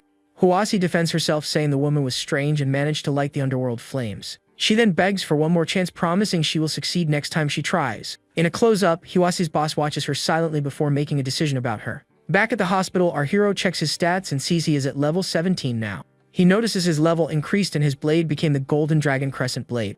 However, he feels he is missing important memories and forgot about something or someone. At that moment, his veteran Longshang arrives, saying he heard he was hospitalized. The veteran asks how he is feeling, and our hero says he is fine and asks what he wants. With that, Longshang questions him if he has heard of the Global Underworld Combat Tournament. The veteran explains the tournament is a big event happening every 4 years between alliances. He also says it's the biggest stage for young talents to show their skills and earn rewards. Longshang reveals last year's champion even received an S-rank equipment as a prize. The protagonist then asks if he is inviting him to participate, but the veteran denies it. He says he invited him to go to a dungeon because only those who complete it can qualify for the tournament. But since the hero is injured, Longshang says he won't force him and he can look for him later. With that, the veteran says goodbye and leaves the hospital room, leaving the protagonist alone with his thoughts. Suspicious, our hero finds the invitation weird and feels Longshang is trying to set him up. Suddenly, his friends call him, and he turns to see what they want at that moment. Confused, he wonders why there are two Yang Xiangdas there, and the friend explains one is Maffei. Shocked, the protagonist asks what happened and why Maffei looks like that in the hospital. The friend then decides to tell the truth, saying he didn't hit a pole, but went to a dungeon.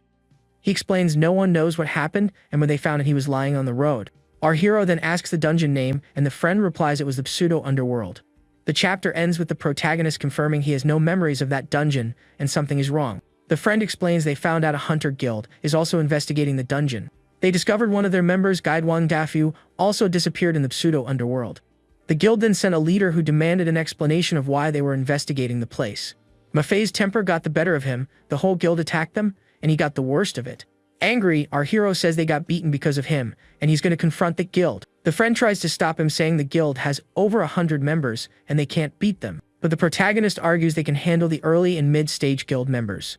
Angry, Maffei agrees, saying he was never humiliated like that and wants revenge. With that, the trio gets dressed and heads toward the Hunter Guild headquarters for the confrontation. The scene cuts to the imposing guild headquarters where a group of members is gathered outside. One of the extras sucks up to the leaders, saying the two boys who dared mess with them are crazy. But the leader scolds them, saying it's not worth bragging about beating up two nobodies.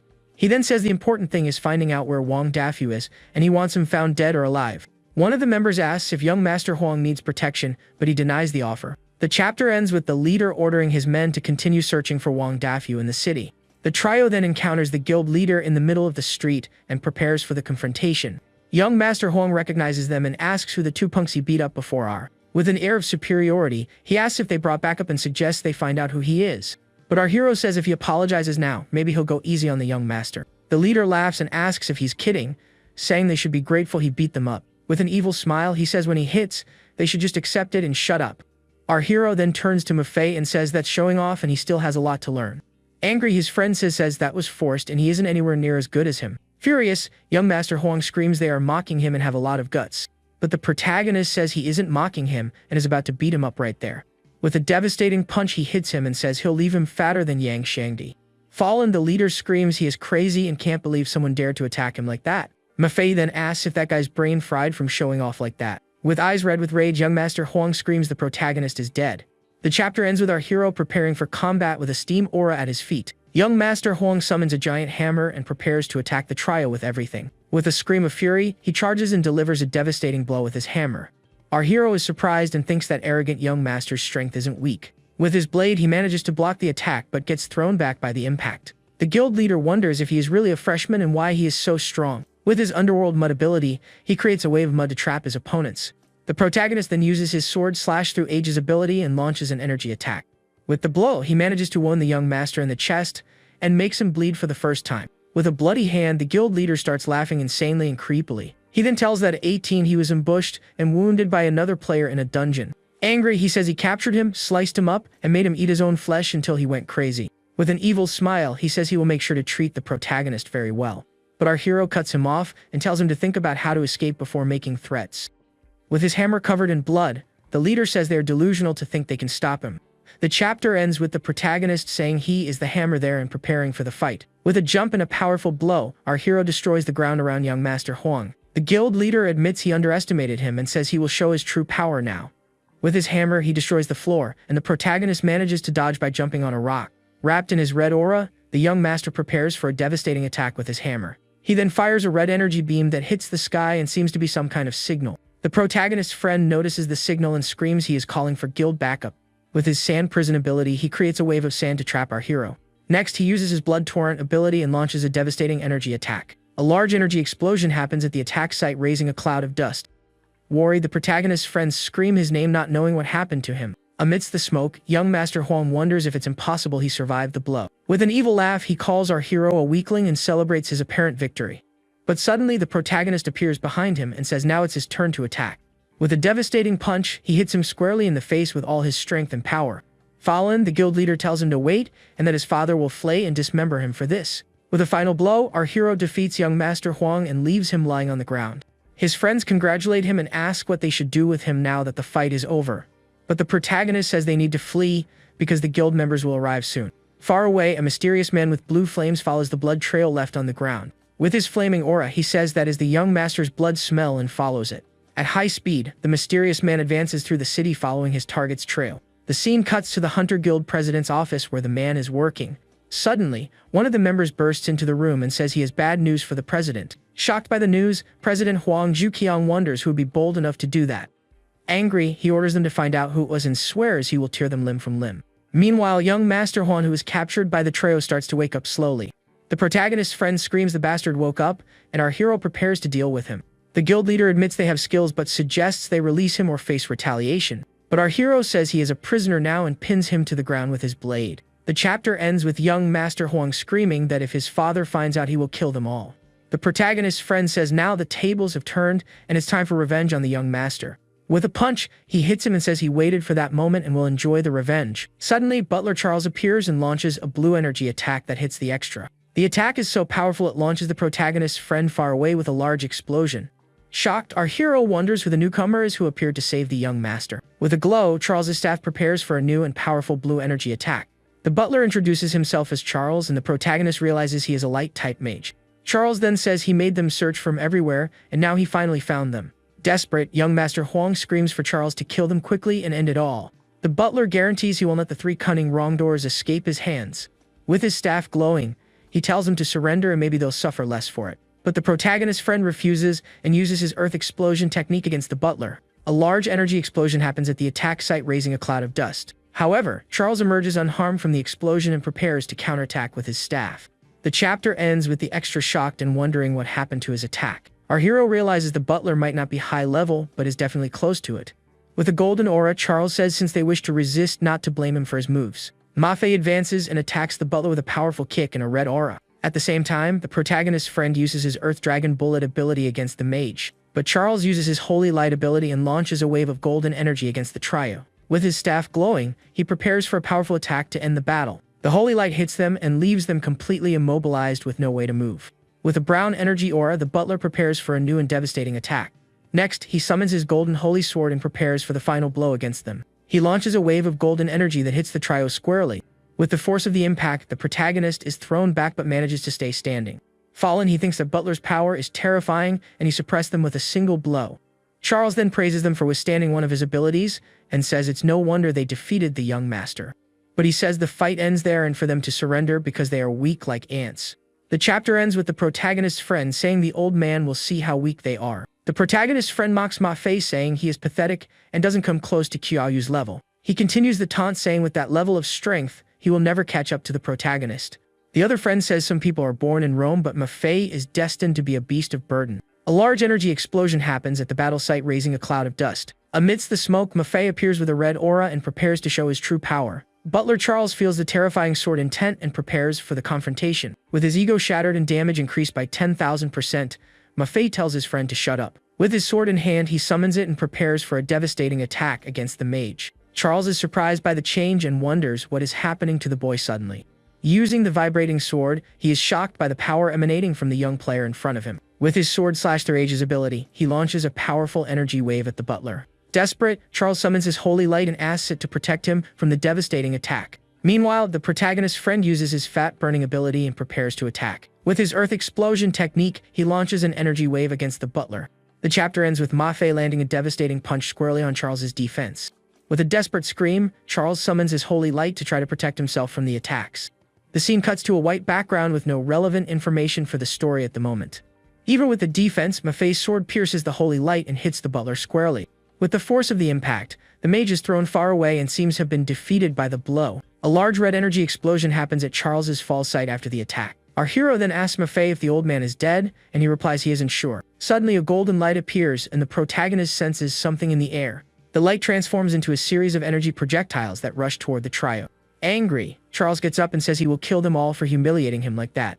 With a powerful golden aura, he prepares for a self-destruction attack to take everyone out. Our hero realizes the old man is about to explode and prepares for what's coming. Suddenly, a mysterious white figure appears and seems to be preparing to intervene. The protagonist's friend asks if he is okay and if he got hurt by the energy explosion. He then feels someone has been protecting them from damage the whole time but doesn't know who. The chapter ends with our hero wondering who it is and why he can't remember the person. With his golden holy sword, the butler launches an energy beam that hits our hero squarely. In pain, he screams and wonders why he can't remember the person protecting him. The protagonist's friend helps him up and asks if he is okay after the attack. He then tells Ma-Fei that if they can't handle the situation, they need to flee. Ma-Fei complains about the old man and says if he were the same age, he would kill him easily like a dog. Suddenly, the protagonist flees and Ma-Fei screams for him to wait and not leave him behind. With a punch, our hero knocks out young Master Huang and carries him to escape with him. Desperate, Ma-Fei screams asking where they are taking him and asks Charles for help. The butler tells the young master not to worry and screams for the brats not to run. With his staff, he launches a large wave of golden energy to try to stop the trio's escape. The scene cuts to Jingju University where the trio seems to have managed to escape the butler. Running through the campus, the protagonist's friend complains the old man chased them to the university. Some students recognize young Master Huang and wonder if someone kidnapped him and brought him there. The chapter ends with Charles appearing on campus and screaming where the brats think they are going. Suddenly, a university security guard appears and orders Butler Charles to stop immediately.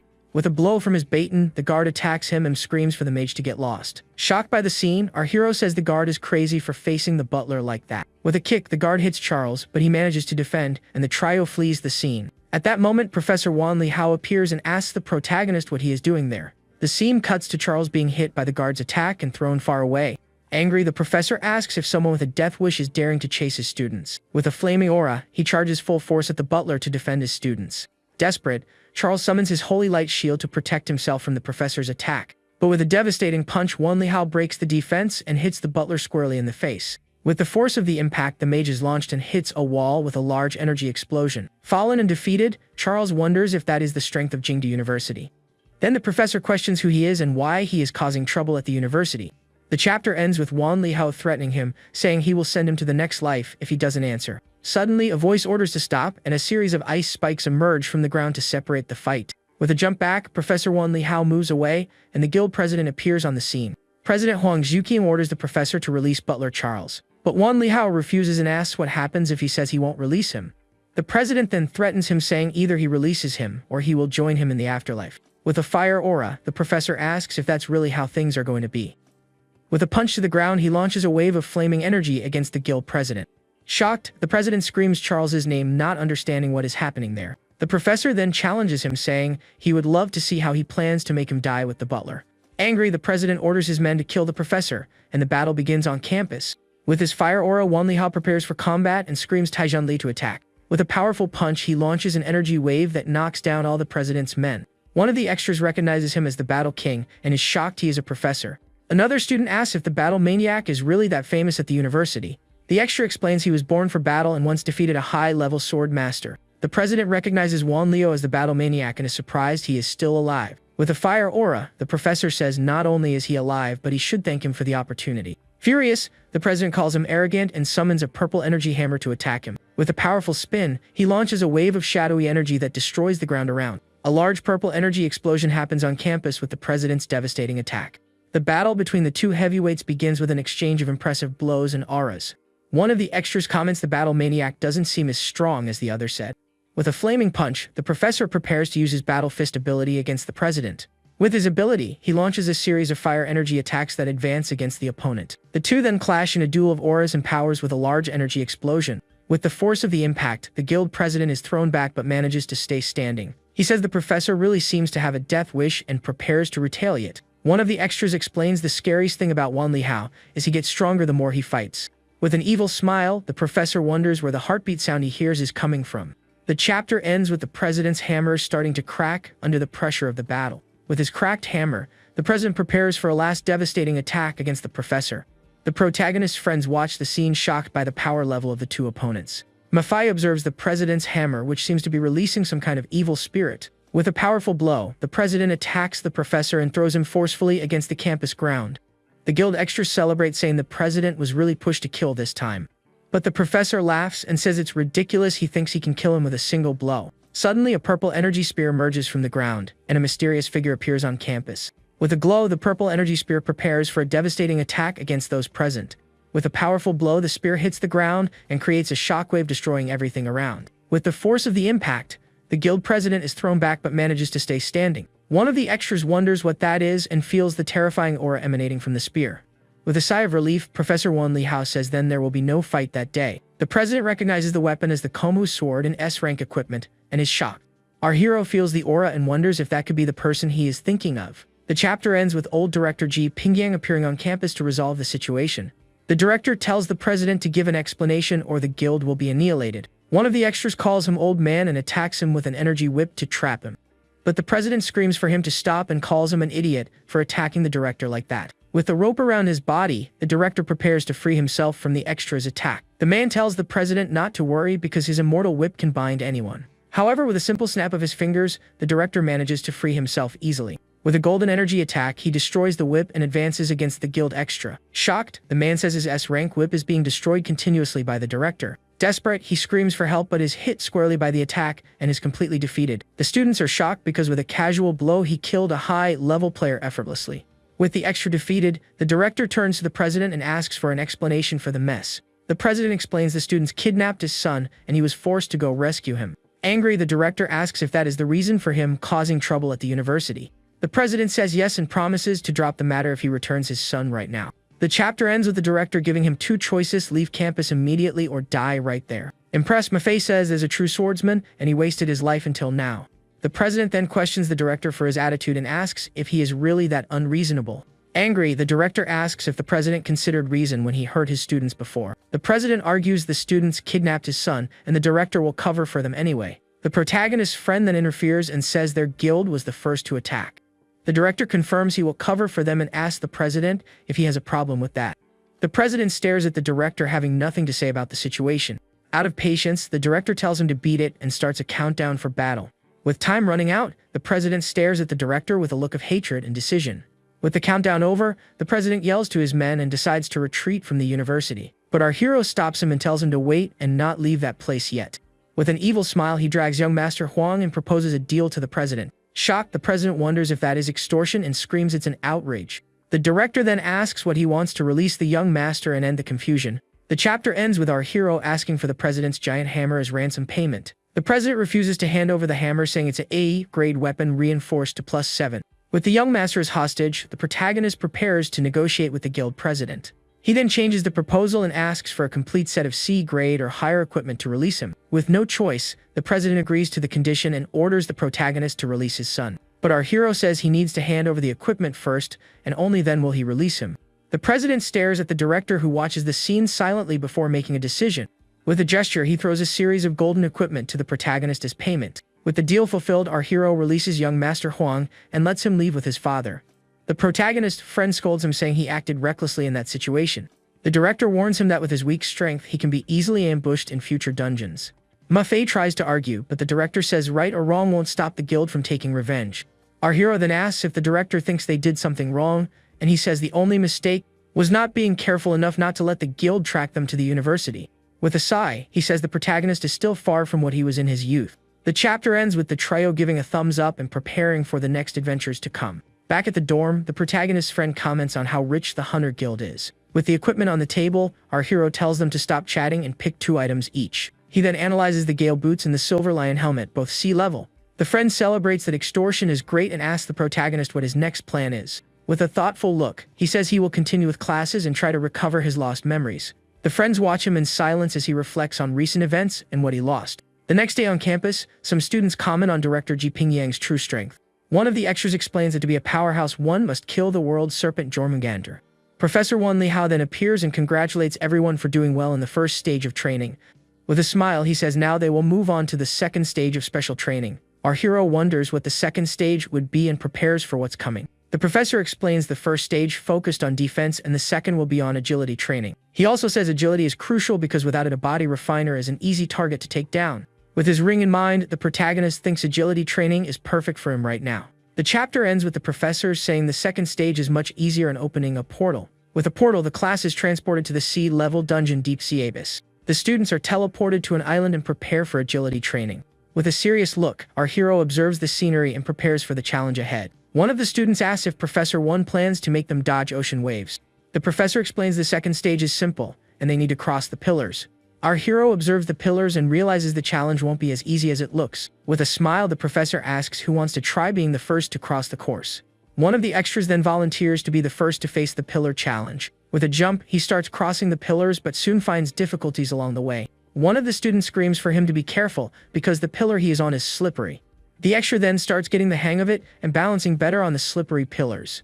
The other students comment the challenge seems easier than they imagined at first. Suddenly, a jet of water hits the pillar and unbalances the student crossing.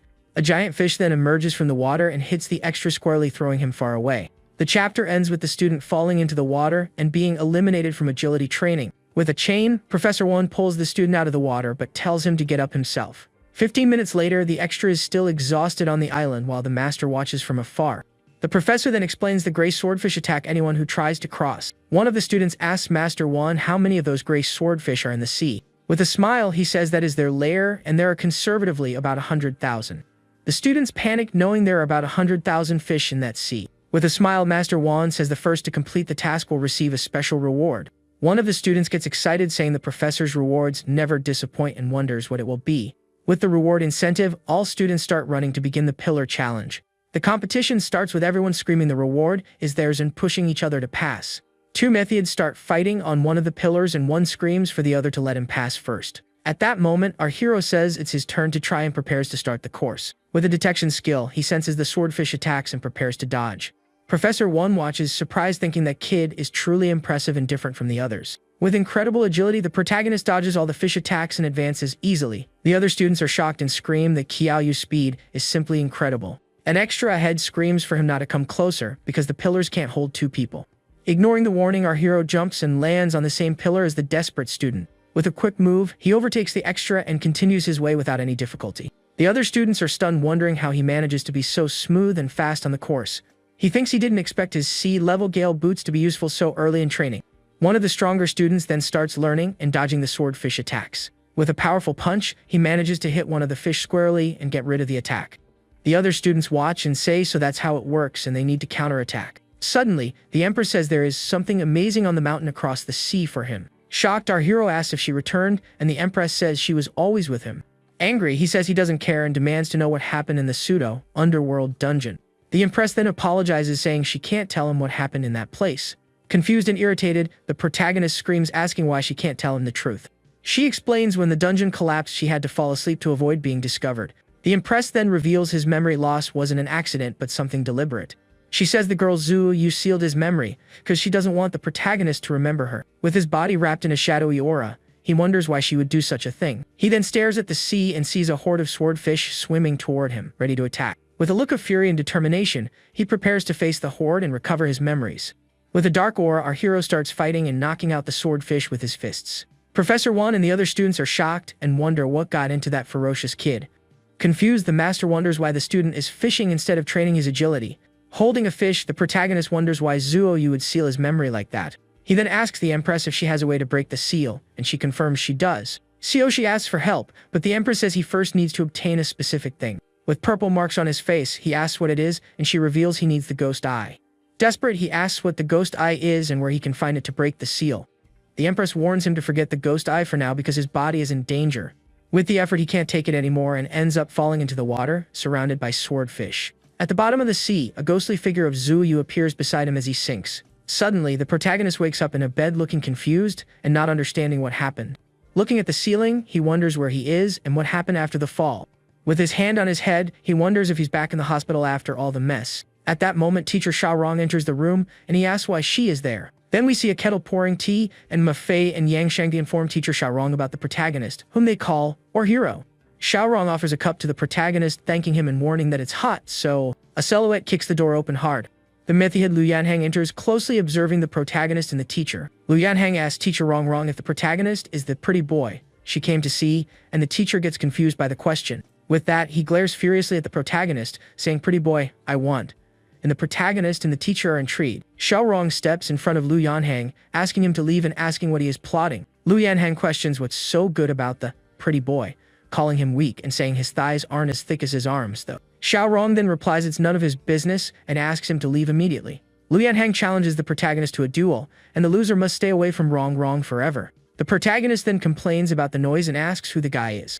Lu Yanhang introduces himself as the strongest male genius of Jingdu Azure Dragon Normal University, and that's why he's arrogant. The protagonist remembers that in this university there is a 1:9 ratio between men and women. Xiaorong then advises the protagonist not to argue, admitting that despite his issues, his strength is formidable, and he agrees. The protagonist clarifies to Lu Yanhang that he never cared to get close to teacher Xiaorong, and he scoffs. Lu Yanhang says the coward isn't suitable for her, but the teacher tells him to shut up. With a smile, our hero says he got it wrong, and that the teacher came to him on her own. He continues the taunt, saying she not only came but took care of him day and night with affection. Sayoshi also says she finds him more handsome and taller, leaving the teacher completely embarrassed. Angry, Lu Yanhang screams for the protagonist to die and charges at him in the room. But his punch is blocked by a large blue crystal shield that suddenly appears in front of him. Teacher Xiaorong creates the shield and yells at Lu Yanhang, saying enough of this mess. The mythid challenges him to a duel, and our hero simply calls hospital security. While being dragged away by security, Lu Yanhang calls him a coward and repeats the duel challenge. The teacher apologizes, and he says it's no problem, and he'll take care of that guy for her.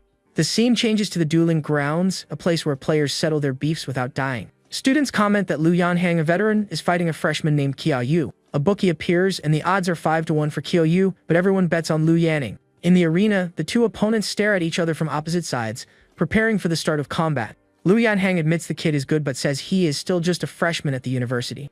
With an evil smile, he swears he will beat him up in front of teacher Xiaorong that day. Our hero then introduces himself as a level 17 beginner necromancer to the audience. Silence takes over the arena as the two opponents stare at each other before the battle begins. The audience gets furious and complains the fight is pointless and no one would bet on a necromancer. But a student argues that if Qiaoyu summons his undead, he might have a chance. Lu Yanhang gets annoyed and asks if the kid is trying to trick him for easy money. With a firm step, our hero charges full force at the heavy armored warrior. With a smile on his face, he continues to advance, preparing for a melee attack. Lu Yanhang wonders if he is really trying to trick him, and if he will accidentally kill him. The audience panics and wonders why a necromancer is advancing to fight up close. From afar, teacher Xiaorong just watches the scene and says everyone is underestimating Qiaoyu. With a clenched fist, Lu Yanhang decides to take the punch head on since the damage should be low. But to his surprise, the protagonist's punch hits him with devastating and unexpected force. With the force of the impact, the warrior is thrown far away with a large energy explosion. The audience is shocked, wondering if they are dreaming of a necromancer defeating a warrior. Angry, the bettors scream the fight was rigged and Qiaoyu lied about his class. Other extras call Lu Yanhang a loser for not being able to beat a beginner and ask for their money back. But to everyone's surprise, the warrior starts to get up, and the audience screams he is standing. With his hand on his face, he admits the punch hurt, and that now he will use his true power in the fight. Without giving time to breathe, our hero charges full force at the heavy, armored warrior. Lu Yanhang manages to block the blow and screams for the protagonist not to underestimate him in battle. With his fist wrapped in a purple aura, Sayoshi prepares for a new and powerful attack. The two then trade a series of quick blows and engage in hand-to-hand combat. In a test of strength, the two opponents stare at each other with fists locked in the middle of the arena. With an evil smile, the warrior starts to gain the upper hand and push our hero's arm. In a quick move, he manages to land a devastating punch squarely on the protagonist's face. The audience recognizes the move as Lu Yanhang's signature attack called 3 heads and 6 arms. With his ability, he launches a series of rapid attacks that hit our hero squarely. Hit squarely, Qiaoyu wonders what the hell that is and how he can be so fast.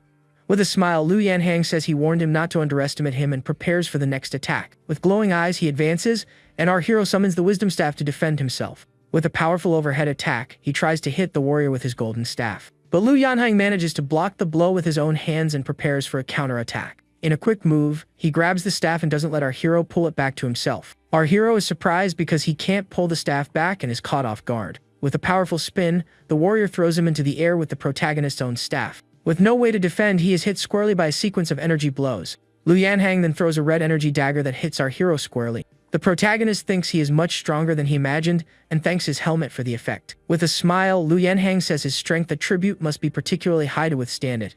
The audience is shocked and wonders how a necromancer can have 500 attack points. The warrior then explains that just having stat points is useless, and you need to know how to use them. He calls this conversion rate and says the protagonist is terribly low for fighting.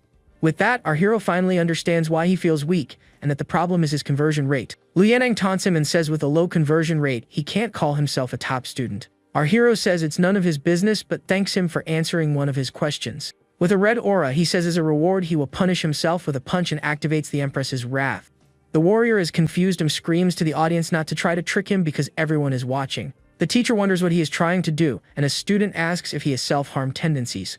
With a purple aura and glowing eyes, our hero prepares to show his true power in the arena. He then activates his corpse ancestor ring and says with high stats it's all the same. With incredible speed, the protagonist advances and lands a devastating punch on Lu Yanhang. The punch's impact creates a purple shockwave that spreads throughout the duel arena. Even hit, the warrior manages to dodge and counterattack with a powerful blow on our hero. The two then trade a series of fast and powerful blows with their purple auras glowing. With a large energy explosion, the exchange of punches ends and the two separate in the arena. The audience is shocked and can't believe a low-level necromancer knocked out a warrior. Followed on the ground, Lu Yanhang says it's not over yet, and he will represent his university in the tournament. With a dark aura and a mysterious mask, he screams he can't lose to someone like the protagonist. With a dark aura, the warrior prepares for a devastating attack against our hero. He reveals he was saving the move for the tournament and activates the full form of his ability. With his 6 arms, he advances and tells the kid to take a good look at Master Lu's power. The protagonist is hit by a sequence of blows that leave him with 120 damage. Lu Yanhang taunts him asking where the arrogance from before is and tells him to keep being arrogant. With an evil smile, he says the result is decided and screams for the protagonist to die. But our hero manages to grab his fist and stops him from landing the final blow in the battle. With glowing eyes, the warrior is surprised and can't believe his blow was stopped. The system warns the berserk state has reached its limit, and our hero says the result is decided. With a grim smile, he says having so many arms is scary and he will remove some for him. In a quick and brutal move, our hero rips off one of the warrior's energy arms. With a purple aura, a giant hand appears and rips off another one of Lu Yanhang's arms. With teeth clenched in anger, the warrior screams he wants the protagonist to die already. Without letting up, our hero continues to rip off the opponent's energy arms with his aura. Hit by his own arm, the warrior screams in pain and glares at the protagonist with hatred. The audience is shocked and wonders if a necromancer's physical strength can reach that high. From afar, a mysterious figure with a hood watches him and says she finally found him. With a wounded and surprised face, the warrior can't believe what just happened. With a dark aura, the protagonist says it's over and prepares for the final blow. With eyes glowing purple, he charges full force at the heavy armored warrior. With a sequence of rapid punches, he hits him in the face without giving a chance to defend. With a final devastating punch, he hits him squarely and throws him hard against the arena floor. With the force of the impact, a large energy explosion happens, raising a cloud of dust. Fall on the ground, the system shows Lu Yanhang's HP is at 1 and he was defeated. The audience is shocked and can't believe a freshman necromancer beat the veteran warrior. Victorious and wrapped in his aura, the protagonist lands in the center of the battle-destroyed arena. With his purple aura, he prepares to leave the arena while the audience watches in silence. The mysterious figure watches him from afar with a smile on her face as he walks away from the arena. With slow and tired steps, he walks toward the exit of the duel arena after the victory. Exhausted, he coughs and realizes the skill is powerful but consumes a lot of life and leaves him at the limit. The system warns the berserk state was deactivated and an immobilization side effect was activated. With his body paralyzed, he can't move and ends up falling to the ground with no way to react. Suddenly, the mysterious figure picks him up and carries him away from the duel arena in a hurry.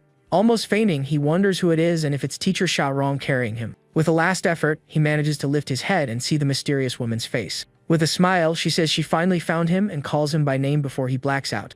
The protagonist then wakes up in a strange bed and wonders where he is and what happened. With his hand on his head, he remembers fighting Lu Yanhang and being knocked out by a woman. 2 maids appear and ask if the young master is awake, surprising the protagonist. Looking around, he wonders whose room that is and why he is surrounded by teddy bears.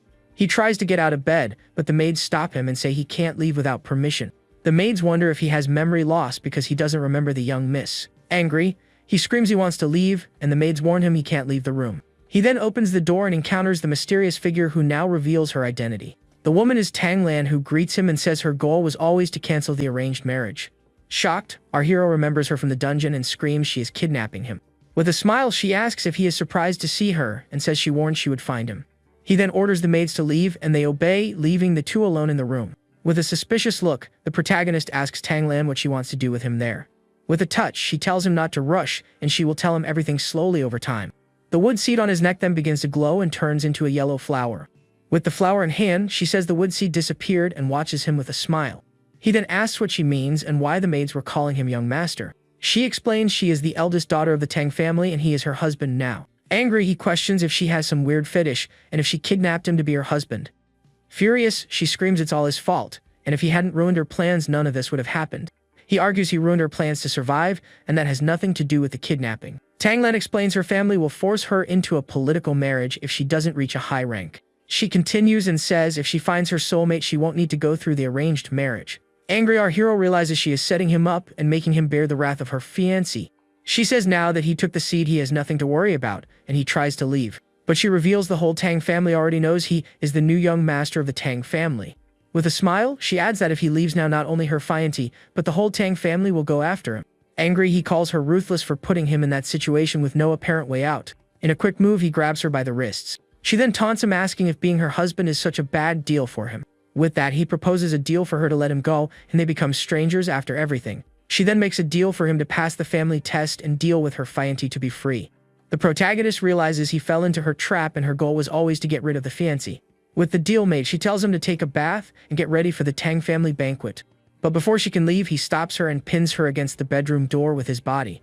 Scared, she asks what he is doing and if he is really going to try something with her. With an evil smile, he says she should know since he is her husband now. Desperate, she screams for him not to try anything and reminds him that is her family. With clenched teeth, he leans into her face and stares at her with an intense, predatory look. In a quick move, he throws her onto the bed and stares her down with a serious and determined look. Angry and gritting her teeth, she screams that Qiao Yu is truly sick and crazy. With a sigh, he realizes he got into trouble again and needs to find a way out. The scene then cuts to night, and the protagonist seems to be getting ready for the banquet. Tanglan knocks on the door and asks if he is ready for the upcoming family event. With a serious look, she stares at him and seems impressed with his appearance in a suit. With an elegant suit and a confident look, he prepares to face the Tang family banquet. Clearing her throat, she says he'll do and calls him to go together to the family event. The two then arrive at the imposing Tang family mansion for the banquet awaiting them. Upon entering, the maids greet them as young miss and young master of the clan. Tanglan warns him to speak and do less and just follow her lead during the banquet. Arriving at the hall, they spot an elegant woman who appears to be Tanglan's mother. The woman, named Kong Yun, calls her to sit and joins them in the main hall. With a smile, our hero greets her mother and calls her auntie in a polite tone. He then compliments her, saying she looks so young he thought she was Lanner's sister. Suddenly, an older man appears and complains about the flattery and the protagonist's smooth talk. With a smile, our hero approaches and asks if he is Lanner's grandfather and greets him. Shocked, Tanglan screams that is her father, Tang Dingshan, not her grandfather as he thought. With an awkward smile, he apologizes and says his eyesight is terrible and he confused him. Angry, her father thinks if not for the unborn grandson, he would kill him with a slap. Tanglan scolds him, and he thinks the real show is about to start and he will ruin the banquet. With a firm step, he advances through the hall preparing for what is to come in the meeting.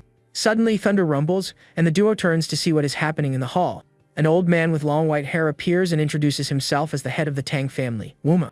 Everyone in the hall greets him and calls him family head with much respect and admiration. Tanglan warns him that old man isn't simple and he is her grandfather and the family head. With an intimidating look, the family head stares at the protagonist with his glowing green eyes. Suddenly, strong pressure spreads through the hall, and everyone is thrown to the ground by the force. With the pressure, the family members are immobilized and can't move before the head. With a smile, the head praises him and says he isn't bad and has a bit of his old style. Tanglan apologizes on his behalf, but the grandfather says it's fine and tells them to sit. To provoke them, our hero starts eating exaggeratedly and loudly in front of everyone. With his mouth full, he thinks he wants to see how long they can tolerate him there. After eating a stack of dishes, he burps and asks if everyone is satisfied with the meal. The grandfather then asks everyone to leave because he wants a private chat with young Qiao Yu. Worried, Tanglan tries to intervene, but her father stops her from meddling in their conversation. With a serious look, the family head screams for everyone to get out and asks if he needs to repeat himself. Alone with the protagonist, he calls him young friend and stares at him with a mysterious look. He says not to be nervous and knows he was brought there by Lanner, but her nature isn't bad. Our hero thinks her nature isn't bad and the other bastards aren't any better either. The head then reveals he kept him there to ask for his help with the Tang family matter. He explains the younger generation of the family is lacking and only Lanner is presentable. The grandfather says every year there is a meeting to decide the new 4 great families of the capital. Shocked, our hero refuses and says he can't because he is a Qiao and shouldn't interfere. But the head convinces him, saying he can let him enter the family's ancestral grounds as a reward. Surprised by the proposal, our hero thinks the ancestral grounds must have many treasures. The head says he has no other options and needs his help to save the family. He also says if they fail the meeting, the Tang family will certainly fall from its position of power. The protagonist asks how he can be sure he can help, and the old man says he investigated him. With a serious look, our hero agrees to participate, but says he won't risk his life for the family. Happy, the head thanks him on behalf of the whole family and tells him to make himself at home there. With the deal made, our hero says goodbye and leaves the hall, leaving the head alone with his thoughts. With a gloomy look, the old man watches the guy leave and seems to be plotting something in the shadows. Outside, Tanglan waits for him and calls him for a private chat about what happened. She asks what the grandfather wanted with him and what they talked about alone in the main hall. With a taunt, he says the grandfather cut ties with her, and now he's her new grandfather. With an evil smile, our hero teases her and asks if she wants him to turn her into a corpse. With eyes red with anger, she screams at him and calls him for a more serious conversation. With a whiny tone, she calls him brother and asks him to tell her the truth about the conversation. He then reveals the grandfather asked him to represent the family, and he agreed to the proposal. She wonders why he agreed, and he tells her not to overthink the matter. Angry, she screams it has nothing to do with him and says she won't bother with the guy anymore. A few days later, the Tang family gathers for the great annual meeting of the four families. The family head says now that young friend Qiao Yu arrived, they can leave for the location. The event takes place at Chuanli Mountain, where the families gather for the big tournament. The four great families of the capital are the Tang Qunji and Xiao family, who are present. The head of the Xiao family, Xiao Tians, provokes the Tang family for arriving last at the event. Angry, the Tang family head threatens him and says if he is unsatisfied, they can go to war. A woman from the Qun family watches the protagonist from afar and finds his back familiar from somewhere. The woman, named Qun Xiangxiu, wonders how he could be mixed with the Tang family group. With everyone present, the event judge announces the start of that year's family meeting. Judge Jin Yixu asks the chosen elites of each family to step forward to begin. Our hero then joins the group of chosen ones preparing for the tournament to come. With a serious and determined look, Qun Xiangxiu watches the protagonist approach the group. Surprised, she realizes it really is Qiao Yu and can't believe he is participating in the tournament. One of the extras wonders who the protagonist is and if he was always part of the Tang family. The judge tells everyone to get ready to enter the instance, but the Xiao family head interrupts him. With a suspicious look, he says he suspects the protagonist isn't really from the Tang family. With a serious look, Qun Xiangxiu wonders how Qiao Yu ended up involved with the Tang family. The Tang family head then explains he is his granddaughter's husband and the family's son-in-law. Angry, Chief Shou accuses him of deceiving them and says the Tang family is desperate for members. Another extra mocks and says with that logic he can go to the capital and adopt some geniuses. Someone from the audience points out the two don't look like a couple and are very distant from each other. The Tang family head then asks our hero to get close to Lanner to shut the others up. With a tired look, the head asks what would make him agree to help shut the others up. With an evil smile, our hero says they will have to pay more for his extra help. He then demands the Tang family do one thing for him without questions, and the head agrees to the deal. With the deal done, he approaches Tanglan and pulls her close with a seductive look. In a quick and unexpected move, he kisses her in front of everyone to prove they are a couple. Chief Xiao watches the scene and uses a detection skill but realizes something isn't right. Shocked, Chief Xiao wonders if the boy is only at the initial stage of his power. The Tang family head then questions him if initial stage cultivators can't participate. With a laugh, Chief Xiao says they can but warns him to be careful not to die on the spot. Angry, the judge screams that's enough and orders everyone except the participants off the platform. He explains the goal is to obtain the 4 ghost eyes of the mountain to become a great family. Hearing the word ghost eyes, our hero remembers the conversation with the mechanical empress. With everyone ready, the judge announces the start of the meeting, and the Ghost Mountain instance opens. The participants are transported inside the instance preparing for the challenge ahead. One of the family heads asks the judge to bring his divine artifact for the event. With a glow, the judge summons a magic mirror that seems to be the requested divine artifact. With the mirror, he projects the image of Ghost Mountain so everyone can watch the tournament. Ghost Mountain, a gloomy and misty place. One of the participants tries to enter the mountain but is repelled by a dark and mysterious mist. Our hero watches the scene and realizes the ghost mist is terrifying and his luck isn't that bad. One of the heads laments the loss of his participant, and another tells him to accept the loss and move on. The Tang family head celebrates that the heavens are still looking out for his family at that moment, but he chokes and coughs seeing one of his participants was eliminated from the competition. Inside the instance, one of the Tang family members approaches and asks if his name is Qiao Yu. The man introduces himself as Tang Aoshan and says in the instance he must listen to his orders. With a cold look, our hero simply asks why he should listen to his orders. He explains that as the only mid-stage cultivator, he is the strongest and should give the orders. A woman in the group supports him and says he is the #1 genius of the family and despises the protagonist. Our hero then agrees to listen to him and says he will hide behind him during the challenge. The Tang family head complains he warned them to follow Qiao Yu's lead, but they didn't listen. With Tang Aoshin's leadership, the group advances through the forest in search of a ghost eye. Our hero thinks he needs a ghost eye, but the family also needs one, and there are only 4 of them. Suddenly, they hear a scream and encounter a mysterious old woman in a wheelchair. One of the group members identifies her as an NPC and suggests they approach carefully. Relieved not to have been attacked, they continue their way through the dark and dangerous forest. The old woman then warns them the mountain is hell, and living beings should stay away from there. One of the group members asks what the old woman means by that ominous warning.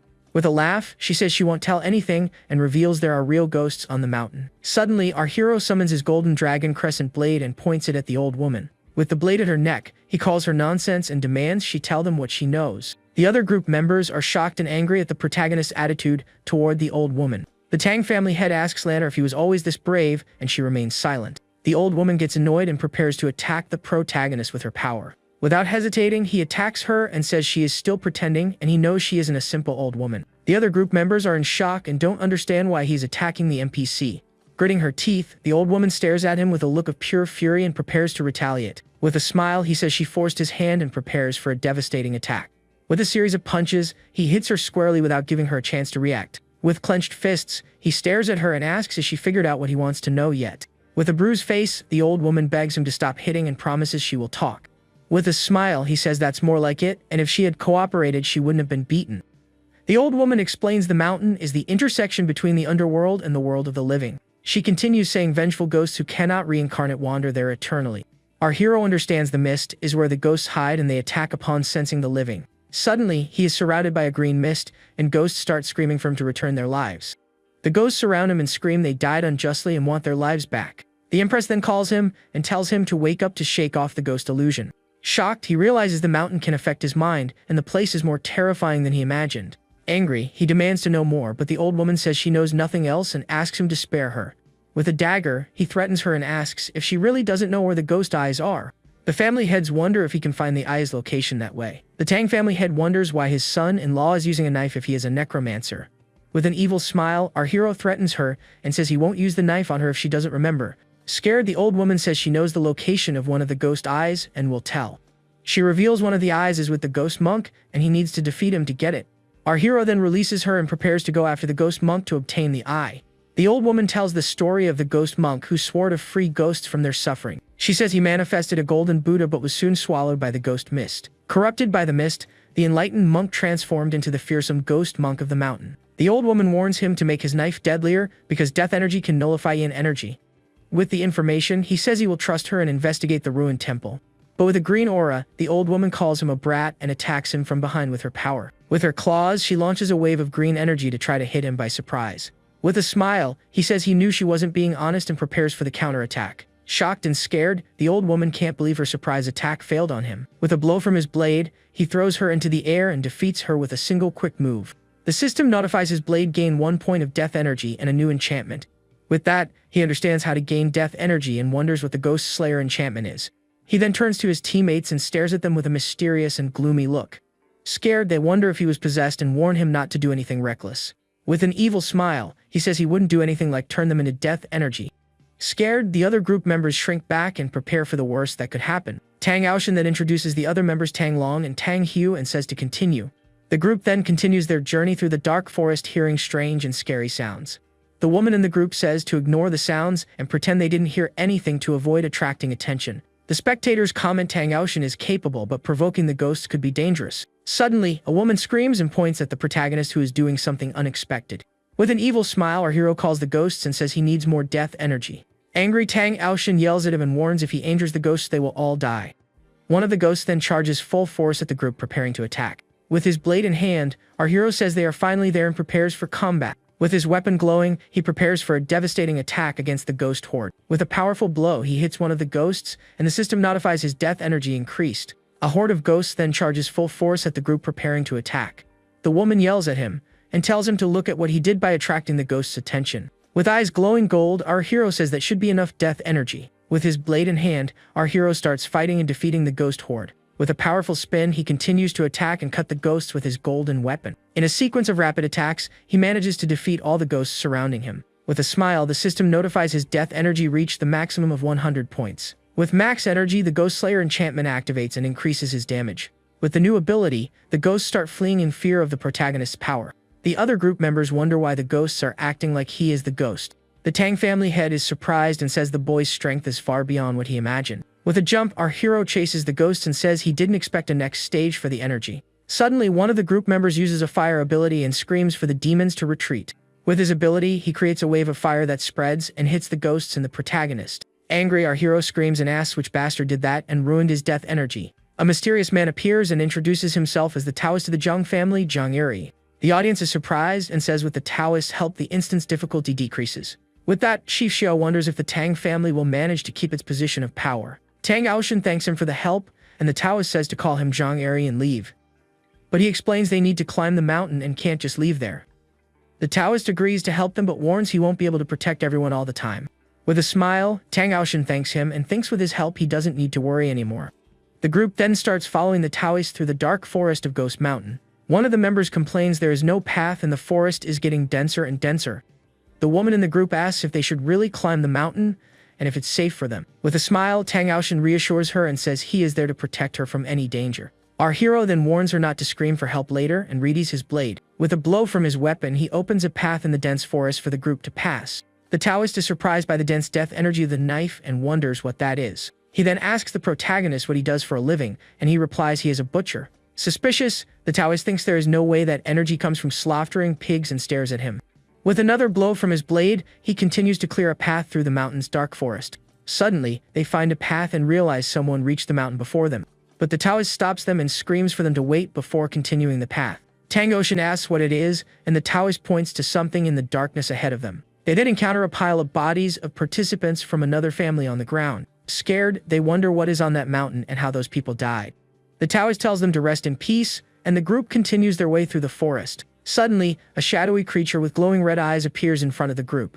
Scared, they scream and wonder if that creature is a person or a ghost. With his blade in hand, our hero says it doesn't matter and he will cut it in two. The creature then growls and prepares to attack the protagonist with its claws and teeth. With eyes glowing blue, he charges and prepares for a devastating attack against the creature. With a powerful blow, he cuts it in two and the system notifies his death energy increased. The Taoist watches him and thinks that little brother is truly formidable and impressive. The woman in the group says she wants to go down, but Tang Aoshan says they need to find a ghost eye. Suddenly, they hear sad music and wonder if someone is singing an opera there. The woman then screams and points to the water starting to rise and flood the forest. With the water rising, the group wonders what is happening and how that is possible. Tang Aoshan tries to calm the woman in the group and says he is there to protect her from everything. But scared, she warns him there is something behind him and points to the darkness with dread. A ghost in a bloody white dress and glowing eyes appears behind Tang Aoshan. He turns but sees nothing and asks if she is hallucinating and seeing things where there are none. Desperate, she screams to the Taoist and says there is a ghost there and it's not a hallucination. The Taoist approaches and asks if it really is a ghost and prepares to use his abilities. He prepares to use a technique to ward off evil and protect the group. With eyes glowing blue, he activates his heavenly eye to be able to see the ghost. With the ability activated, he launches a blue light beam revealing the ghost's presence. The ghost then attacks with a scream and launches a green energy wave against the Taoist. With a beam from his eyes, the Taoist tries to counterattack but is hit squarely by the blow. Injured, he wonders how fierce that ghost is and how she can be so powerful. With his blade, our hero asks where the ghost is and prepares for combat. The Taoist then uses a talisman and says divine consciousness attacks have no power against her. The Taoist launches a yellow energy wave against the ghost to defeat her. Even hit by the blow, the ghost screams in pain but manages to stay standing in the battle. She charges full force at the Taoist and prepares for a counterattack. Shocked, he wonders how it's possible she still moves after being hit by his attack. With a powerful blow, she hits him squarely and throws him far away with a large explosion. Not giving up, the Taoist summons the 9 heavens and prepares for a new attack. With his ability, he launches a series of blue lightning bolts to try to defeat the ghost. Tang Aoshan is impressed and says the Taoist is amazing for being able to summon lightning. But our hero realizes the ghost isn't dead, and the group starts fleeing the scene. The sad music returns, and the ghost seems to be strengthening with the somber melody. The Taoist screams for everyone to run and says that Ghost's resentment is immense. The group then runs desperately through the water to try to escape the vengeful ghost. Tang Aoshan wonders why the water is still following them and how that is possible. Desperate, he screams it's no use and they can't escape that powerful ghost. Tang Aoshan says he will fight and charges full force at the ghost. But the ghost dodges the blow and stares at him with an evil smile and sharp teeth. He taunts her and says she seems afraid of his spear and prepares to attack. With a jump and a spin, he charges full force at the ghost in the surrounding water. With his sky-piercing spear ability, he launches an energy wave against the ghost. But the ghost disappears, and he wonders what happened and where she went suddenly. Suddenly, she appears behind him and grabs him, leaving him completely immobilized and cold. The ghost throws him into the water and prepares for a new attack. The Taoist realizes if nothing works, he will have to use that special move to win. He then screams for our hero to run and says the ghost is too powerful for him. Our hero says times have changed and he will show what breaking spells with force means. He advances through the water preparing for a devastating attack against the ghost, and prepares to show his true power and defeat the creature. He hits her squarely with his blade. Shocked by the scene, the Taoist can't believe what he is seeing there in the battle. With his blade, he continues to advance and cut the water searching for the hidden ghost. But she disappears again and he wonders what happened and where she went this time. He searches for her and prepares for the creature's next move. Suddenly, the ghost appears behind him and stares at him with an evil smile and glowing eyes. He taunts her and says her face is too pale and needs color. Shocked by the taunt, the ghost stares at him with a look of pure fury and surprise. With his silver lion helmet, he summons a golden lion to attack the ghost with everything. Next, he uses his gale boots and charges full force at the creature in the water. With his dragon roar combo, he launches a devastating energy wave against the ghost. The ghost then transforms into a shadow and tries to flee from the protagonist's attack. With a jump, he chases her and tells her not to run and let him land a hit on her. The spectators wonder what kind of monster he is and why he is chasing the ghost. The ghost continues to flee through the water while our hero chases her relentlessly. With his flaming blade, he asks if she is still trying to escape his power. With a devastating blow, he hits her squarely with his flaming weapon, and a large explosion happens. Our hero lands a devastating blow directly on the vengeful ghost. Then, the attack passes through her body and throws hard into the water, creating a big wave. Right after, the protagonist's blade sticks into the river bottom while the ghost's energy dissipates. Meanwhile, his weapon absorbs the creature's energy, and the system notifies he gained 100 more death energy.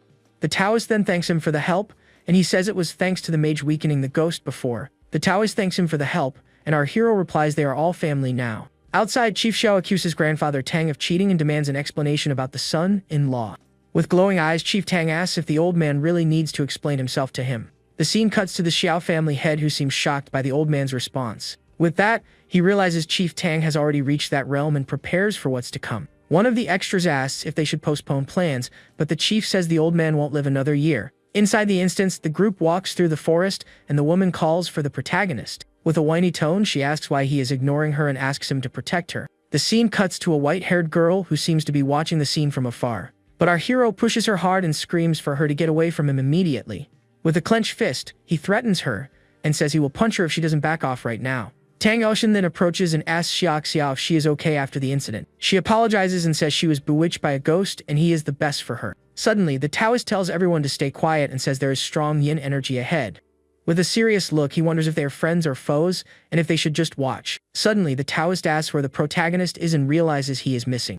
Our hero running at high speed through the dark mountain forest. With a jump, he approaches the fight location preparing to intervene and help. With a smile, he says helping others is the root of happiness and introduces himself as Qiao Yu. With an evil look, he says the death Qi value is there and he is coming, and hits the ground. A man named Xiao Zun from the Xiao family is in trouble with his pet wolf. The ghost preparing to attack. The Taoist screams it's the painted skin ghost, and it's stronger than the ghost from before. Xiao Zun then asks the protagonist for help to subdue the painted skin ghost. But our hero remembers the Xiao family head and refuses to help without explanation. With that, he turns and says goodbye to the group, leaving them behind to face the ghost. Angry, the Xiao family head screams at the boy and calls him a little bastard. Desperate, Xiao Zun screams for him to wait and offers to pay if he helps eliminate the ghost. With an evil smile, our hero says he accepts, and since he is so generous, he will take 5 million. Xiao Zun accepts the deal and closes the business with the protagonist. Suspicious, our hero wonders if that isn't a trap for him to fall into. With a golden aura and the 7 killing gods decree, he prepares for battle. The Taoist watches him silently and is shocked by the technique he is using. He screams to activate and charges full force at the ghost, and hits it squarely with his golden staff. The battle continues with him pressuring the ghost with a series of golden attacks. Xiao Zun is shocked and wonders how he is suppressing the ghost alone in battle. Our hero then screams for them to stop watching and help him fight the ghost. Xiao Zun recovers from the shock and prepares to enter the battle with his sword and wolf. The group advances and starts fighting the ghost with everything they have. A large blue energy explosion happens on the spot with the group's combined attack. The scene cuts to an image of blue energy spreading through the forest during the battle. With the combined attack, the ghost is injured. With his sword in hand, Xiao Zun prepares for what comes after the battle. With the ghost defeated, a blue aura emanates from it, and a bright red eye appears. Shocked by the sight, Xiao Zun prepares for what is to come in the dark forest. He then has a strange vision with several red eyes staring at him in the darkness. With a scream, he says it's the ghost eye and heaven really favors his family. Our hero also realizes it's the ghost eye and the monk also has one for him. Xiao Zun advances and asks to tear the ghost's skin again. With his sword, he charges full force at the ghost to confirm his suspicions. The ghost's bright red eye stares at the group with a shadowy and mysterious aura. With a smile, Shiozun confirms it really is the ghost eye and it will be the family's focus. He then asks for the protagonist's help and promises to pay 10 times more for help in battle. With his Beastmaster ability, Xiaozun uses Frenzy to strengthen his wolf. The wolf charges full force at the ghost to attack. At high speed, the wolf prepares for a devastating attack against the forest creature. With its sharp fangs, it attacks the ghost and manages to rip the ghost eye from its body. The scene cuts to the ghost eye now free from the creature's body after the attack. With the ghost eye in hand, the wolf is hit by shadowy energy and Shiozun screams its name. The scene cuts to the protagonist's face, watching the scene with a serious and attentive look. The ghost eye then breaks free and shadowy energy spreads throughout the dark forest. With the wolf fallen, Xiaozun laments that all his disciples died in the ghost space. He then demands the protagonist hand over the ghost eye and promises the reward later. Our hero plays dumb and asks what ghost eye that is. Shiozun threatens him and tells him not to force him to use drastic measures against him. With his wolf by his side, he prepares to attack the protagonist and take the ghost eye by force. He then orders his wolf to attack and says he will take the ghost eye with his own hands. He orders the wolf to bite the protagonist to death in the forest. Our hero prepares for surprise counterattack against the wolf. He hits the wolf squarely and throws it far away with the blow.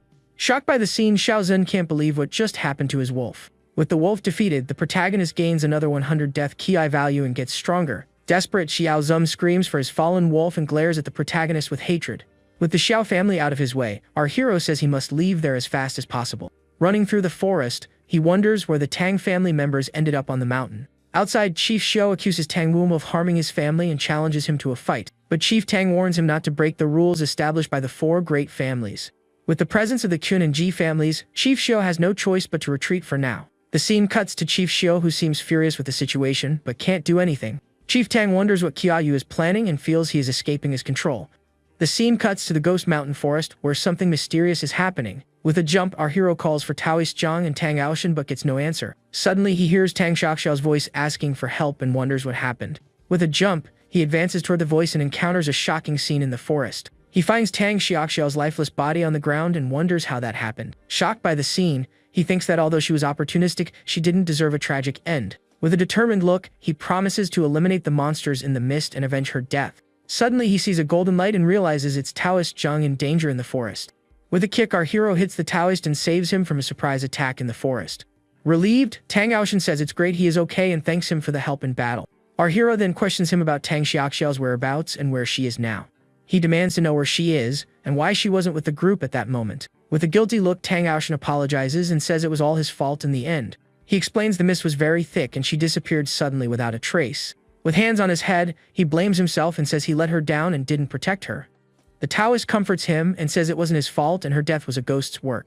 With a serious look, he reveals it was a painted skin ghost, one of the most terrible spirits. He explains they are ugly and like to seduce humans then rip their skin off. One of the extras asks if Xiaoxiao's skin might have already been ripped off by the ghost. The Taoist confirms yes and fears she has already been killed by the ghost in the forest. Suddenly, our hero points to something and asks if the lanterns he mentioned are those. They see several human skin lanterns floating in the forest air. The Taoist then screams for our hero to watch out for the lanterns and prepares for danger. The Taoist prepares to use a powerful technique against the lanterns. He tells heaven and earth to unite to break the infernal curse. With a shout of command, he launches a blue energy wave against the lanterns to destroy them. The blue energy spreads and starts destroying the floating human skin lanterns. Angry, our hero screams that is his death ki value and asks them to leave some for him. With his blade, he advances and starts destroying the lanterns, gaining 50 ki value each. Tang Aoshan then warns him the lanterns are just a trick and the real danger is hidden. With red eyes, the ghost watches them from the shadows. With a serious and determined look, our hero prepares for what's coming in the forest. The forest gets dark and misty with a gloomy and dangerous aura. Suddenly, a hand with sharp claws emerges from the shadows and attacks our hero by surprise. Angry, he screams at the sneaky bastard and manages to defend against the unexpected attack. With a jump back, he dodges the attack and prepares for the confrontation with the ghost. With a powerful spin, he prepares to counterattack and face the creature head-on. With a lantern on its head, the ghost praises the protagonist's skin and asks if it can take it. He then says since he didn't answer, he will take his skin by force and charges to attack. With his staff, our hero screams for him to get lost and hits him with a powerful blow. With the blow, the lantern breaks, revealing the ghost's true face with red eyes. With the lantern broken, a large red energy explosion happens at the battle site. Angry, the ghost screams at the humans for damaging his human skin lanterns. With his claws, he advances and says he will rip off the skin, eat the flesh, and swallow his soul. Our hero manages to block the attack with his staff, but realizes the ghost is very tough. With his claws, the ghost tries to break the staff, and our hero says only Death Ki is effective. With a serious look, he thinks he can't defeat that ghost without entering Fury mode. With the system activating Fury mode, he summons a glacial barrier to protect himself from the attack. The ice barrier manages to block the ghost's attack but is destroyed by the force of the impact. The protagonist watches the scene, shocked by the ghost's power. Suddenly, the G family group appears and says they are there to help their friend in battle. With their swords, they advance and attack the ghost with a series of energy strikes. With their swords, the G family group continues to attack the ghost with a series of blows. One of the members introduces himself as Kyun Hao, the little sword god of the Kyun family. Our hero realizes that guy's attack power is truly high and impressive. With a jump, the ghost charges full force at Kyun Hao, preparing to attack. One of the women in the group summons a glacial barrier to protect her companion from the attack. The ice barrier manages to block the ghost's attack but is destroyed by the force of the impact. Our hero watches the scene and wonders if they encountered the ghost before that day. With an attentive look, he understands the ghost likely has a ghost eye with it. The Taoist says he doesn't know where Tang Aoshin went, and our hero suggests they leave first. With a worried look, the Taoist agrees to go ahead and wait for him further on. The G family group continues to fight and pressure the ghost with their attacks. With his human sovereign creation skill, Chunho launches a devastating attack against the ghost. With a beam of blue energy, he hits the ghost squarely in the face with all his strength. With a shout of command, one of the group members orders everyone to attack together to defeat it. With their auras and swords, the group advances and attacks the ghost with one last powerful blow. With the combined attack, a large explosion occurs, and the ghost seems to have been defeated. One of the group members manages to grab the ghost eye with a green aura and prepares to flee. With a smile of victory, he celebrates getting the ghost eye and prepares to leave, when the item simply vanishes. Someone steals the ghost eye from his hands, leaving the group shocked. With a shout, Kun Hao orders everyone to chase the sword and recover the stolen ghost eye. With an evil smile, our hero says he got the second eye and now only 2 are left. With a kick, he launches the sword back to the G family group and prepares to flee. With a determined look, one of the group members grabs the sword and prepares for the chase. At high speed, he advances and chases the protagonist through the dark mountain forest. With a jump and a spin, he manages to catch up to the protagonist but is surprised by a trick. With a firm step, our hero steps on the sword and uses it to propel himself away from the group. The man then tells him not to run and that he will hold him until Kyun Hao arrives to help. 2 more people approach the scene. Suddenly, 2 mysterious figures with hoods and red eyes appear to complicate the situation. With the arrival of the mysterious figures, Kyun Hao asks who they are and what they want there. Worried, he realizes they are all mid-stage and if they attack together, they will die. Outside, one of the family heads says someone is ambushing the juniors in the instance. Kyun Hao asks what they want, and one of the figures prepares to answer the question. The hooded man says he heard of the little sword god and wanted to fight him. With his sword glowing blue, Kyun Hao accepts the challenge and prepares for combat, while the 2 mysterious people stare at them. He asks who they are, and if they don't fear the Kyun family's revenge for attacking him. The hooded man says they are the ones who will kill him there that day. With a punch, the G family member advances and shouts enough of all that posing. With his Kyun King Tyrannical Fist skill, he prepares for a devastating attack. He charges full force at the hooded man to attack him head-on. With a sequence of punches, he tries to hit the opponent and asks how many times he can dodge, but the hooded man calls him trash and prepares for a counterattack. With a punch, he hits him squarely in the face and defeats him with a single devastating blow. The hooded man advances and attacks the G family member with a punch. Our hero watches the scene and wonders if the man isn't human and why he looks familiar. With the G family member defeated, the group regroups and prepares for the next step. They then turn to the protagonist and ask if he will surrender peacefully or fight. But suddenly, one of the hooded men attacks the other with a devastating punch to the back. Shocked by the betrayal, the man stares at him with a look of pure surprise and doesn't understand why. With an apology, the traitor defeats him and prepares to reveal his identity. Our hero recognizes him as Lin Lang and wonders how he became that on the mountain. Lin Lang warns him there is more than one black-robed man there, and they are all after him. With a final warning, he says the next time they meet they will be enemies and flees. Our hero realizes the black-robed men are after him in the instance. With a kick, he gets rid of the defeated man's body and prepares for what's coming. Suddenly, the G family group finds him and is shocked to see their member's body on the ground. Angry, he realizes he can no longer clear his name and will be blamed for the death. Outside, the Kyun family patriarch accuses Tang Wuma's son-in-law of killing his junior. With the accusation, Chief Tang stares at the Kyun family patriarch with a serious and defiant look. Shocked by the scene, Chun Xiangsu wonders how Qiao Yu could do something like that. Our hero then asks if they would believe him if he said he didn't kill him in the forest. With a furious look, Chunho asks what he thinks and prepares for combat. With his corpse ancestor ring, our hero prepares to use his stealing ability. He activates the ability and steals Kunhao's speed, who screams for him not to run. Running through the forest, our hero shouts he didn't kill him, and Kunhao questions why he is fleeing. The two running at high speed through the dark forest of Ghost Mountain. The G family group chases him and screams for him not to flee and face the consequences. Hiding behind a tree, he laments that Lin Lang left him with a big mess to clean up.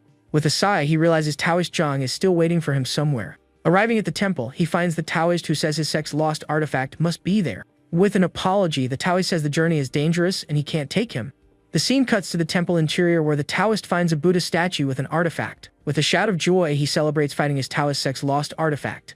With the artifact in hand, the Taoist prepares to leave the temple, but something strange happens. He turns and sees the Buddha statue with a purple aura and a sinister smile on its face. Shocked by the scene, he wonders what is happening and how that is possible. With a laugh, the statue wonders how many years it's been since a Taoist managed to get there. Angry, the Taoist screams for whoever it is to stop playing and show themselves immediately. With a glow, a golden staff appears, and a voice tells him not to be nervous about the situation.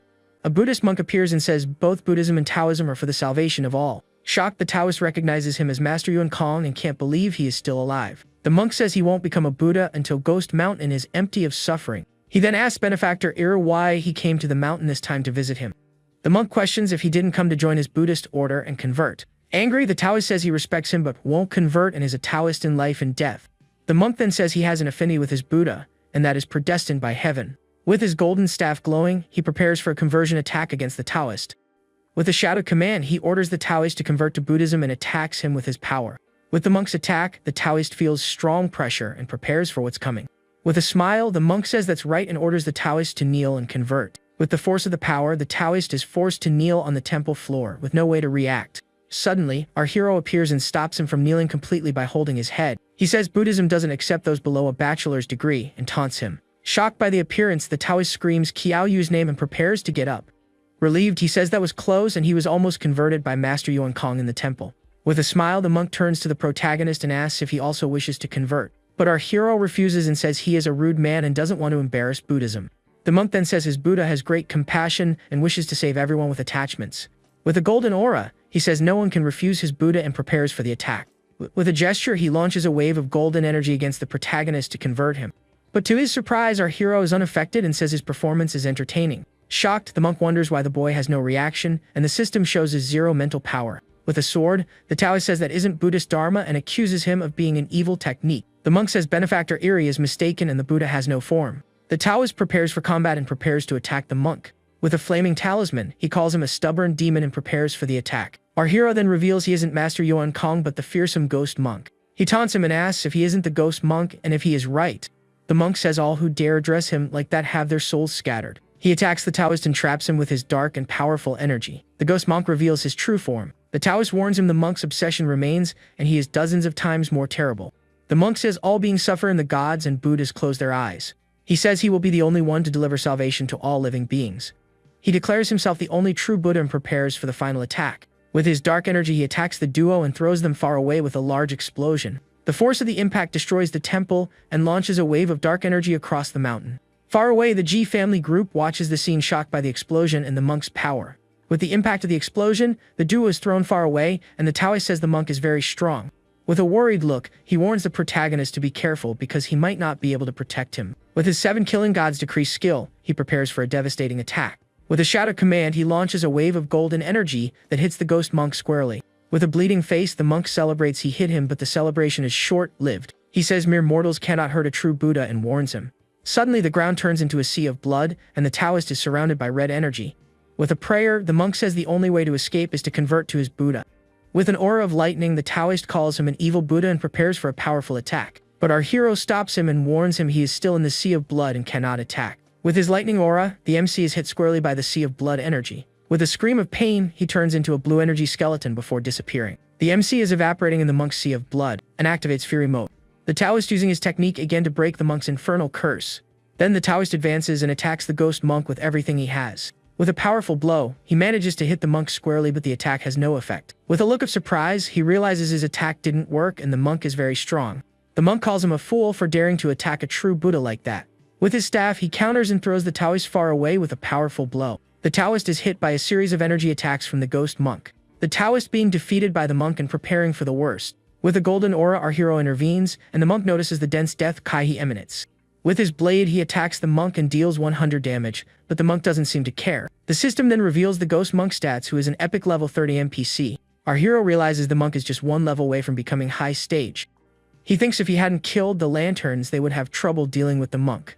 The Taoist then asks that if he dies, the protagonist takes his body and the star disc. With a smile, our hero says Taoist Jung won't die and neither will he. The scene cuts to an image supporting the team in the Manhwa series official website. With a golden aura, our hero charges full force at the ghost monk to attack him. The monk says his ki is so dense he will certainly fall into hell. With his staff glowing, he prepares for a powerful attack to end the battle. With his sword, the Taoist prepares to attack the monk and protect his friend from danger. But the monk manages to dodge the attack and prepares for a counterattack against the duo. The monk activates a skill and launches an energy wave that hits the Taoist. Our hero then realizes the monk has 2 ghost eyes and he needs to defeat him. The monk then charges full force at the protagonist, preparing for an attack. With his staff, he hits him squarely, and our hero realizes he can't move. Worried about his friend, the Taoist screams Qiaoyu's name and prepares to intervene. With his body, he is hit by the staff and thrown far away with the blow. The force of the impact throws him hard against one of the temple walls. The MC seems defeated on the ground. Angry, the Taoist screams Yuan Kong's name, and with his golden sword prepares for the attack. With his golden sword, the Taoist tells heaven and earth to lend the power of the universe. With a golden aura, he prepares for a sacrifice attack to defeat the ghost monk. Angry, the monk calls him crazy and asks if he wants to take him along to death. With a final incantation, the Taoist prepares for the final attack against the ghost monk. With his golden sword, he launches an energy wave that hits the monk squarely in the temple. The monk tries to defend. The force of the impact passes through him. With the effort, the Taoist falls to the ground exhausted but victorious after the sacrifice attack. Our hero then appears and holds him before he falls completely onto the temple floor. With a smile, he asks if he is still alive, and the Taoist says it was pure luck. He then asks if Yuan Kong is dead, and the Taoist says he isn't sure if the blow killed him. With his staff in hand, our hero says then he will finish the job and end him. With a surprised look, he sees the Taoist's sword broken on the ground after the powerful attack. Suddenly, the monk screams everyone must die. A purple aura spreads through the place and starts forming something. With a smile, he summons a horde of followers and prepares for the final attack. Shocked by the scene, the Taoist prepares for the worst that can happen in the temple. With an imposing look, the monk says now that they have seen the true Buddha, they must convert. With the force of the pressure, the Taoist is thrown to the ground and becomes completely immobilized. The duo is surrounded by purple energy and has no way to escape the ghost monk's power. The Empress then warns him the ghost eye space is terrifying and suggests an idea. With the ghost eye in hand, our hero says he will risk it and prepares to use it. With a quick movement, he places the ghost eye in his own eye. With a scream of pain, he feels the power of the ghost eye. The monk then screams ghost eye and prepares for a counterattack against the protagonist.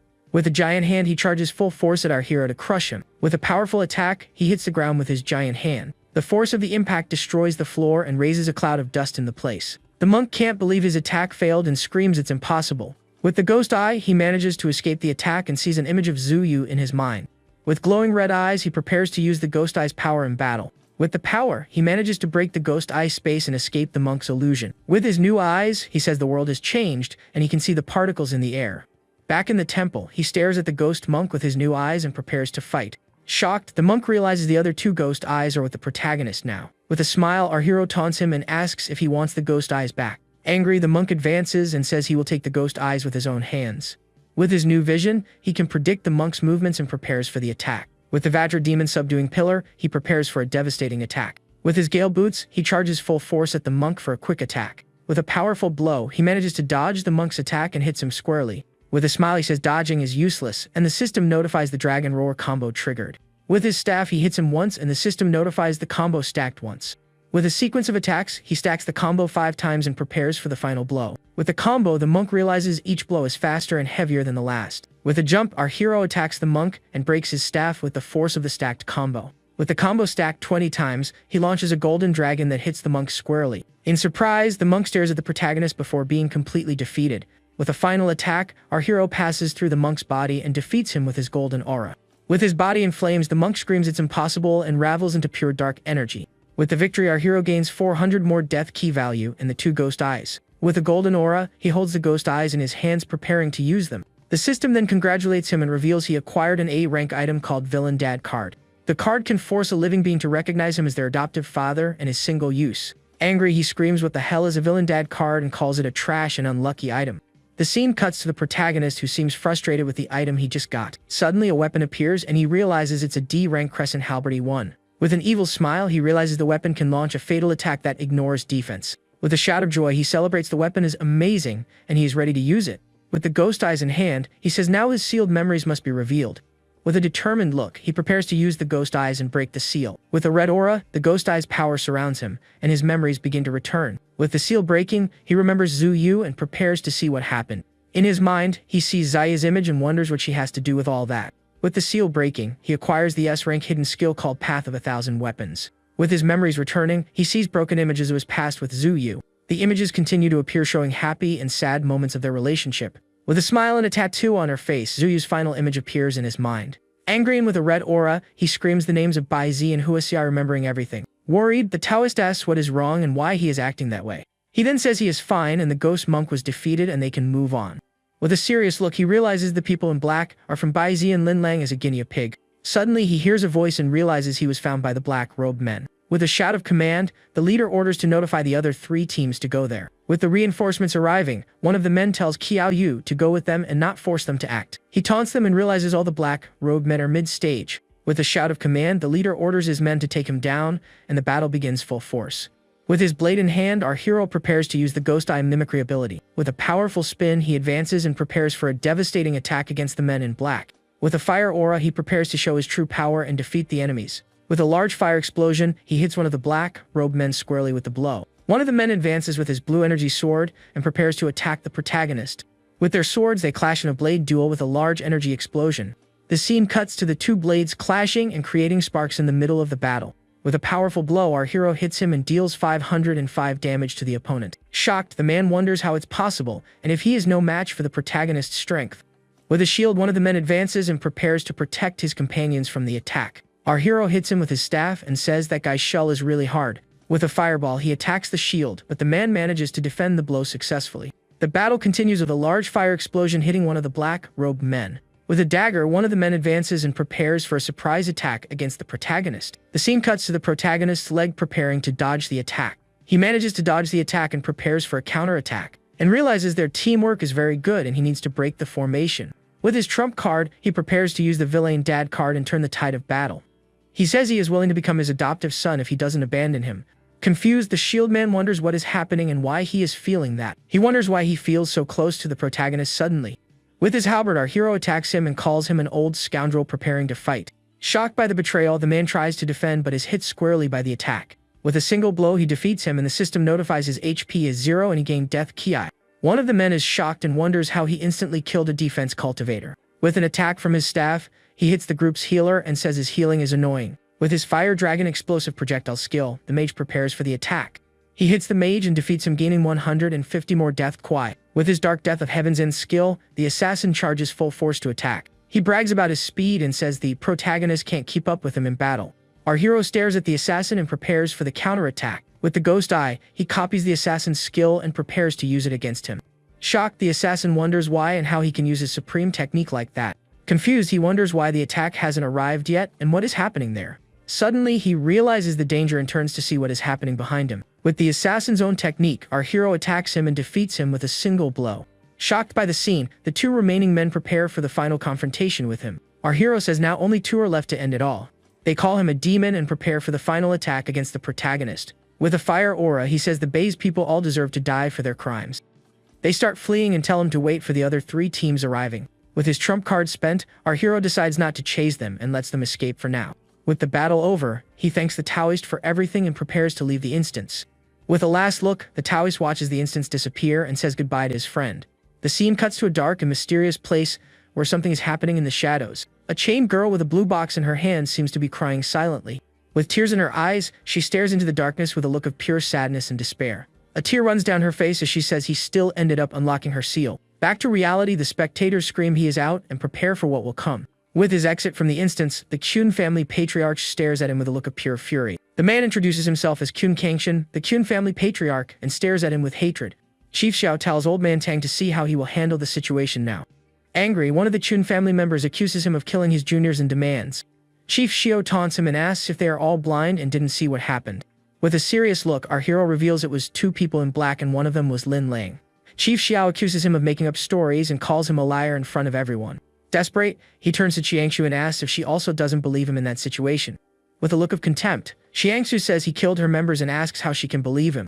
He says he understands and prepares for what's coming in the meeting. Suddenly, Qiangshu attacks him with her blue energy sword and apologizes for what she is going to do. With a blow from her sword, she hits him squarely and blood sprays into the arena air. With a wounded and bleeding face, he stares at her.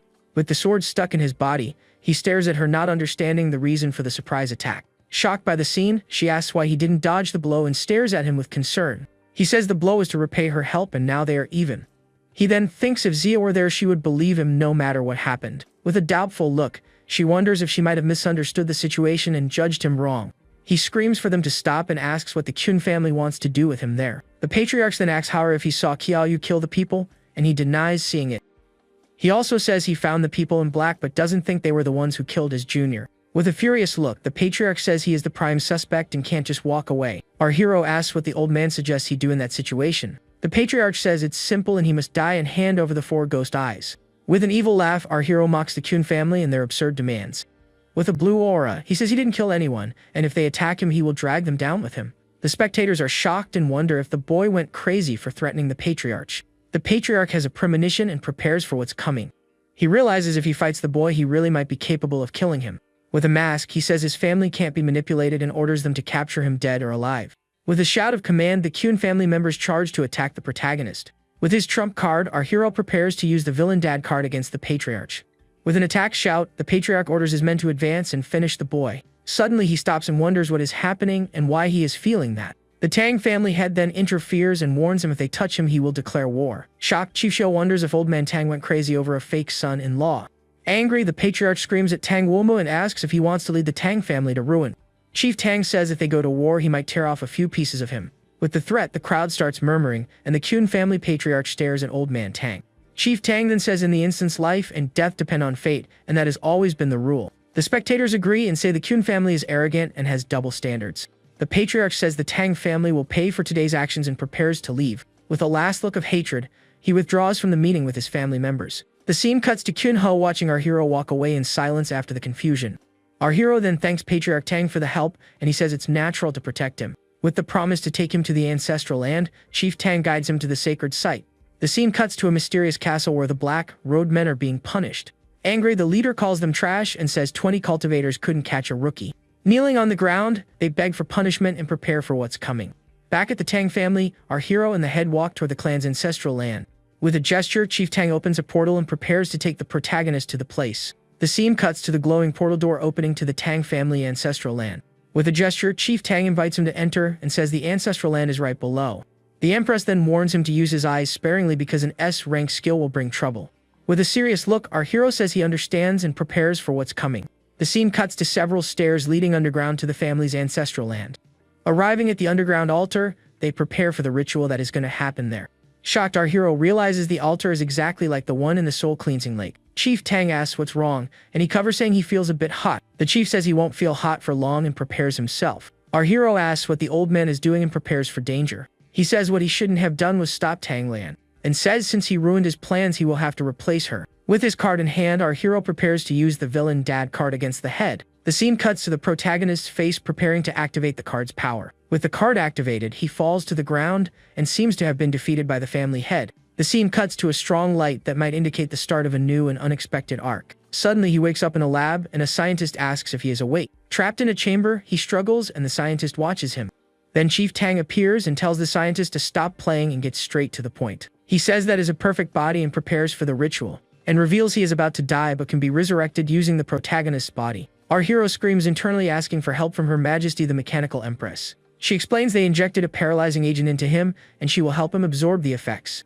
Chief Tang reveals the best candidate was his granddaughter, but now all Tsushi's secrets will be his. Then the old man prepares to start the body transfer ritual to the protagonist. The scientist right after injects a strange substance into the chamber where our hero is trapped. Immediately the protagonist starts feeling agonizing pain all over his body. He breaks free furiously and says the old man dares erase his memories and today one of the two will die. The elder calls him arrogant and says he is already far beyond the advanced stage and he has no chance. At that moment, our hero uses the villain dad card and offers to be his adoptive son. Confused, the Tang family head wonders what that is and why he is feeling that way.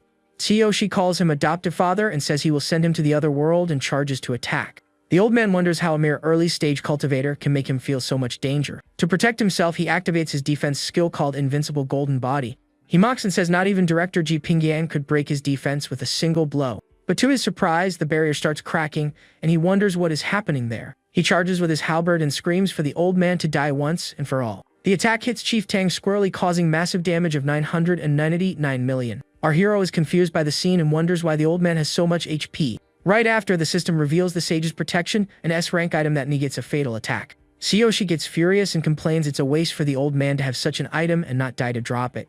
The elder wonders why a weapon that isn't high rank gave him a sense of fatal threat. Angry, the chief asks what tricks he is using, but our hero just wants to see how many protections he has. Suddenly, the old man simply disappears, and the protagonist is left not understanding what happened. He then realizes the chief fled and questions if that is really a man about to die.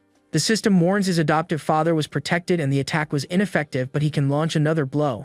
With that, he decides to save his last card and threatens that the next meeting will be the old man's death. Seeing the elder flee, he thinks his lifespan might end before they meet again. His status screen shows he is a level 18 Necromancer and lists his new equipment and skills. With a clenched fist, he thinks of all his enemies, says the most important thing now is to have strength. Feeling he forgot something, he decides the best thing now is to return to school and runs out. With a jump, our hero escapes the destroyed lab and returns to the surface. Arriving on campus, he walks among the students preparing for what's coming. He thinks the place is better than Ghost Mountain and not as gloomy as there. Suddenly, someone touches his shoulder, and a blue aura starts glowing intensely in his hand. He is then teleported from the campus by mysterious force and disappears in the blink of an eye. Being taken to an office, he encounters Director Ji Pingyang, who stares at him angrily. The director accuses him of killing a Kyun family member on Ghost Mountain and demands an explanation. But our hero denies the accusation and says it wasn't him who killed the Kyun family member. The director doesn't believe him and attacks him with a shadowy aura, hitting him for 2,090 damage.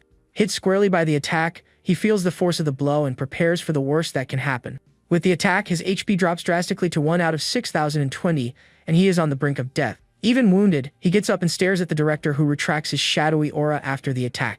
The director demands proof, and he admits he has none, but the culprit was Lin Lang, who joined by Z. Then the director gives him 4 months to find Lin Lang or proof and guarantees the Kyun family won't touch him. With the deal made, our hero accepts the conditions and prepares for the new and dangerous mission. Back at the dorm, he opens a door and prepares for what's coming. His friends greet him and call him Brother Yu with enthusiasm and joy. They reveal Ma Fei used his money skill and they found a clue about Ziyu.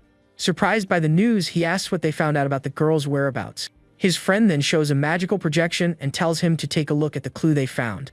The projection shows an intense battle with a white-haired woman fighting against several enemies. The woman uses a large ice shield to protect herself from the opponent's attacks in the battle. The friend explains the setting of that instance is an ancient royal court full of dangers. He also says upon entering, players receive random roles like Ma Fei, who became a eunuch. The friend reveals the instance crisis is national destruction and they will face an invasion. He continues and says people from more powerful country will invade and everyone will be caught in the war. The friend explains leveling up in that instance is fast and they almost reached mid-stage last time. Unfortunately, a monstrous boss appeared and they ended up failing the mission and were defeated.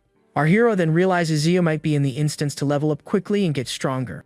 But he wonders why she didn't come back to find them and thinks she might have her own difficulties. Determined, our hero says to go to the instance to search for clues about Zaya's whereabouts. Arriving at the forest, they find a portal and prepare to enter the dungeon and find the girl. In a hurry, they enter the portal before the Hunter Guild finds them and stops them from entering. The scene cuts to the portal closing in the forest and the team disappearing inside the instance. Inside the dungeon, a servant laments the prince hasn't woken up for over a month and is desperate. Another servant scolds her and says the emperor already appointed a new prince and calls him a dead man. Our hero then wakes up confused and wonders where he is and if that place is the imperial palace. The system reveals the mission to assume the prince's identity and protect the country from invasion. Getting up, he wonders what Zia came to do in that instance and what her goal is. He then remembers the prince he assumed was found in the empress's bath. With that, the emperor stripped him of the title and chose a new successor among the other 3 princes. With a plan in mind, he realizes if he defeats the other 3 princes, he will be the only choice. He then calls the 2 servants and prepares to put his plan into action in the palace. After congratulating his awakening, he orders them to take him to the other prince's residence. But one of the servants warns him he isn't allowed to leave his chambers without the emperor's order. Angry, he wonders if the old emperor wants to imprison him there in that palace. Suddenly, the emperor arrives with his entourage, and the servants kneel in sign of respect. The emperor of the Red Flame Kingdom, Tang Daizong, appears with an imposing and powerful aura. Our hero then watches him and thinks that is his cheap father in that court instance. Angry, the emperor demands an explanation, and our hero wonders if he can kill him with his halberd. Suddenly, the 4th prince's mother arrives, and the court announces the arrival of Her Highness Yang Gaifei. The woman introduces herself as Yang Gaifei, the 4th prince's biological mother, and stares at him with affection. Relieved to see him awake, she hugs him and says it's good he is well and awake. He then remembers the warmth of his mother who left him when he was only 6 years old. The emperor gets annoyed with the scene and yells at Yang Mengshuan about her son's good deeds. Desperate, she begs for forgiveness and says her son must not have acted intentionally. He then pulls away from the hug and stares at his mother with a serious and determined look. With a firm tone, he says he will take responsibility for his actions and she doesn't need to apologize. He then turns to the emperor and asks for 3 days to discover the truth about what happened. The emperor agrees but threatens him with exile to the borders if he doesn't find the truth in time. Worried, his mother warns him the emperor doesn't joke and he will be exiled if he doesn't prove his innocence. With a plan in mind, he asks her where the other 3 princes live in the palace. Arriving at the eldest prince's residence, he wonders which one framed him and set him up. With an evil smile, he says he will catch him and prepares to enter the place. With a kick, he breaks down the door and says he will see what the eldest prince is made of. Upon entering, he encounters an unexpected scene and is shocked by what he sees in the hall. With 2 chicken legs in his hands, the eldest prince is his friend Yang Shandi who greets him. The friend explains his mission is to help a 4th prince regain his position and complains about the role. With a smile and eating, the friend realizes if the 2 are princes, then Mafei must also be one. Looking at the door, he says it's obvious and prepares for the arrival of his other friend. Mafei then appears and reveals himself as the 2nd prince of that royal court instance. With the 3 friends reunited, they realize the culprit can only be the 3rd prince. The trio then sets off in search of the 3rd prince to confront him about the setup against our hero. Arriving at the 3rd prince's residence, a guard announces the arrival of the other 3 princes. The 3rd prince wonders what is happening and if his scheme was exposed somehow. With a fake smile, the 3rd prince apologizes for not being prepared to receive them. But without warning, he is hit squarely by a punch from the protagonist and thrown to the ground. With a threatening tone, our hero tells his older brothers to show a little love. The trio then starts beating up the 3rd prince without giving him a chance to defend himself. Fallen on the ground and desperate, he asks what they are doing and why they are attacking him. With a punch, our hero demands he confess how he framed him and set him up in the palace. Scared and with no choice, he begs them to stop hitting and promises he will talk. He then confesses it was him who framed him and promises to tell everything to the court officials. With eyes wide with fear, he says he will make the father restore his position as prince. Our hero says the 3 are on the same side, and if they kill him it will be hard to regain his post. The friend agrees and says to spare him for now and prepare for what's coming. Back at the residence, the friend reveals last time they were there they discovered something important. He explains the country that wants to invade the kingdom is the Great Shaman Kingdom with many shamanic arts users. Mafei reveals tomorrow the Shaman Kingdom will assassinate the emperor and the country will enter civil war. But he says since the 3 became princes they don't need to worry about that situation. With a smile, the friend says when he ascends the throne he will appoint each of them as prince. The scene cuts to the friend getting beaten by the other 2 for his bad joke about the throne. The next day at the hunting grounds, the emperor prepares for the start of the annual event. Our hero then approaches his mother and says he is fully recovered and ready for the hunt. Relieved, she says it's good he is well and stares at him with a gentle and affectionate smile. Suddenly, the 3rd prince's mother scolds him for greeting his mother before the emperor. His mother tries to apologize, but our hero stares at her with a serious look and interrupts her. He then questions her why she doesn't have a horse, and if she lost it on the way to the hunt. Angry, she calls him impudent, but he ignores her and calls her a lunatic not worth his time. The empress then asks for justice from the emperor, but he tells her to shut up and prepares for the hunt. One of the servants announces all preparations are complete and the hunt can begin. With a shout of command, the emperor starts the hunt and everyone sets off into the forest. The scene cuts to the army riding through the forest in search of prey for the event.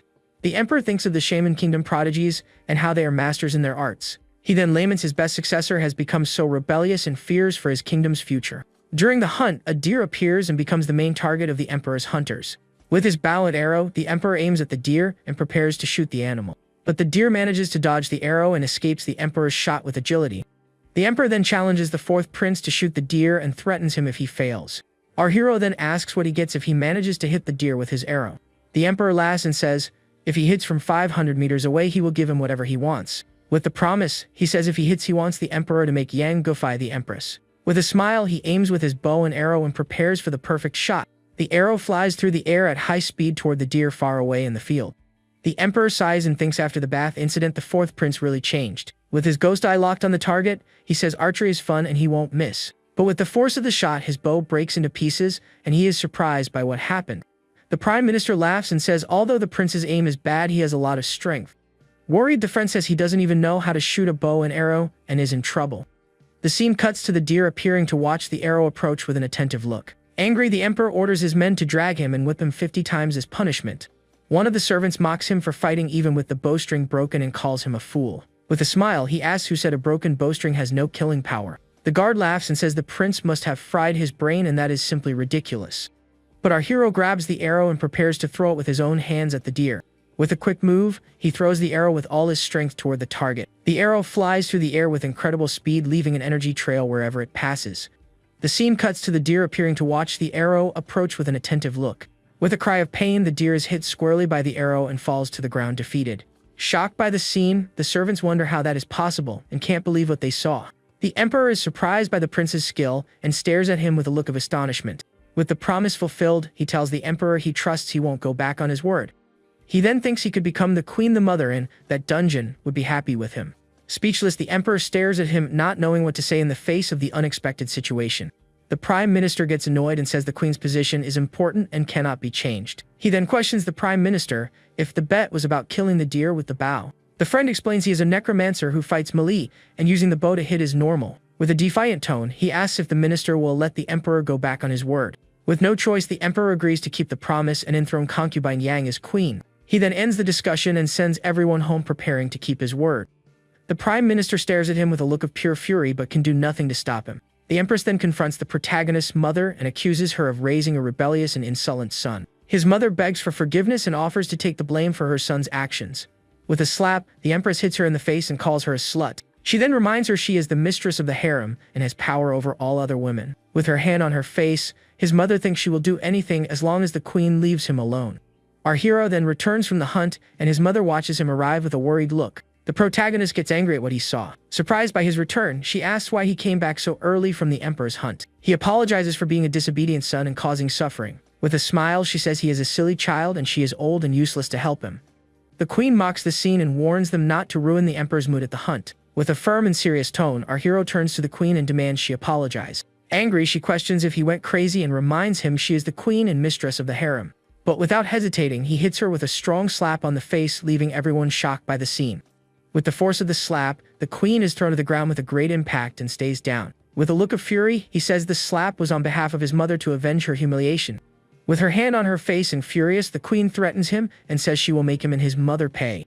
She then runs to the emperor and demands he make a decision about the prince's aggression. With her face red with rage, she accuses him of disrespecting her and the emperor himself with his act. The prime minister gets annoyed and says such scum should be executed according to the law. The guards comment the prince must be crazy for daring to hit the queen like that. With an evil smile, the queen thinks now she will see what they will do in that situation. Desperate, his mother tries to explain her son isn't that kind of person and defends him. The emperor then asks if what the prince and queen said is true and stares at them.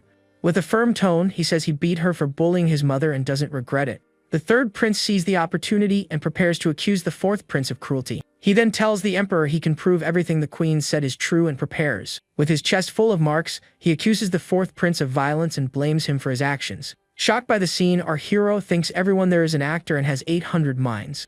Angry, the emperor hits his throne and prepares to give his final order on the matter.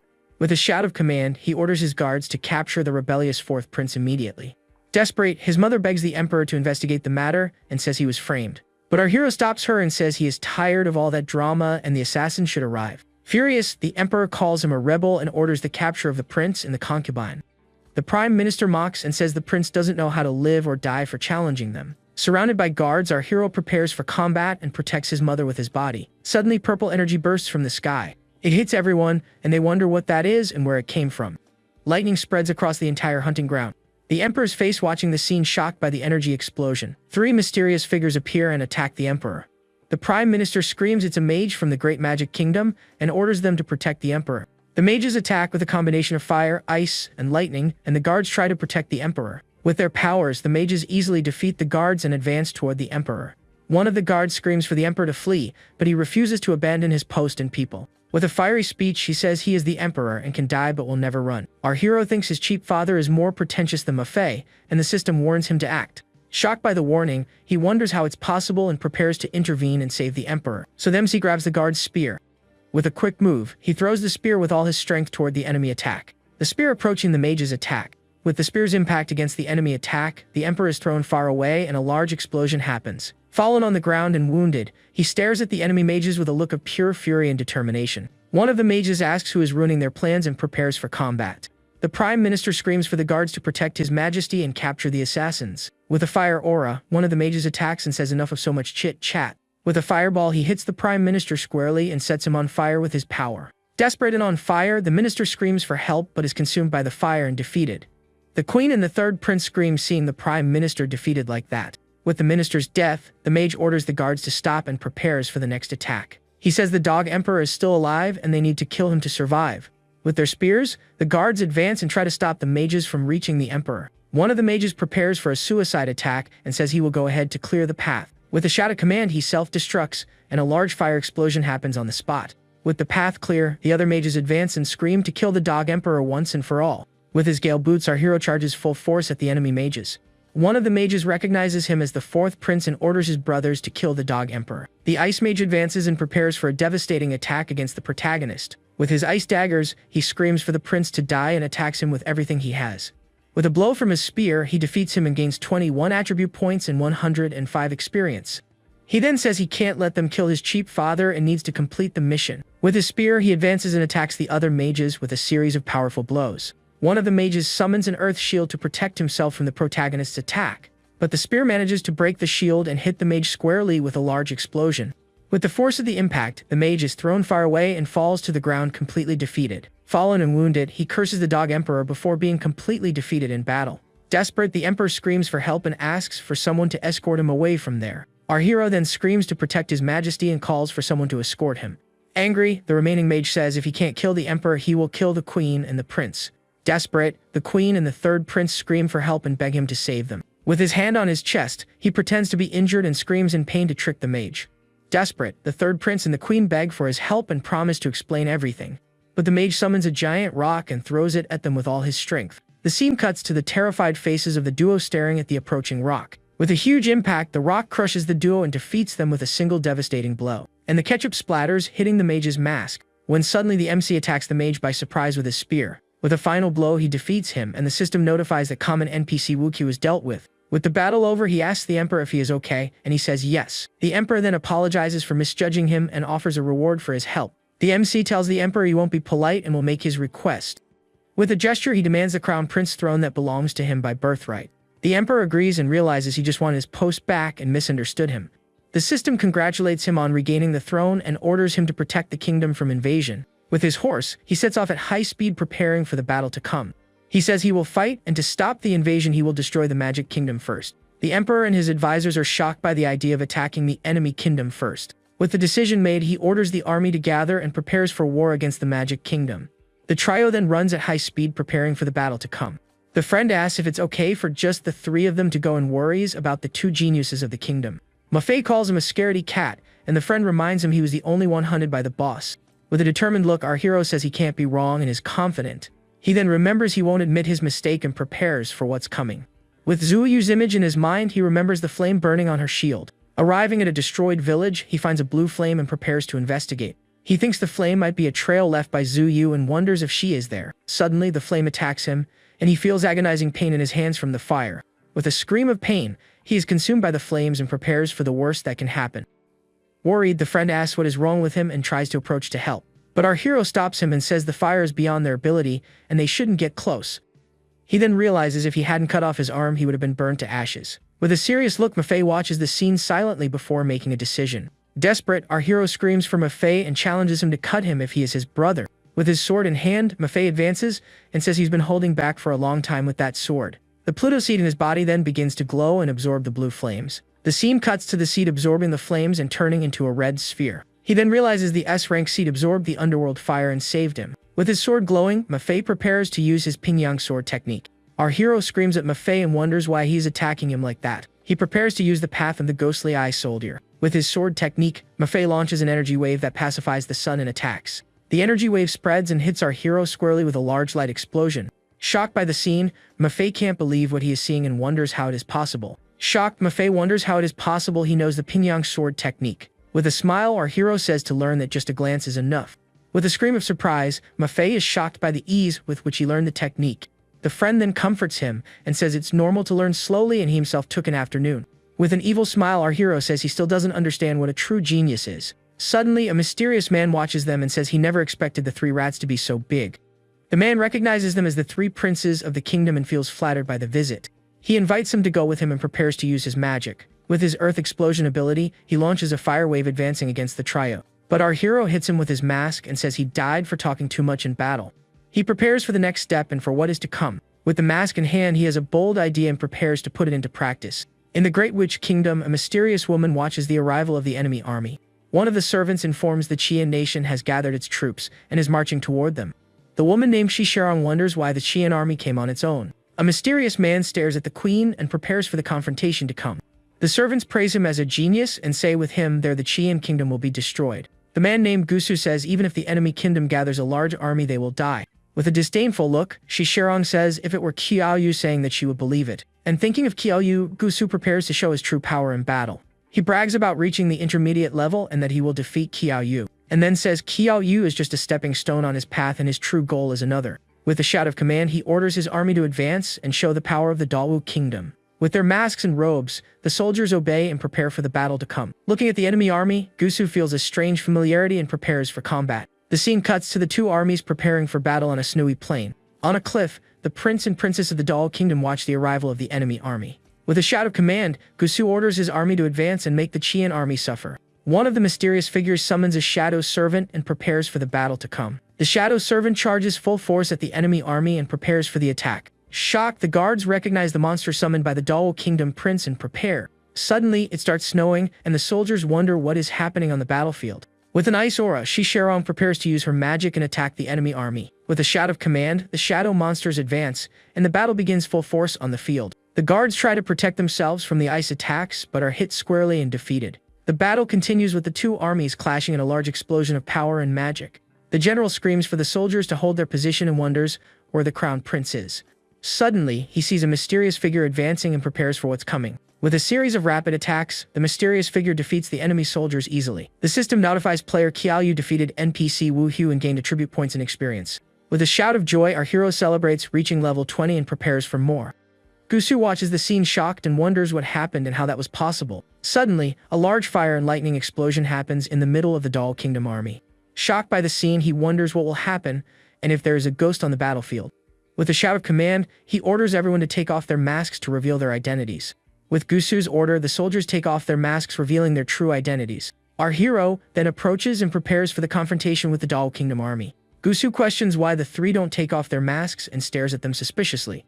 Our hero says he wanted to get along as a common mage but was alienated. He then takes off the mask and greets Gusu, saying it is unexpected or surprising. Shocked by the scene, Gusu screams Qiaoyu's name and can't believe what he is seeing. Our hero congratulates him on becoming the crown prince and challenges him to battle. With a knee embrace, he hits him squarely and throws him far away with a powerful blow.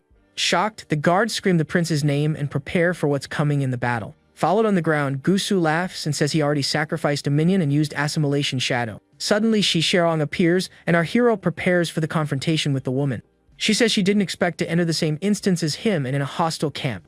With a shout of command, he orders Yang Shangdi to deal with her and says he doesn't hit women. She calls him a dogman and attacks him with her ice archery ability. The friend summons an earth wall to protect him and says her opponent is him. Mafei tells him to take their time and he will gain experience on the battlefield. Gusu stares at our hero and prepares for the final confrontation. With a shadowy aura, he uses Shadow Bite and prepares for a devastating attack. Surrounded by the aura, he says only by defeating him can he wash away the humiliation he suffered. Our hero realizes in that state Gusu gives him a stronger feeling of oppression than Lu Yanhang. He activates the path of the ghostly eye soldier. With his new vision, he can clearly see Gusu's movements and aura in the battle. With angel wings, Gusu charges full force at our hero and prepares to attack. With a jump and a spin, he manages to dodge the attack and prepares for a counterattack. He hits him squarely and Gusu screams in pain from the devastating blow. With teeth clenched in anger, Gusu stares at him with a look of pure fury and surprise. He tries to counterattack, but our hero manages to dodge the blow with agility. He says he just needs to obey the law and he can find his weakness. Gusu advances and says he will tear his stinking mouth apart and won't lose again. With a punch, he charges full force at our hero, preparing for the final attack. With a powerful punch, our hero hits him squarely and throws him far away with the blow. Fallen on the ground, Gusu screams it's impossible and can't believe he was defeated. With a series of attacks, he pressures him and throws him to the ground with a devastating blow. The scene cuts to the intense battle with the two clashing in a large explosion of power. With a final blow, he defeats him and throws him to the ground with a large impact and an explosion. Shocked, Gusu wonders how he became so strong and realizes his actions were seen. With a mocking tone, our hero comforts him and says it's not his fault and he did a good job. Followed and defeated, Gusu wonders if he is a genius and remembers when he was called that. The scene cuts to our hero watching the scene with a serious and determined look. Our hero then complains to Yang Shangdi for kidnapping the woman like that. Worried, the friend says her ice spells are very powerful and they need to be careful. With the two captured, he asks what our hero will do with them now in the battle. He then says it's better to send them out of the dungeon first to avoid trouble. Suddenly, a mysterious man appears and apologizes for arriving late to the rescue. The friend warns him to be careful and reveals the old man was the boss they faced last time. The old man introduces himself as the national teacher of the Dao Kingdom and stares at the trio with power. Suddenly, Mafei returns to the battle and prepares for the confrontation with the dungeon boss. With a golden aura, he says they can't defeat the boss without him and prepares to fight. The friend is shocked by his level and asks how much experience he gained on the battlefield. The national teacher praises the three princes and prepares to use his magic against them. Shi Xiaorong charges full force at the trio, preparing for a devastating attack. The system reveals the historical boss wife and stats, who is a level 25 mage. Our hero realizes the boss's attributes are completely opposite to his and prepares. With her staff in hand, Shi Xiaorong offers to help the teacher in the battle against the trio, but he refuses the help and says he can handle them alone and tells the princess to rest. With a blue aura, he says not to leave and prepares to use his water magic. Using his water spear ability, he launches a series of attacks against the trio with everything. Mafei advances and says the old man beat him last time and he will get revenge. He launches an energy wave against the national teacher, but the teacher summons a wooden shield barrier to protect himself from Mafei's attack. With the sword's impact, the wooden barrier shatters into pieces, and the teacher retreats. Mafei then launches a rain of golden energy swords against the national teacher. With his sword, he tries to defend but is hit by several of Mafei's attacks. The friend then uses his Yellow Spring Swamp ability and traps him with sand. Surrounded by sand, the teacher tries to break free but is completely immobilized. Our hero then advances with his spear and prepares for a devastating attack against him. But the teacher uses his Earth Fission ability and manages to break free from the sand. With a shout of command, he orders everyone to retreat and prepares for a powerful attack. Shocked by the scene, our hero can't believe the teacher managed to escape. With his Fire God Explosion ability, he launches a fire wave against the trio. Our hero realizes the boss's agility is 0 and it's impossible to steal his speed. With a large fire explosion, the trio is hit squarely and thrown far away with the blow. The system then warns that the Fury state has been triggered, and our hero prepares to retaliate. He charges full force at the national teacher for the confrontation, and asks if it's his turn and prepares for the attack. He says a boss with only 1000 HP will be killed with a single blow. Shocked, the teacher wonders how he is still standing after being hit by his explosion.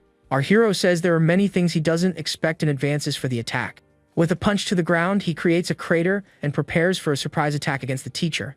The scene cuts to the intense battle with the two clashing in a large explosion of power. With his Skeleton King ring, he says the same trick doesn't work twice against a saint. With his golden spear, he advances and prepares for a devastating attack against the teacher. But the teacher summons a barrier and says his attack is useless against his defense.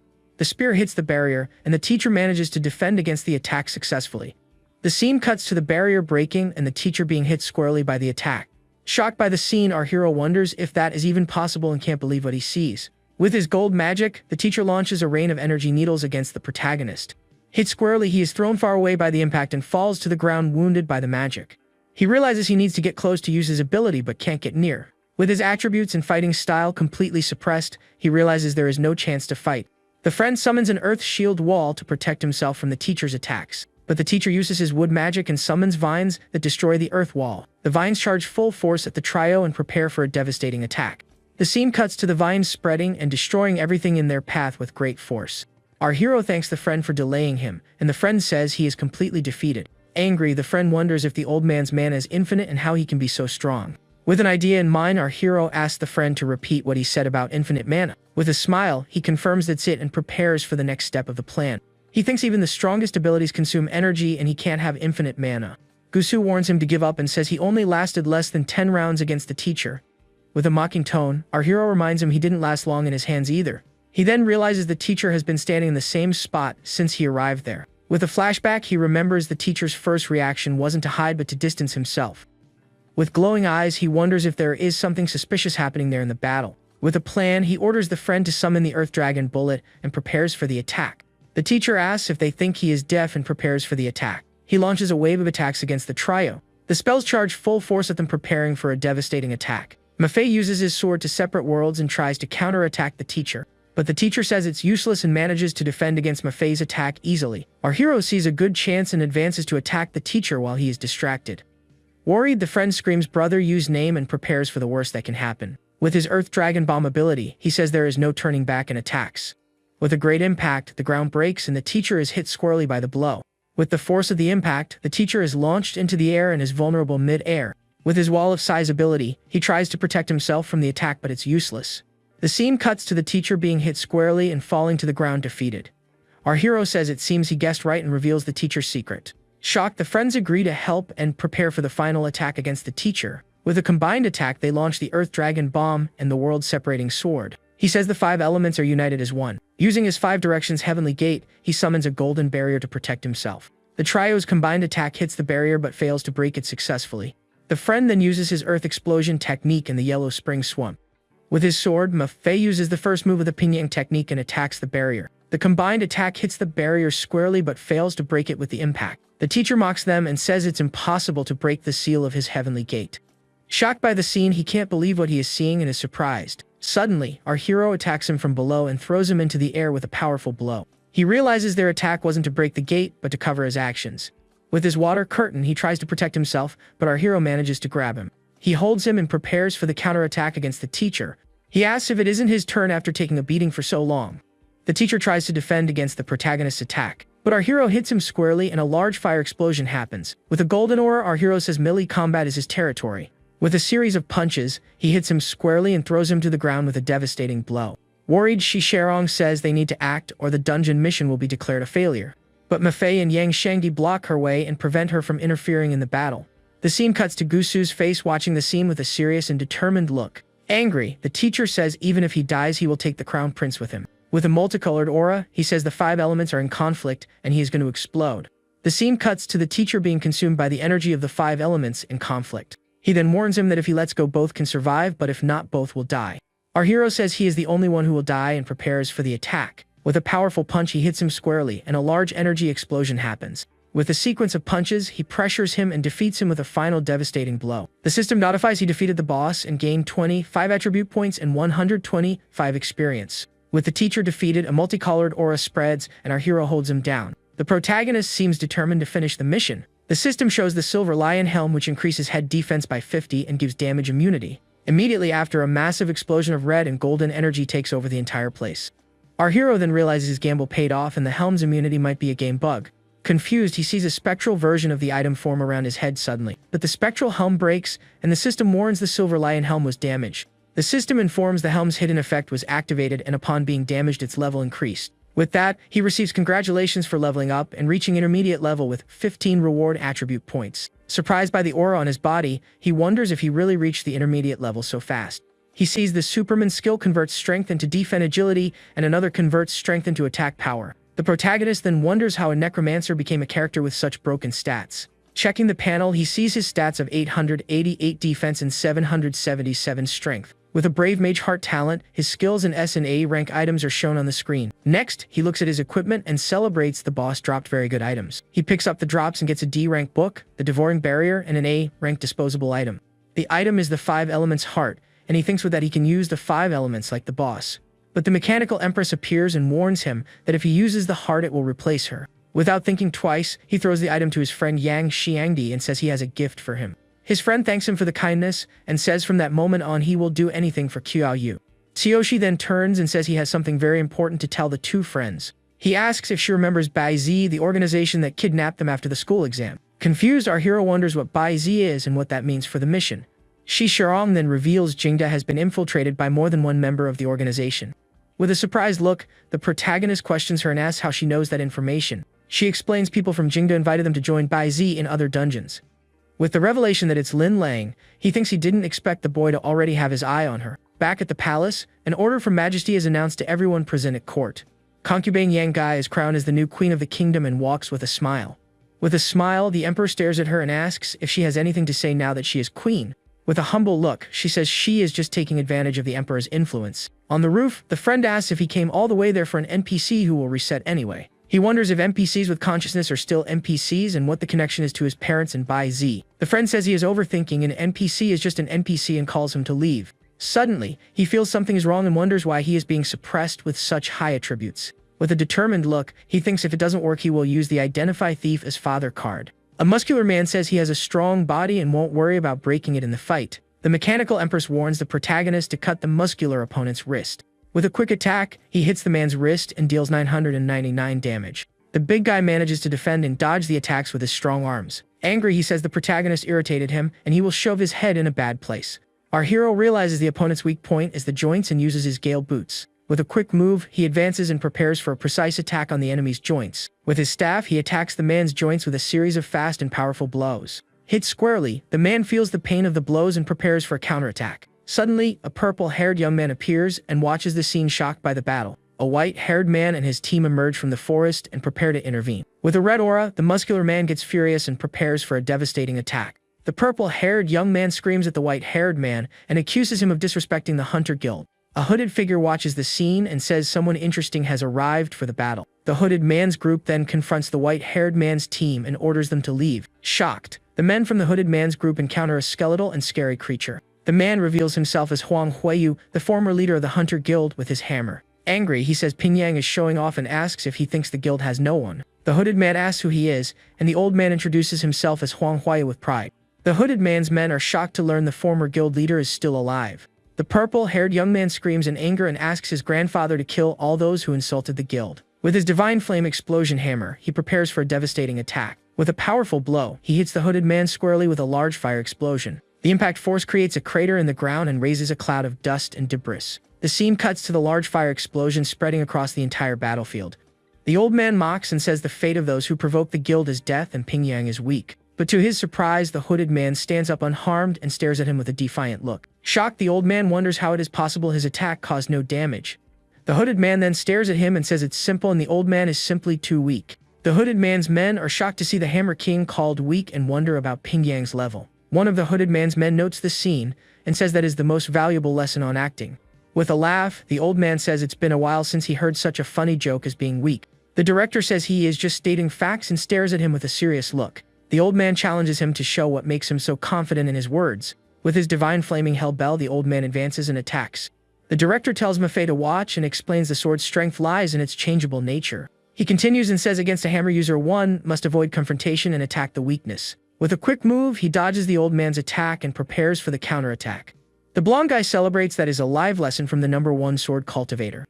Angry, the old man screams he would rather die than be humiliated and will make Ping Yang pay with blood.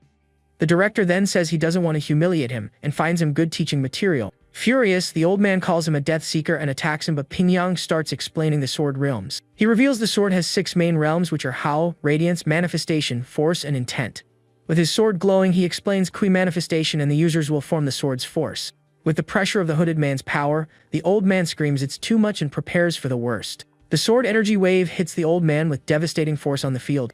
The extras are shocked and comment on the powerful aura of the director's attack. Ping Yang then explains everyone's sword intent is different and Maffei needs to find his path. With that, the Hammer King is caught squarely by the technique and cannot defend against the blow.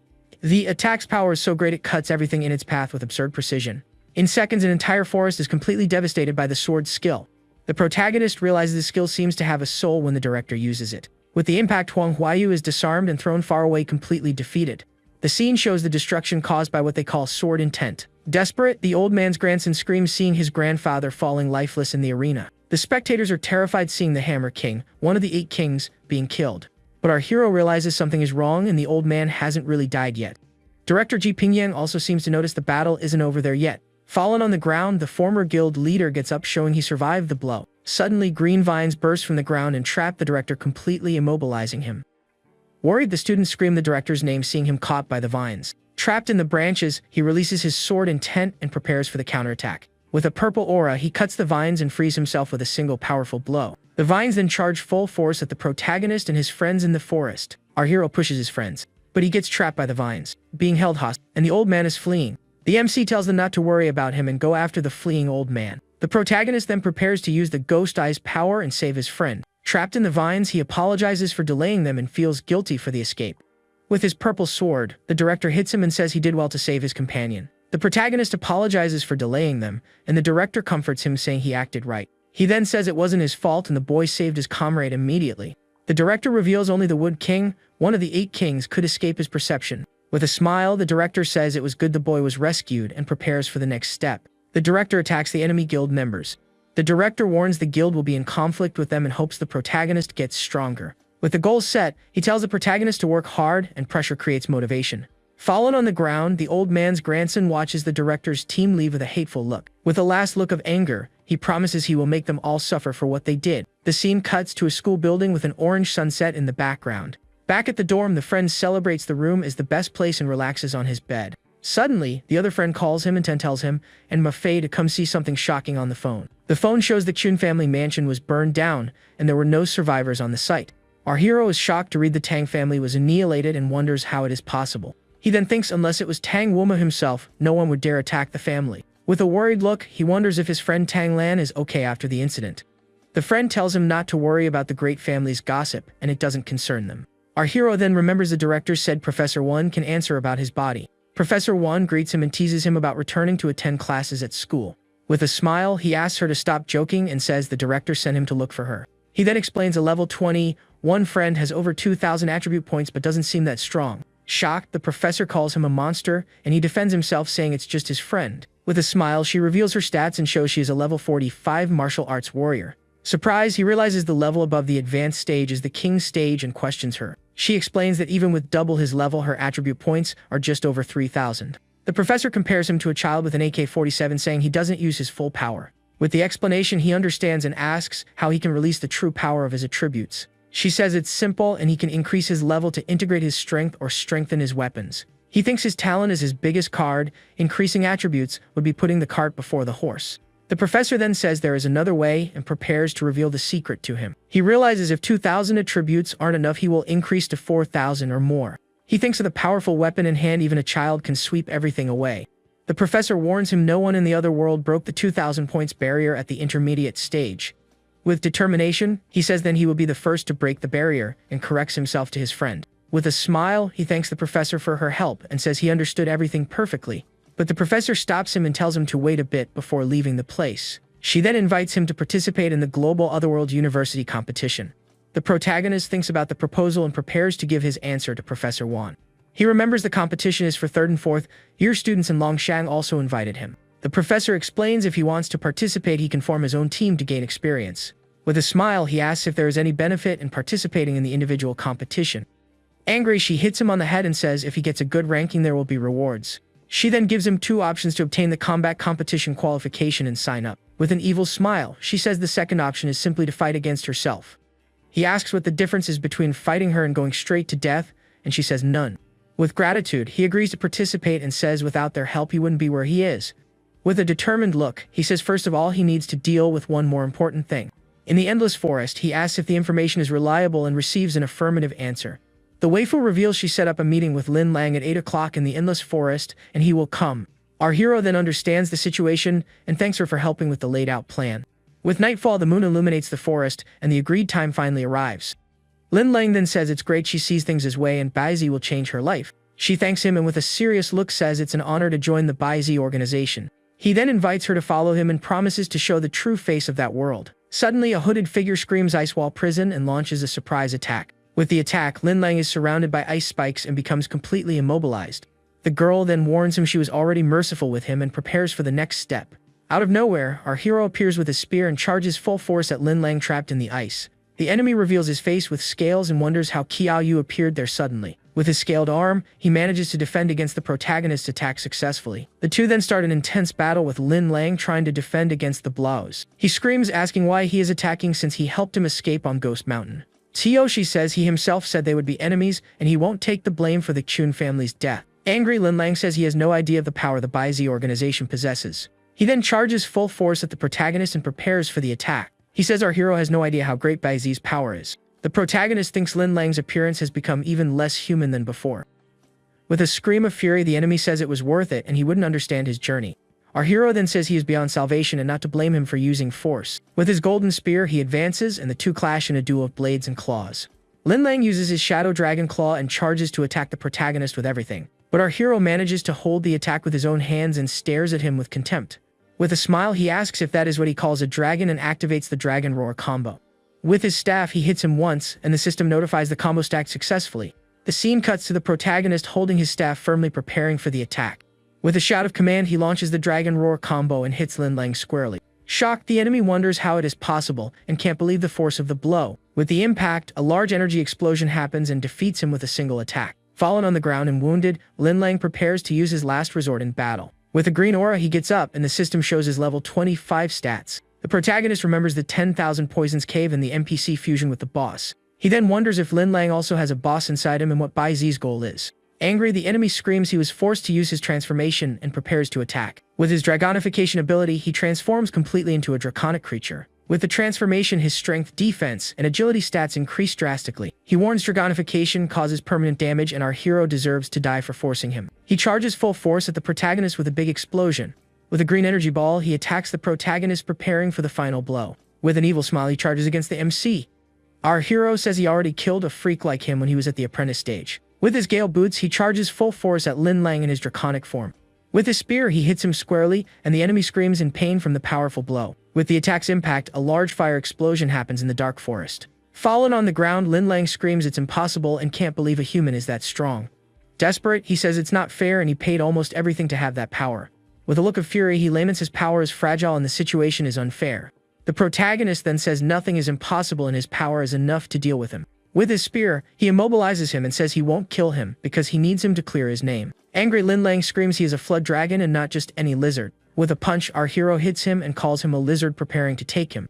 He then drags him through the forest and prepares to leave the place with the prisoner. Our hero wonders if he wants to leave and prepares for danger. Suddenly, a rain of ice needles advances and completely surrounds them in the forest. A group of masked men appears and says they searched for him everywhere and found him.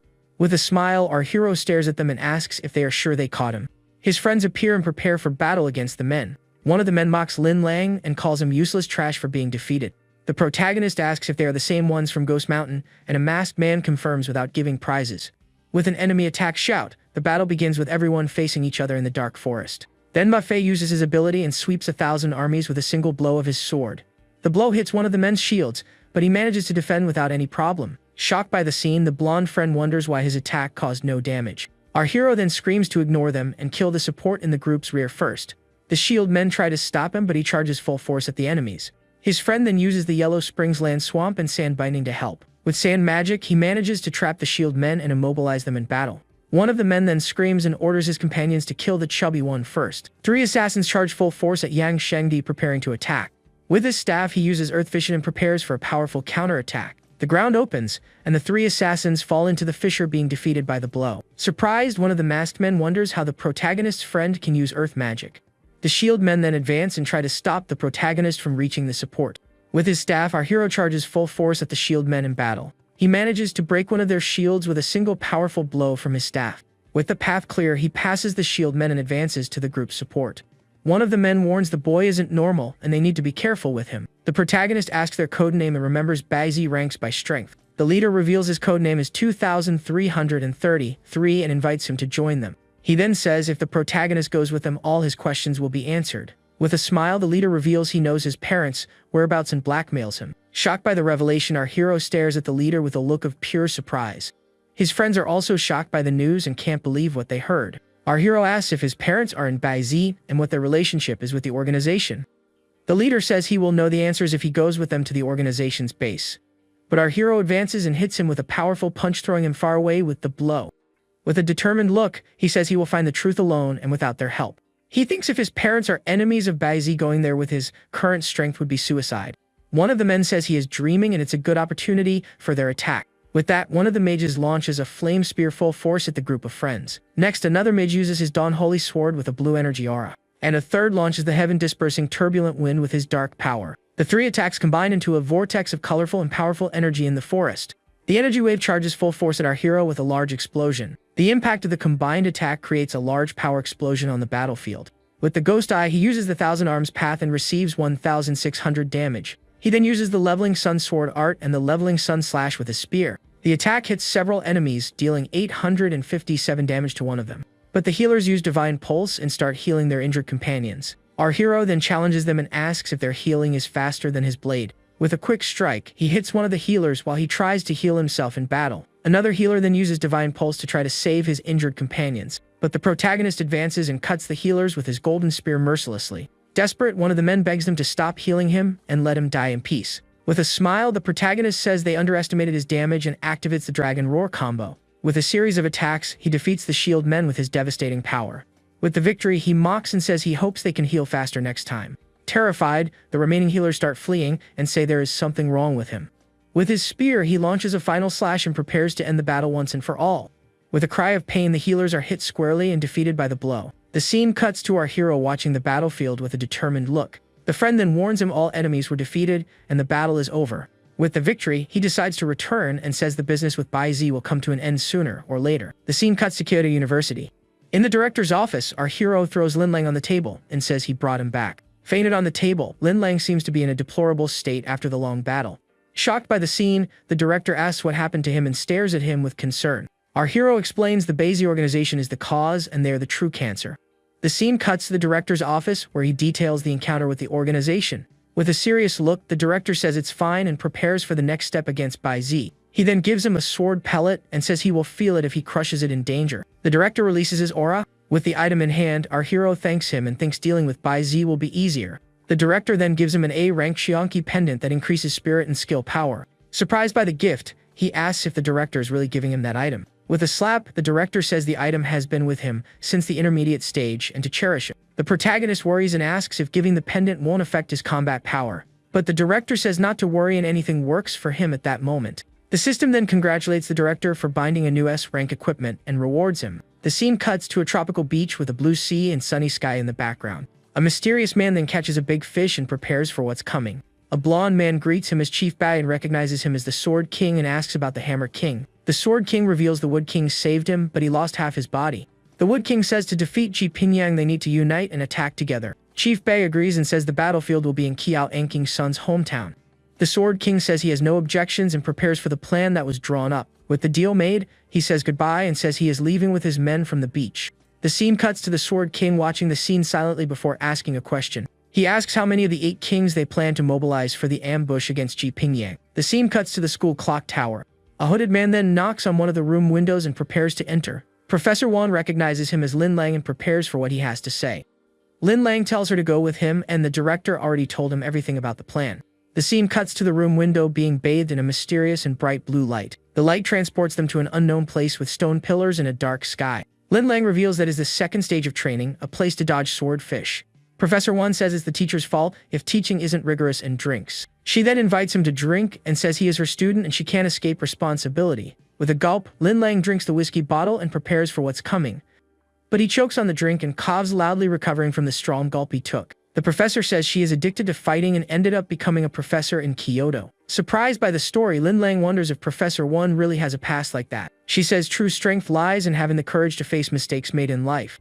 With a smile, she says she isn't good at lecturing but thinks he understood. Lin Lang then agrees and says he was wrong and will accept the school's punishment. He drinks and says his life starts again from that moment. He then asks if he can reach Qiaoyu's level, and she laughs saying he is a monster. The scene cuts to the school campus.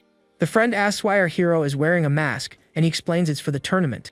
Ma Fei then says such a big competition can't be without him and prepares to go. The scene cuts to the university campus hosting the global combat tournament.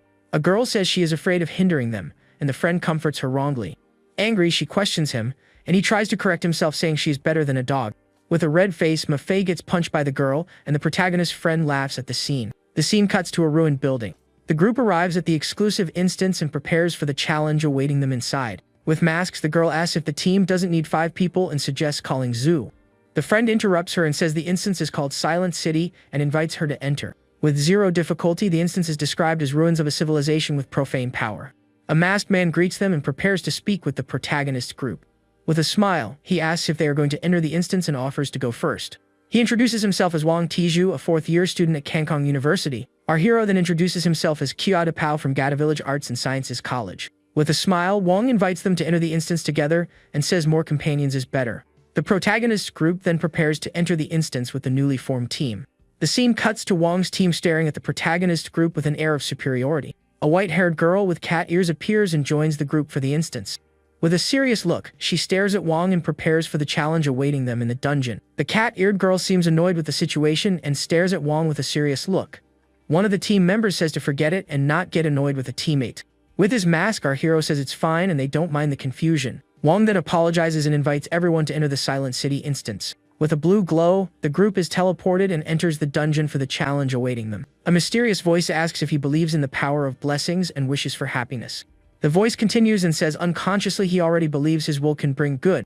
Our hero then wonders if things really change because of his will and who is speaking. The The protagonist seems confused by the situation. Strapped to a chair, the mission is revealed to investigate the supernatural power of the Silent City. The system warns that the reward depends on the ranking and tells him to believe in his will. A dark female creature appears and stares at him with her glowing red eyes. With a smile, he wonders if the instance is exciting and prepares for what's coming. The creature then attacks him with her blue head and sharp teeth, and he screams in fright. With a knife in hand, the creature charges and prepares for a devastating attack against him. With his spear, he defends against the creature's attack and prepares for the counter-attack. With a quick move, he frees himself from the chains and charges full force at her. With a single blow, he defeats her, and the system congratulates him for defeating the faceless ghost. With the victory, he realizes he has arrived at an intense place and prepares for what's coming. With his spear in hand, he stares at the approaching creatures with a determined look. The creatures with red eyes and mouth stare at him with a sinister and threatening air. With a smile, he asks if they are trying to scare him and prepares for battle. With a shout of command, he charges and attacks them with his golden spear, gaining death ki. The creatures then start fleeing and scatter through the dark hall of the instance. Our hero then tells them not to run and that he still needs more death ki to level up. With a series of attacks, he defeats all the creatures and gains more death ki with the victory. He then realizes he needs to find his friends because Ziyu is a support and is in danger. Upon opening a door, he realizes someone else was teleported to the same location as him. He hears footsteps approaching and prepares for what is to come. Suddenly, Wong appears and he recognizes him and asks if he also got separated from his team. The two stare at each other with a defiant look and prepare for the confrontation in the dark room. Suddenly, a cry for help echoes through the corridor and darkness takes over the place. A giant spider with a human face chases the other team members fiercely. Desperate, the friend asks Brother Cannon for help and prepares for the worst that can happen. With his spear, our hero charges and prepares to attack the giant spider with everything.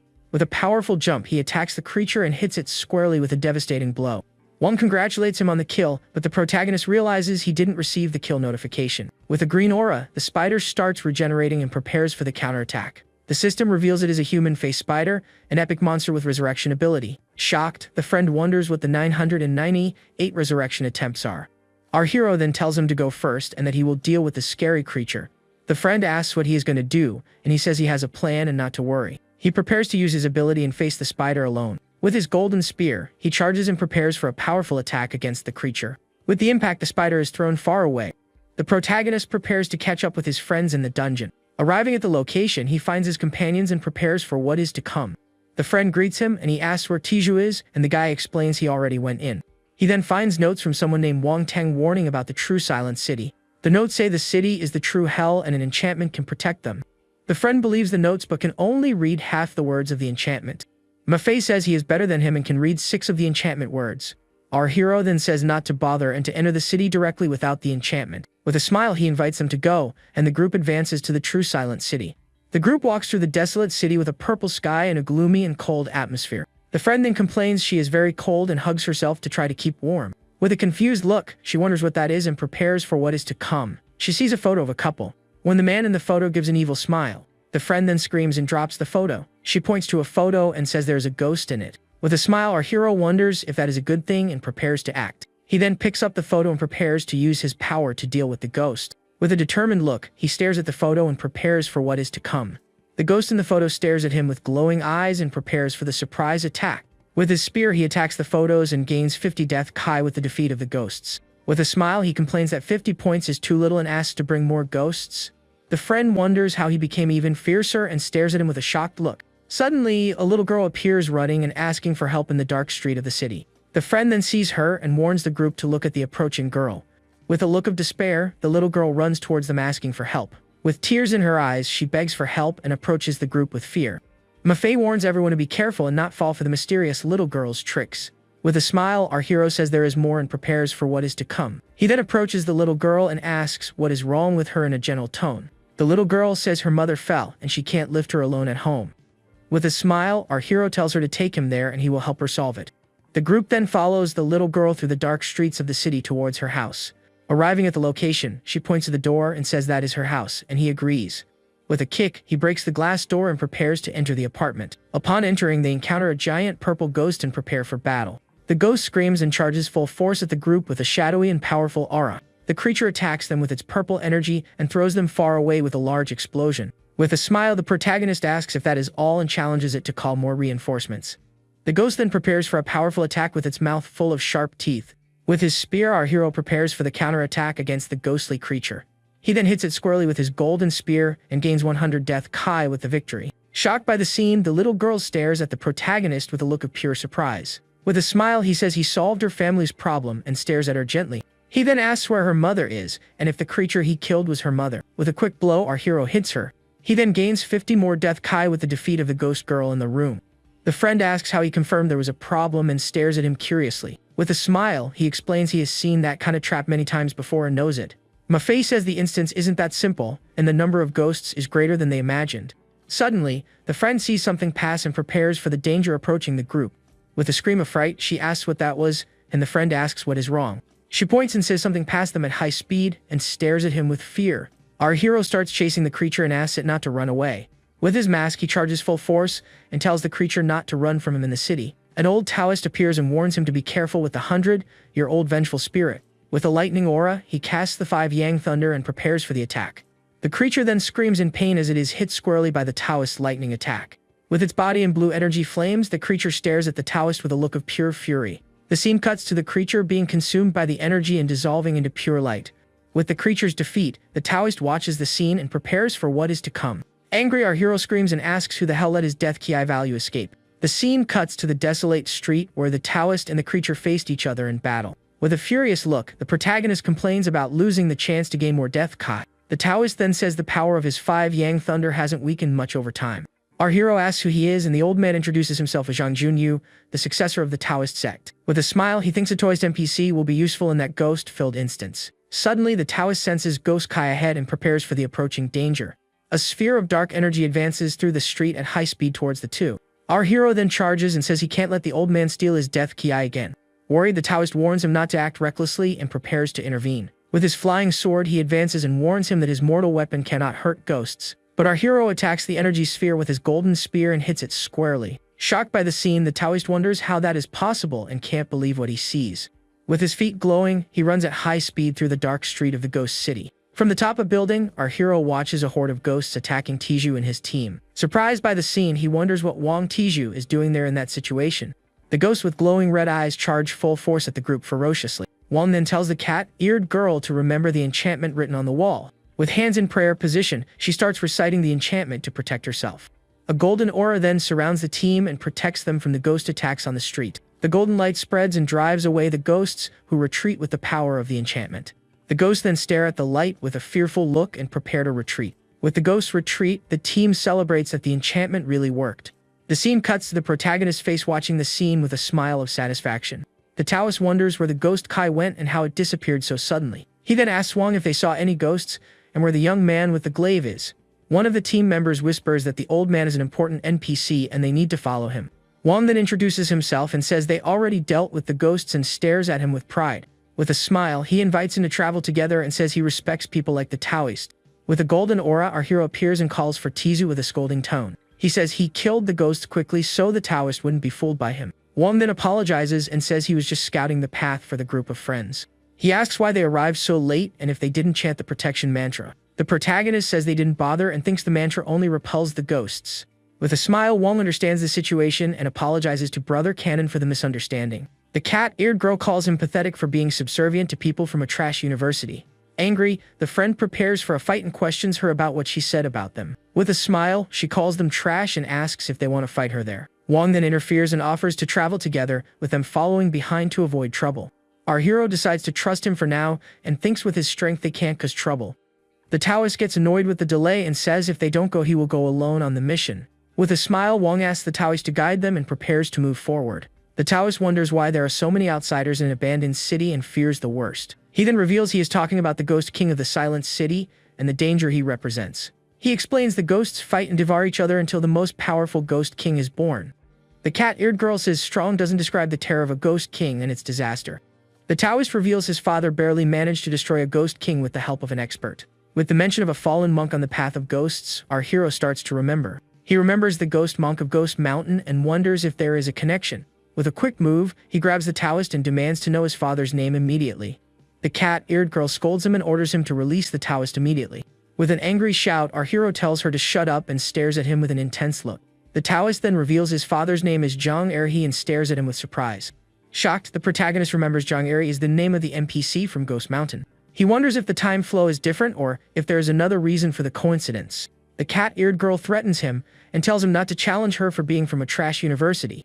The friend then asks him to release the Taoist and resolve the situation calmly. The Taoist recognizes him as the expert who helped his father kill the Ghost King.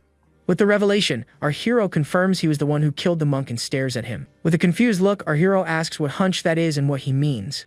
The Taoist explains that before dying, his father understood the truth of the world and the protagonist's origin. In a flashback, the Taoist's father reveals he finally understood why he didn't find Qiao Yu. He then says the protagonist doesn't belong to that world and came from another place. With a last breath, he reveals our hero comes from the main world and stares at him. In the flashback, the Taoist's father faces a lightning storm and calls it heavenly punishment. With the storm falling on the temple, a voice mocks and says the old man is scared.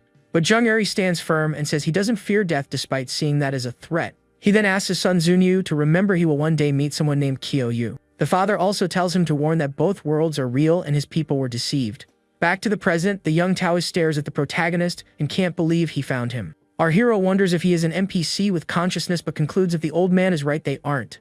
Suddenly, one of the friends calls him Brother Yu and warns something wrong is approaching. Then several ghostly and shadowy creatures appear flying towards the entire group. With a smile, the MC says the moment is perfect and his weapon needs 500 more death QI.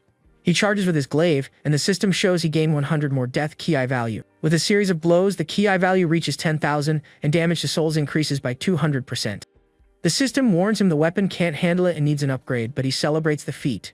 Worried, the Taoist tells him to be careful because the ghost key hasn't dissipated yet. Then a blonde extra with a mask appears with a girl and seems quite shocked by the scene. Suddenly, a skeletal hand emerges from the ground and prepares to attack the group of extras. Desperate, they scream and wonder what those things coming out of the city ground are. With a scared look, the Taoist senses a terrifying aura and prepares for danger. A ghost waifu appears, and the system warns the mission was completed and they can leave. With his talisman, the Taoist uses his 7 killings ghost god decree ability. With a shout of command, he launches a wave of golden energy against the Ghost Queen. But the system warns the exit was closed and the mission is now to defeat her in the dungeon. The impact force of the Taoist magic creates a large explosion of light on the city street. One of the extras screams for his companions to chant the protection mantra quickly. With hands in prayer, the team starts reciting the mantra, and a golden aura surrounds them. But the Ghost Queen stares at the light barrier with a look of pure disdain and power. With an evil smile and a single word, she orders everyone there to kneel before her. The team is then forced to kneel and wonder why they can't control themselves. The ghost waifu mocks them and says she will leave them blind and with broken arms. With the force of the pressure, the team is thrown hard to the ground with no way to react to the power. Shocked, the Taoist wonders how a mere evil ghost can use the law follows words. The friend then asks if being handsome grants immunity to the Ghost Queen's ability. Angry, the ghost waifu wonders how it is possible they weren't affected. With a scream of fury, she casts her curse again and curses them with more injuries. With the force of the curse, Wang's team is thrown to the ground with great pressure. With a smile, our hero says her power doesn't affect them and she should give up. With a jump, he charges full force at the Ghost Queen and prepares for the attack. With a look of contempt, she calls him an arrogant fool and prepares for the counterattack. The two then clash in a duel of power with a large explosion of energy and light. With his Gale Boots, he charges full force and activates his Dragon Roar combo. The Ghost Queen watches the attack approaching with a look of pure surprise and shock. With his combo, he launches a rain of golden attacks that hit the Queen squarely. One of the fallen extras wonders if the Ghost Queen was defeated by the attack. Worried, the Taoist warns the protagonist to be careful because the Ghost Key hasn't dissipated. With a serious look, our hero says he knows because the instance mission hasn't ended yet. Suddenly, a lake of blood forms on the ground and prepares to attack the protagonist's group. Our hero then pulls a blood tentacle and prepares for what is to come in the battle. With a red aura, he prepares for the confrontation with the Ghost Queen on the city street. One of Wang's friends then uses her healing ability and prepares to help in the battle. With the healing, our hero recovers his energy and prepares for the next attack against the Queen. With the Blood Lake, the Ghost Queen regenerates and prepares for the counterattack. The system reveals the Queen's stats, who is a resentful spirit witch level 28. Our hero realizes her immortal body is linked to the Blood Lake and comes up with a plan. With a shout of command, he orders Yang Shangdi to find a way to drain the Blood Lake. The friend then agrees and uses his Earth Fission ability to attack the Blood Lake. With the fissure, the Blood Lake starts draining, and the Queen becomes vulnerable to attack. With the opportunity, our hero charges full force at the Ghost Queen with his spear. With a shout of command, he attacks her with a powerful blow and throws her far away with the impact. The friend then uses his Yellow Springs Land Swamp ability and traps her in the mud. With the Queen immobilized, he charges full force at her. With a double attack, Mafei and our hero use their blows on the Ghost Queen. Despite the combined attack, the Ghost Waifu doesn't seem hurt at all by the offensive.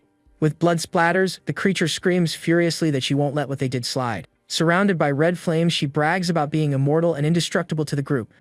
The friend then says to leave the lake to him and uses his sand binding ability. Angry, the queen calls him a damn fatty and says she will kill him first in the battle. Using his sand magic, the friend manages to trap the ghost queen and immobilizes her on the street. He then thinks he can't waste the 5 elements heart the protagonist gave him. With a shout of command, he casts the fire god explosion and a large explosion happens. Shocked, Wong's team wonders how the fat mage can use the power of the 5 elements. But the queen emerges from the flames with sharp teeth and screams everyone there deserves to die. With his golden spear, our hero advances and prepares for the final attack against the queen. Shocked, she wonders how it is possible he is such terrifying death Kai like that. He says it's nothing and it's his specialty and hits her with a series of blows. Hit squarely, the queen screams in pain with sharp teeth and a look of pure fury. With his staff, he says it's time to send her to the afterlife and attacks her with everything. With a powerful cut of golden energy, he hits the ghost queen squarely on the street. The Taoist then wonders if that isn't his job and if that's how you send someone off. With the impact, the ghost queen unravels in a large explosion of dark energy. The system congratulates him and reveals he gained levels, points, and items for completing the mission. With the items in hand, he celebrates the benefit of being illiterate and prepares to use them. With the upgrade stone, his B-rank Golden Dragonglaive upgrades to A-rank successfully. The new A-rank weapon has a spirit and can switch between light and dark states. With a smile, he celebrates the new weapon and says it is perfect for a necromancer like him. He then sees his friends with Wong's team and realizes they also gained a lot. Wong thanks him for the help and warns he won't go easy in the combat tournament. The cat-eared girl stares at him with a look of pure fury and prepares for the tournament. The friend warns him to be careful with a girl named Chu Xin, and that she looked at him darkly. With a smile, he tells them not to worry about a spoiled brat and says goodbye to his friends. With his new stats, he wonders which teacher director Ji arranged to train him. With his new stats, he thinks he will surprise his new trainer with his power. Suddenly, he is attacked by a mysterious force and prepares for what is to come. With a surprised look, he wonders what the hell is happening there in that place. The scene cuts to the school campus with a gentle breeze blowing through the trees and buildings. Trapped by a giant hand, he wonders if it is Chu Xin getting revenge for what he did. With a red aura, he tries to break free, but the hand squeezes him with incredible force. He realizes he can't break free and the power of that existence is immense. Angry, he demands to know who is behind the attack and challenges him to appear at once. With a strong squeeze, the hand crushes him, and he is thrown into a dark and mysterious place. The scene cuts to the protagonist falling into a dark abyss without end and without hope. Trapped by the hand, he wonders what place that is and why there is an old table there. With a newspaper in hand, he reads it with a look of pure surprise and shock at the revelation. With an attentive look, he stares at the newspaper and prepares for what he will discover next. The news reveals his father and another man were the founders of the Baizi company 13 years ago. Shocked, he wonders what his mother's relationship is with the other founder of the Baizi company. With the revelation, he wonders what the company's connection to the Baizi organization is. Back to reality, Professor Wan knocks on the director's door, and he invites her in. The director greets her and asks if the Lin Lang matter has been resolved at school. With a worried look, she warns him protagonist Qiao Yu is in serious trouble. The director doubts and asks what kind of trouble he could have and remembers the sword pellet. Suddenly, the professor attacks him with a fire aura. With a purple aura, the director stands up and stares at the professor. With his sword, he attacks her and throws her against the wall with a single powerful blow. With his muscular body, the professor gets up and says the director is really powerful. The director realizes the fake and demands to know who she is since she isn't the real professor. With an evil smile, the imposter says he didn't expect him to find out so quickly. He then reveals himself as the Painting King, one of the 8 kings, and stares at him with a smile. The director says he doesn't care and demands to know what he did with protagonist Qiao Yu. The imposter laughs and says he still cares about the boy and warns him to look back. Suddenly, the Hammer King, one of the 8 kings, appears and warns him to worry about himself. Angry, the director says whoever dares touch a student of his school deserves death. A woman then appears and praises Ji Pingyang's sharp attitude with a smile on her lips. She reveals herself as the Shadow King, one of the 8 kings, and questions him about the school invasion. With a provocative look, the villain challenges him to guess how many of the 8 kings are present there. But the director calls them a bunch of chickens and dogs, and says it doesn't matter how many there are. The Hammer King then screams the director's name and swears revenge for what happened last time. With his Divine Flame Explosion hammer, he attacks, and a large explosion happens on the spot. The director manages to dodge the attack with agility and prepares for the counter-attack. The Painting King then advances and says that will be the day of Ji Pingyang's death in battle. With his sword, he uses the rainbow-piercing sword technique and charges full force. The Hammer King then screams and warns his companion to be careful with the director's attack. He reveals the Poison King's poison has already taken effect on the director stealthily. The scene cuts to several of the 8 kings preparing for the final attack against the director. The Poison King, one of the 8 kings, appears and says he won't escape even if he had wings. The villain says soon he will lose his powers, and a poison mark appears on his neck. The Shadow King says to begin and prepares for the attack against the school director. The Game King, one of the 8 kings, appears with a golden aura and joins the battle. The Fire King, one of the 8 kings, emerges with a red aura and prepares for combat. The Sword King, one of the 8 kings, appears and prepares for the battle against the director. With a combined technique, the 8 kings launch the Divine Phoenix World Destruction. With his sword, the director prepares to counterattack the combined technique. The scene cuts to the 2 attacks colliding in a large explosion of power and light. The 2 energy spheres clash and create a large shockwave on the battlefield. The force of the impact hits everyone, and they are thrown far away by the large explosion. The director manages to defend against the attack, and a large energy explosion happens. He gets up and prepares for what's coming in the battle. He realizes the poison is still in his body, but he can suppress it for now. The Sword King wonders how he can fight against 7 of them even while poisoned. The Fire King says it will be difficult to defeat him without Chief Bai, and they need to buy time. Back in the Dark Abyss, our hero continues to stare into the darkness, understanding nothing. A mysterious voice asks if he found the answers he was looking for there in the abyss. Suddenly, the man grabs him, and he recognizes him as Qiao Yu with a surprised look. The protagonist turns with a serious look and asks who he is and prepares for danger. The man reveals himself as Bai Shiyan and stares at him with a defiant and powerful look. With a furious look, he says the protagonist cannot call him by his name. Confused, our hero asks why, and the man prepares to reveal his identity. He reveals he is his maternal uncle and stares at him with a serious look. Shocked by the revelation, he wonders why Baizi captured him if they are relatives. With a suspicious look, he asks if the man has proof he is his real uncle. The uncle then reveals his mother is his biological sister and asks what other proof he needs. Our hero asks what the purpose of trapping him there in the abyss was. The uncle reveals he wanted to force his father to appear but has now changed his mind. He says as his uncle he needs to give him a gift for their first meeting. With a punch, he hits him squarely and throws him far away with a powerful and devastating blow. With the impact of the blow, a large explosion of white energy happens in the Dark Abyss. The uncle calls him a coward and threatens him with death if he doesn't fight seriously in the battle. Fallen on the ground and injured, our hero gets up with difficulty and prepares to fight. With a look of anger, he realizes the uncle is serious and really wants to kill him. But he advances and says since the uncle isn't using his full strength, he has nothing to fear. With a punch, he hits him squarely. He wonders how it's possible and can't believe what is happening. The uncle stares at him and the MC can't believe what he saw. Our hero warns him if he daydreams he might end up dying, and takes a punch that sends him flying against the wall. With his torch dragon glaive in hand, the MC gets up. The uncle notices the weapon and wonders if it's an A-rank growth type weapon with a spirit. He says the protagonist seems to have many secrets, and challenges him saying he wants to see his full power in battle. With a punch, he charges full force at the protagonist. With the punch's impact, our hero is thrown far away with great force and speed, and generates a large explosion. With a wounded face, he realizes the Chuanqi pendant activated a barrier to protect him. The MC uses a sequence of energy attacks, but the attacks seem to have no effect on his uncle. The uncle wonders if it's a sword pellet and is surprised by the item the director gave. Fallen on the ground, he thinks without his defense the punch would have taken half his life. Back in the battle, the director realizes the sword pellet was activated and worries. The uncle then mocks the protagonist's father's lineage and calls it weak and useless. With a series of punches, he advances and prepares for a devastating attack against his nephew. The punches hit him squarely, and he complains of pain with a large energy explosion. With a smile, he wonders what fist technique that is and that he can't keep up. He then feels like he is facing a monstrous wave and prepares for the worst. With his villain dad card, he offers to become the uncle's adoptive son in battle. But the system warns the card use failed, and he is shocked by the news.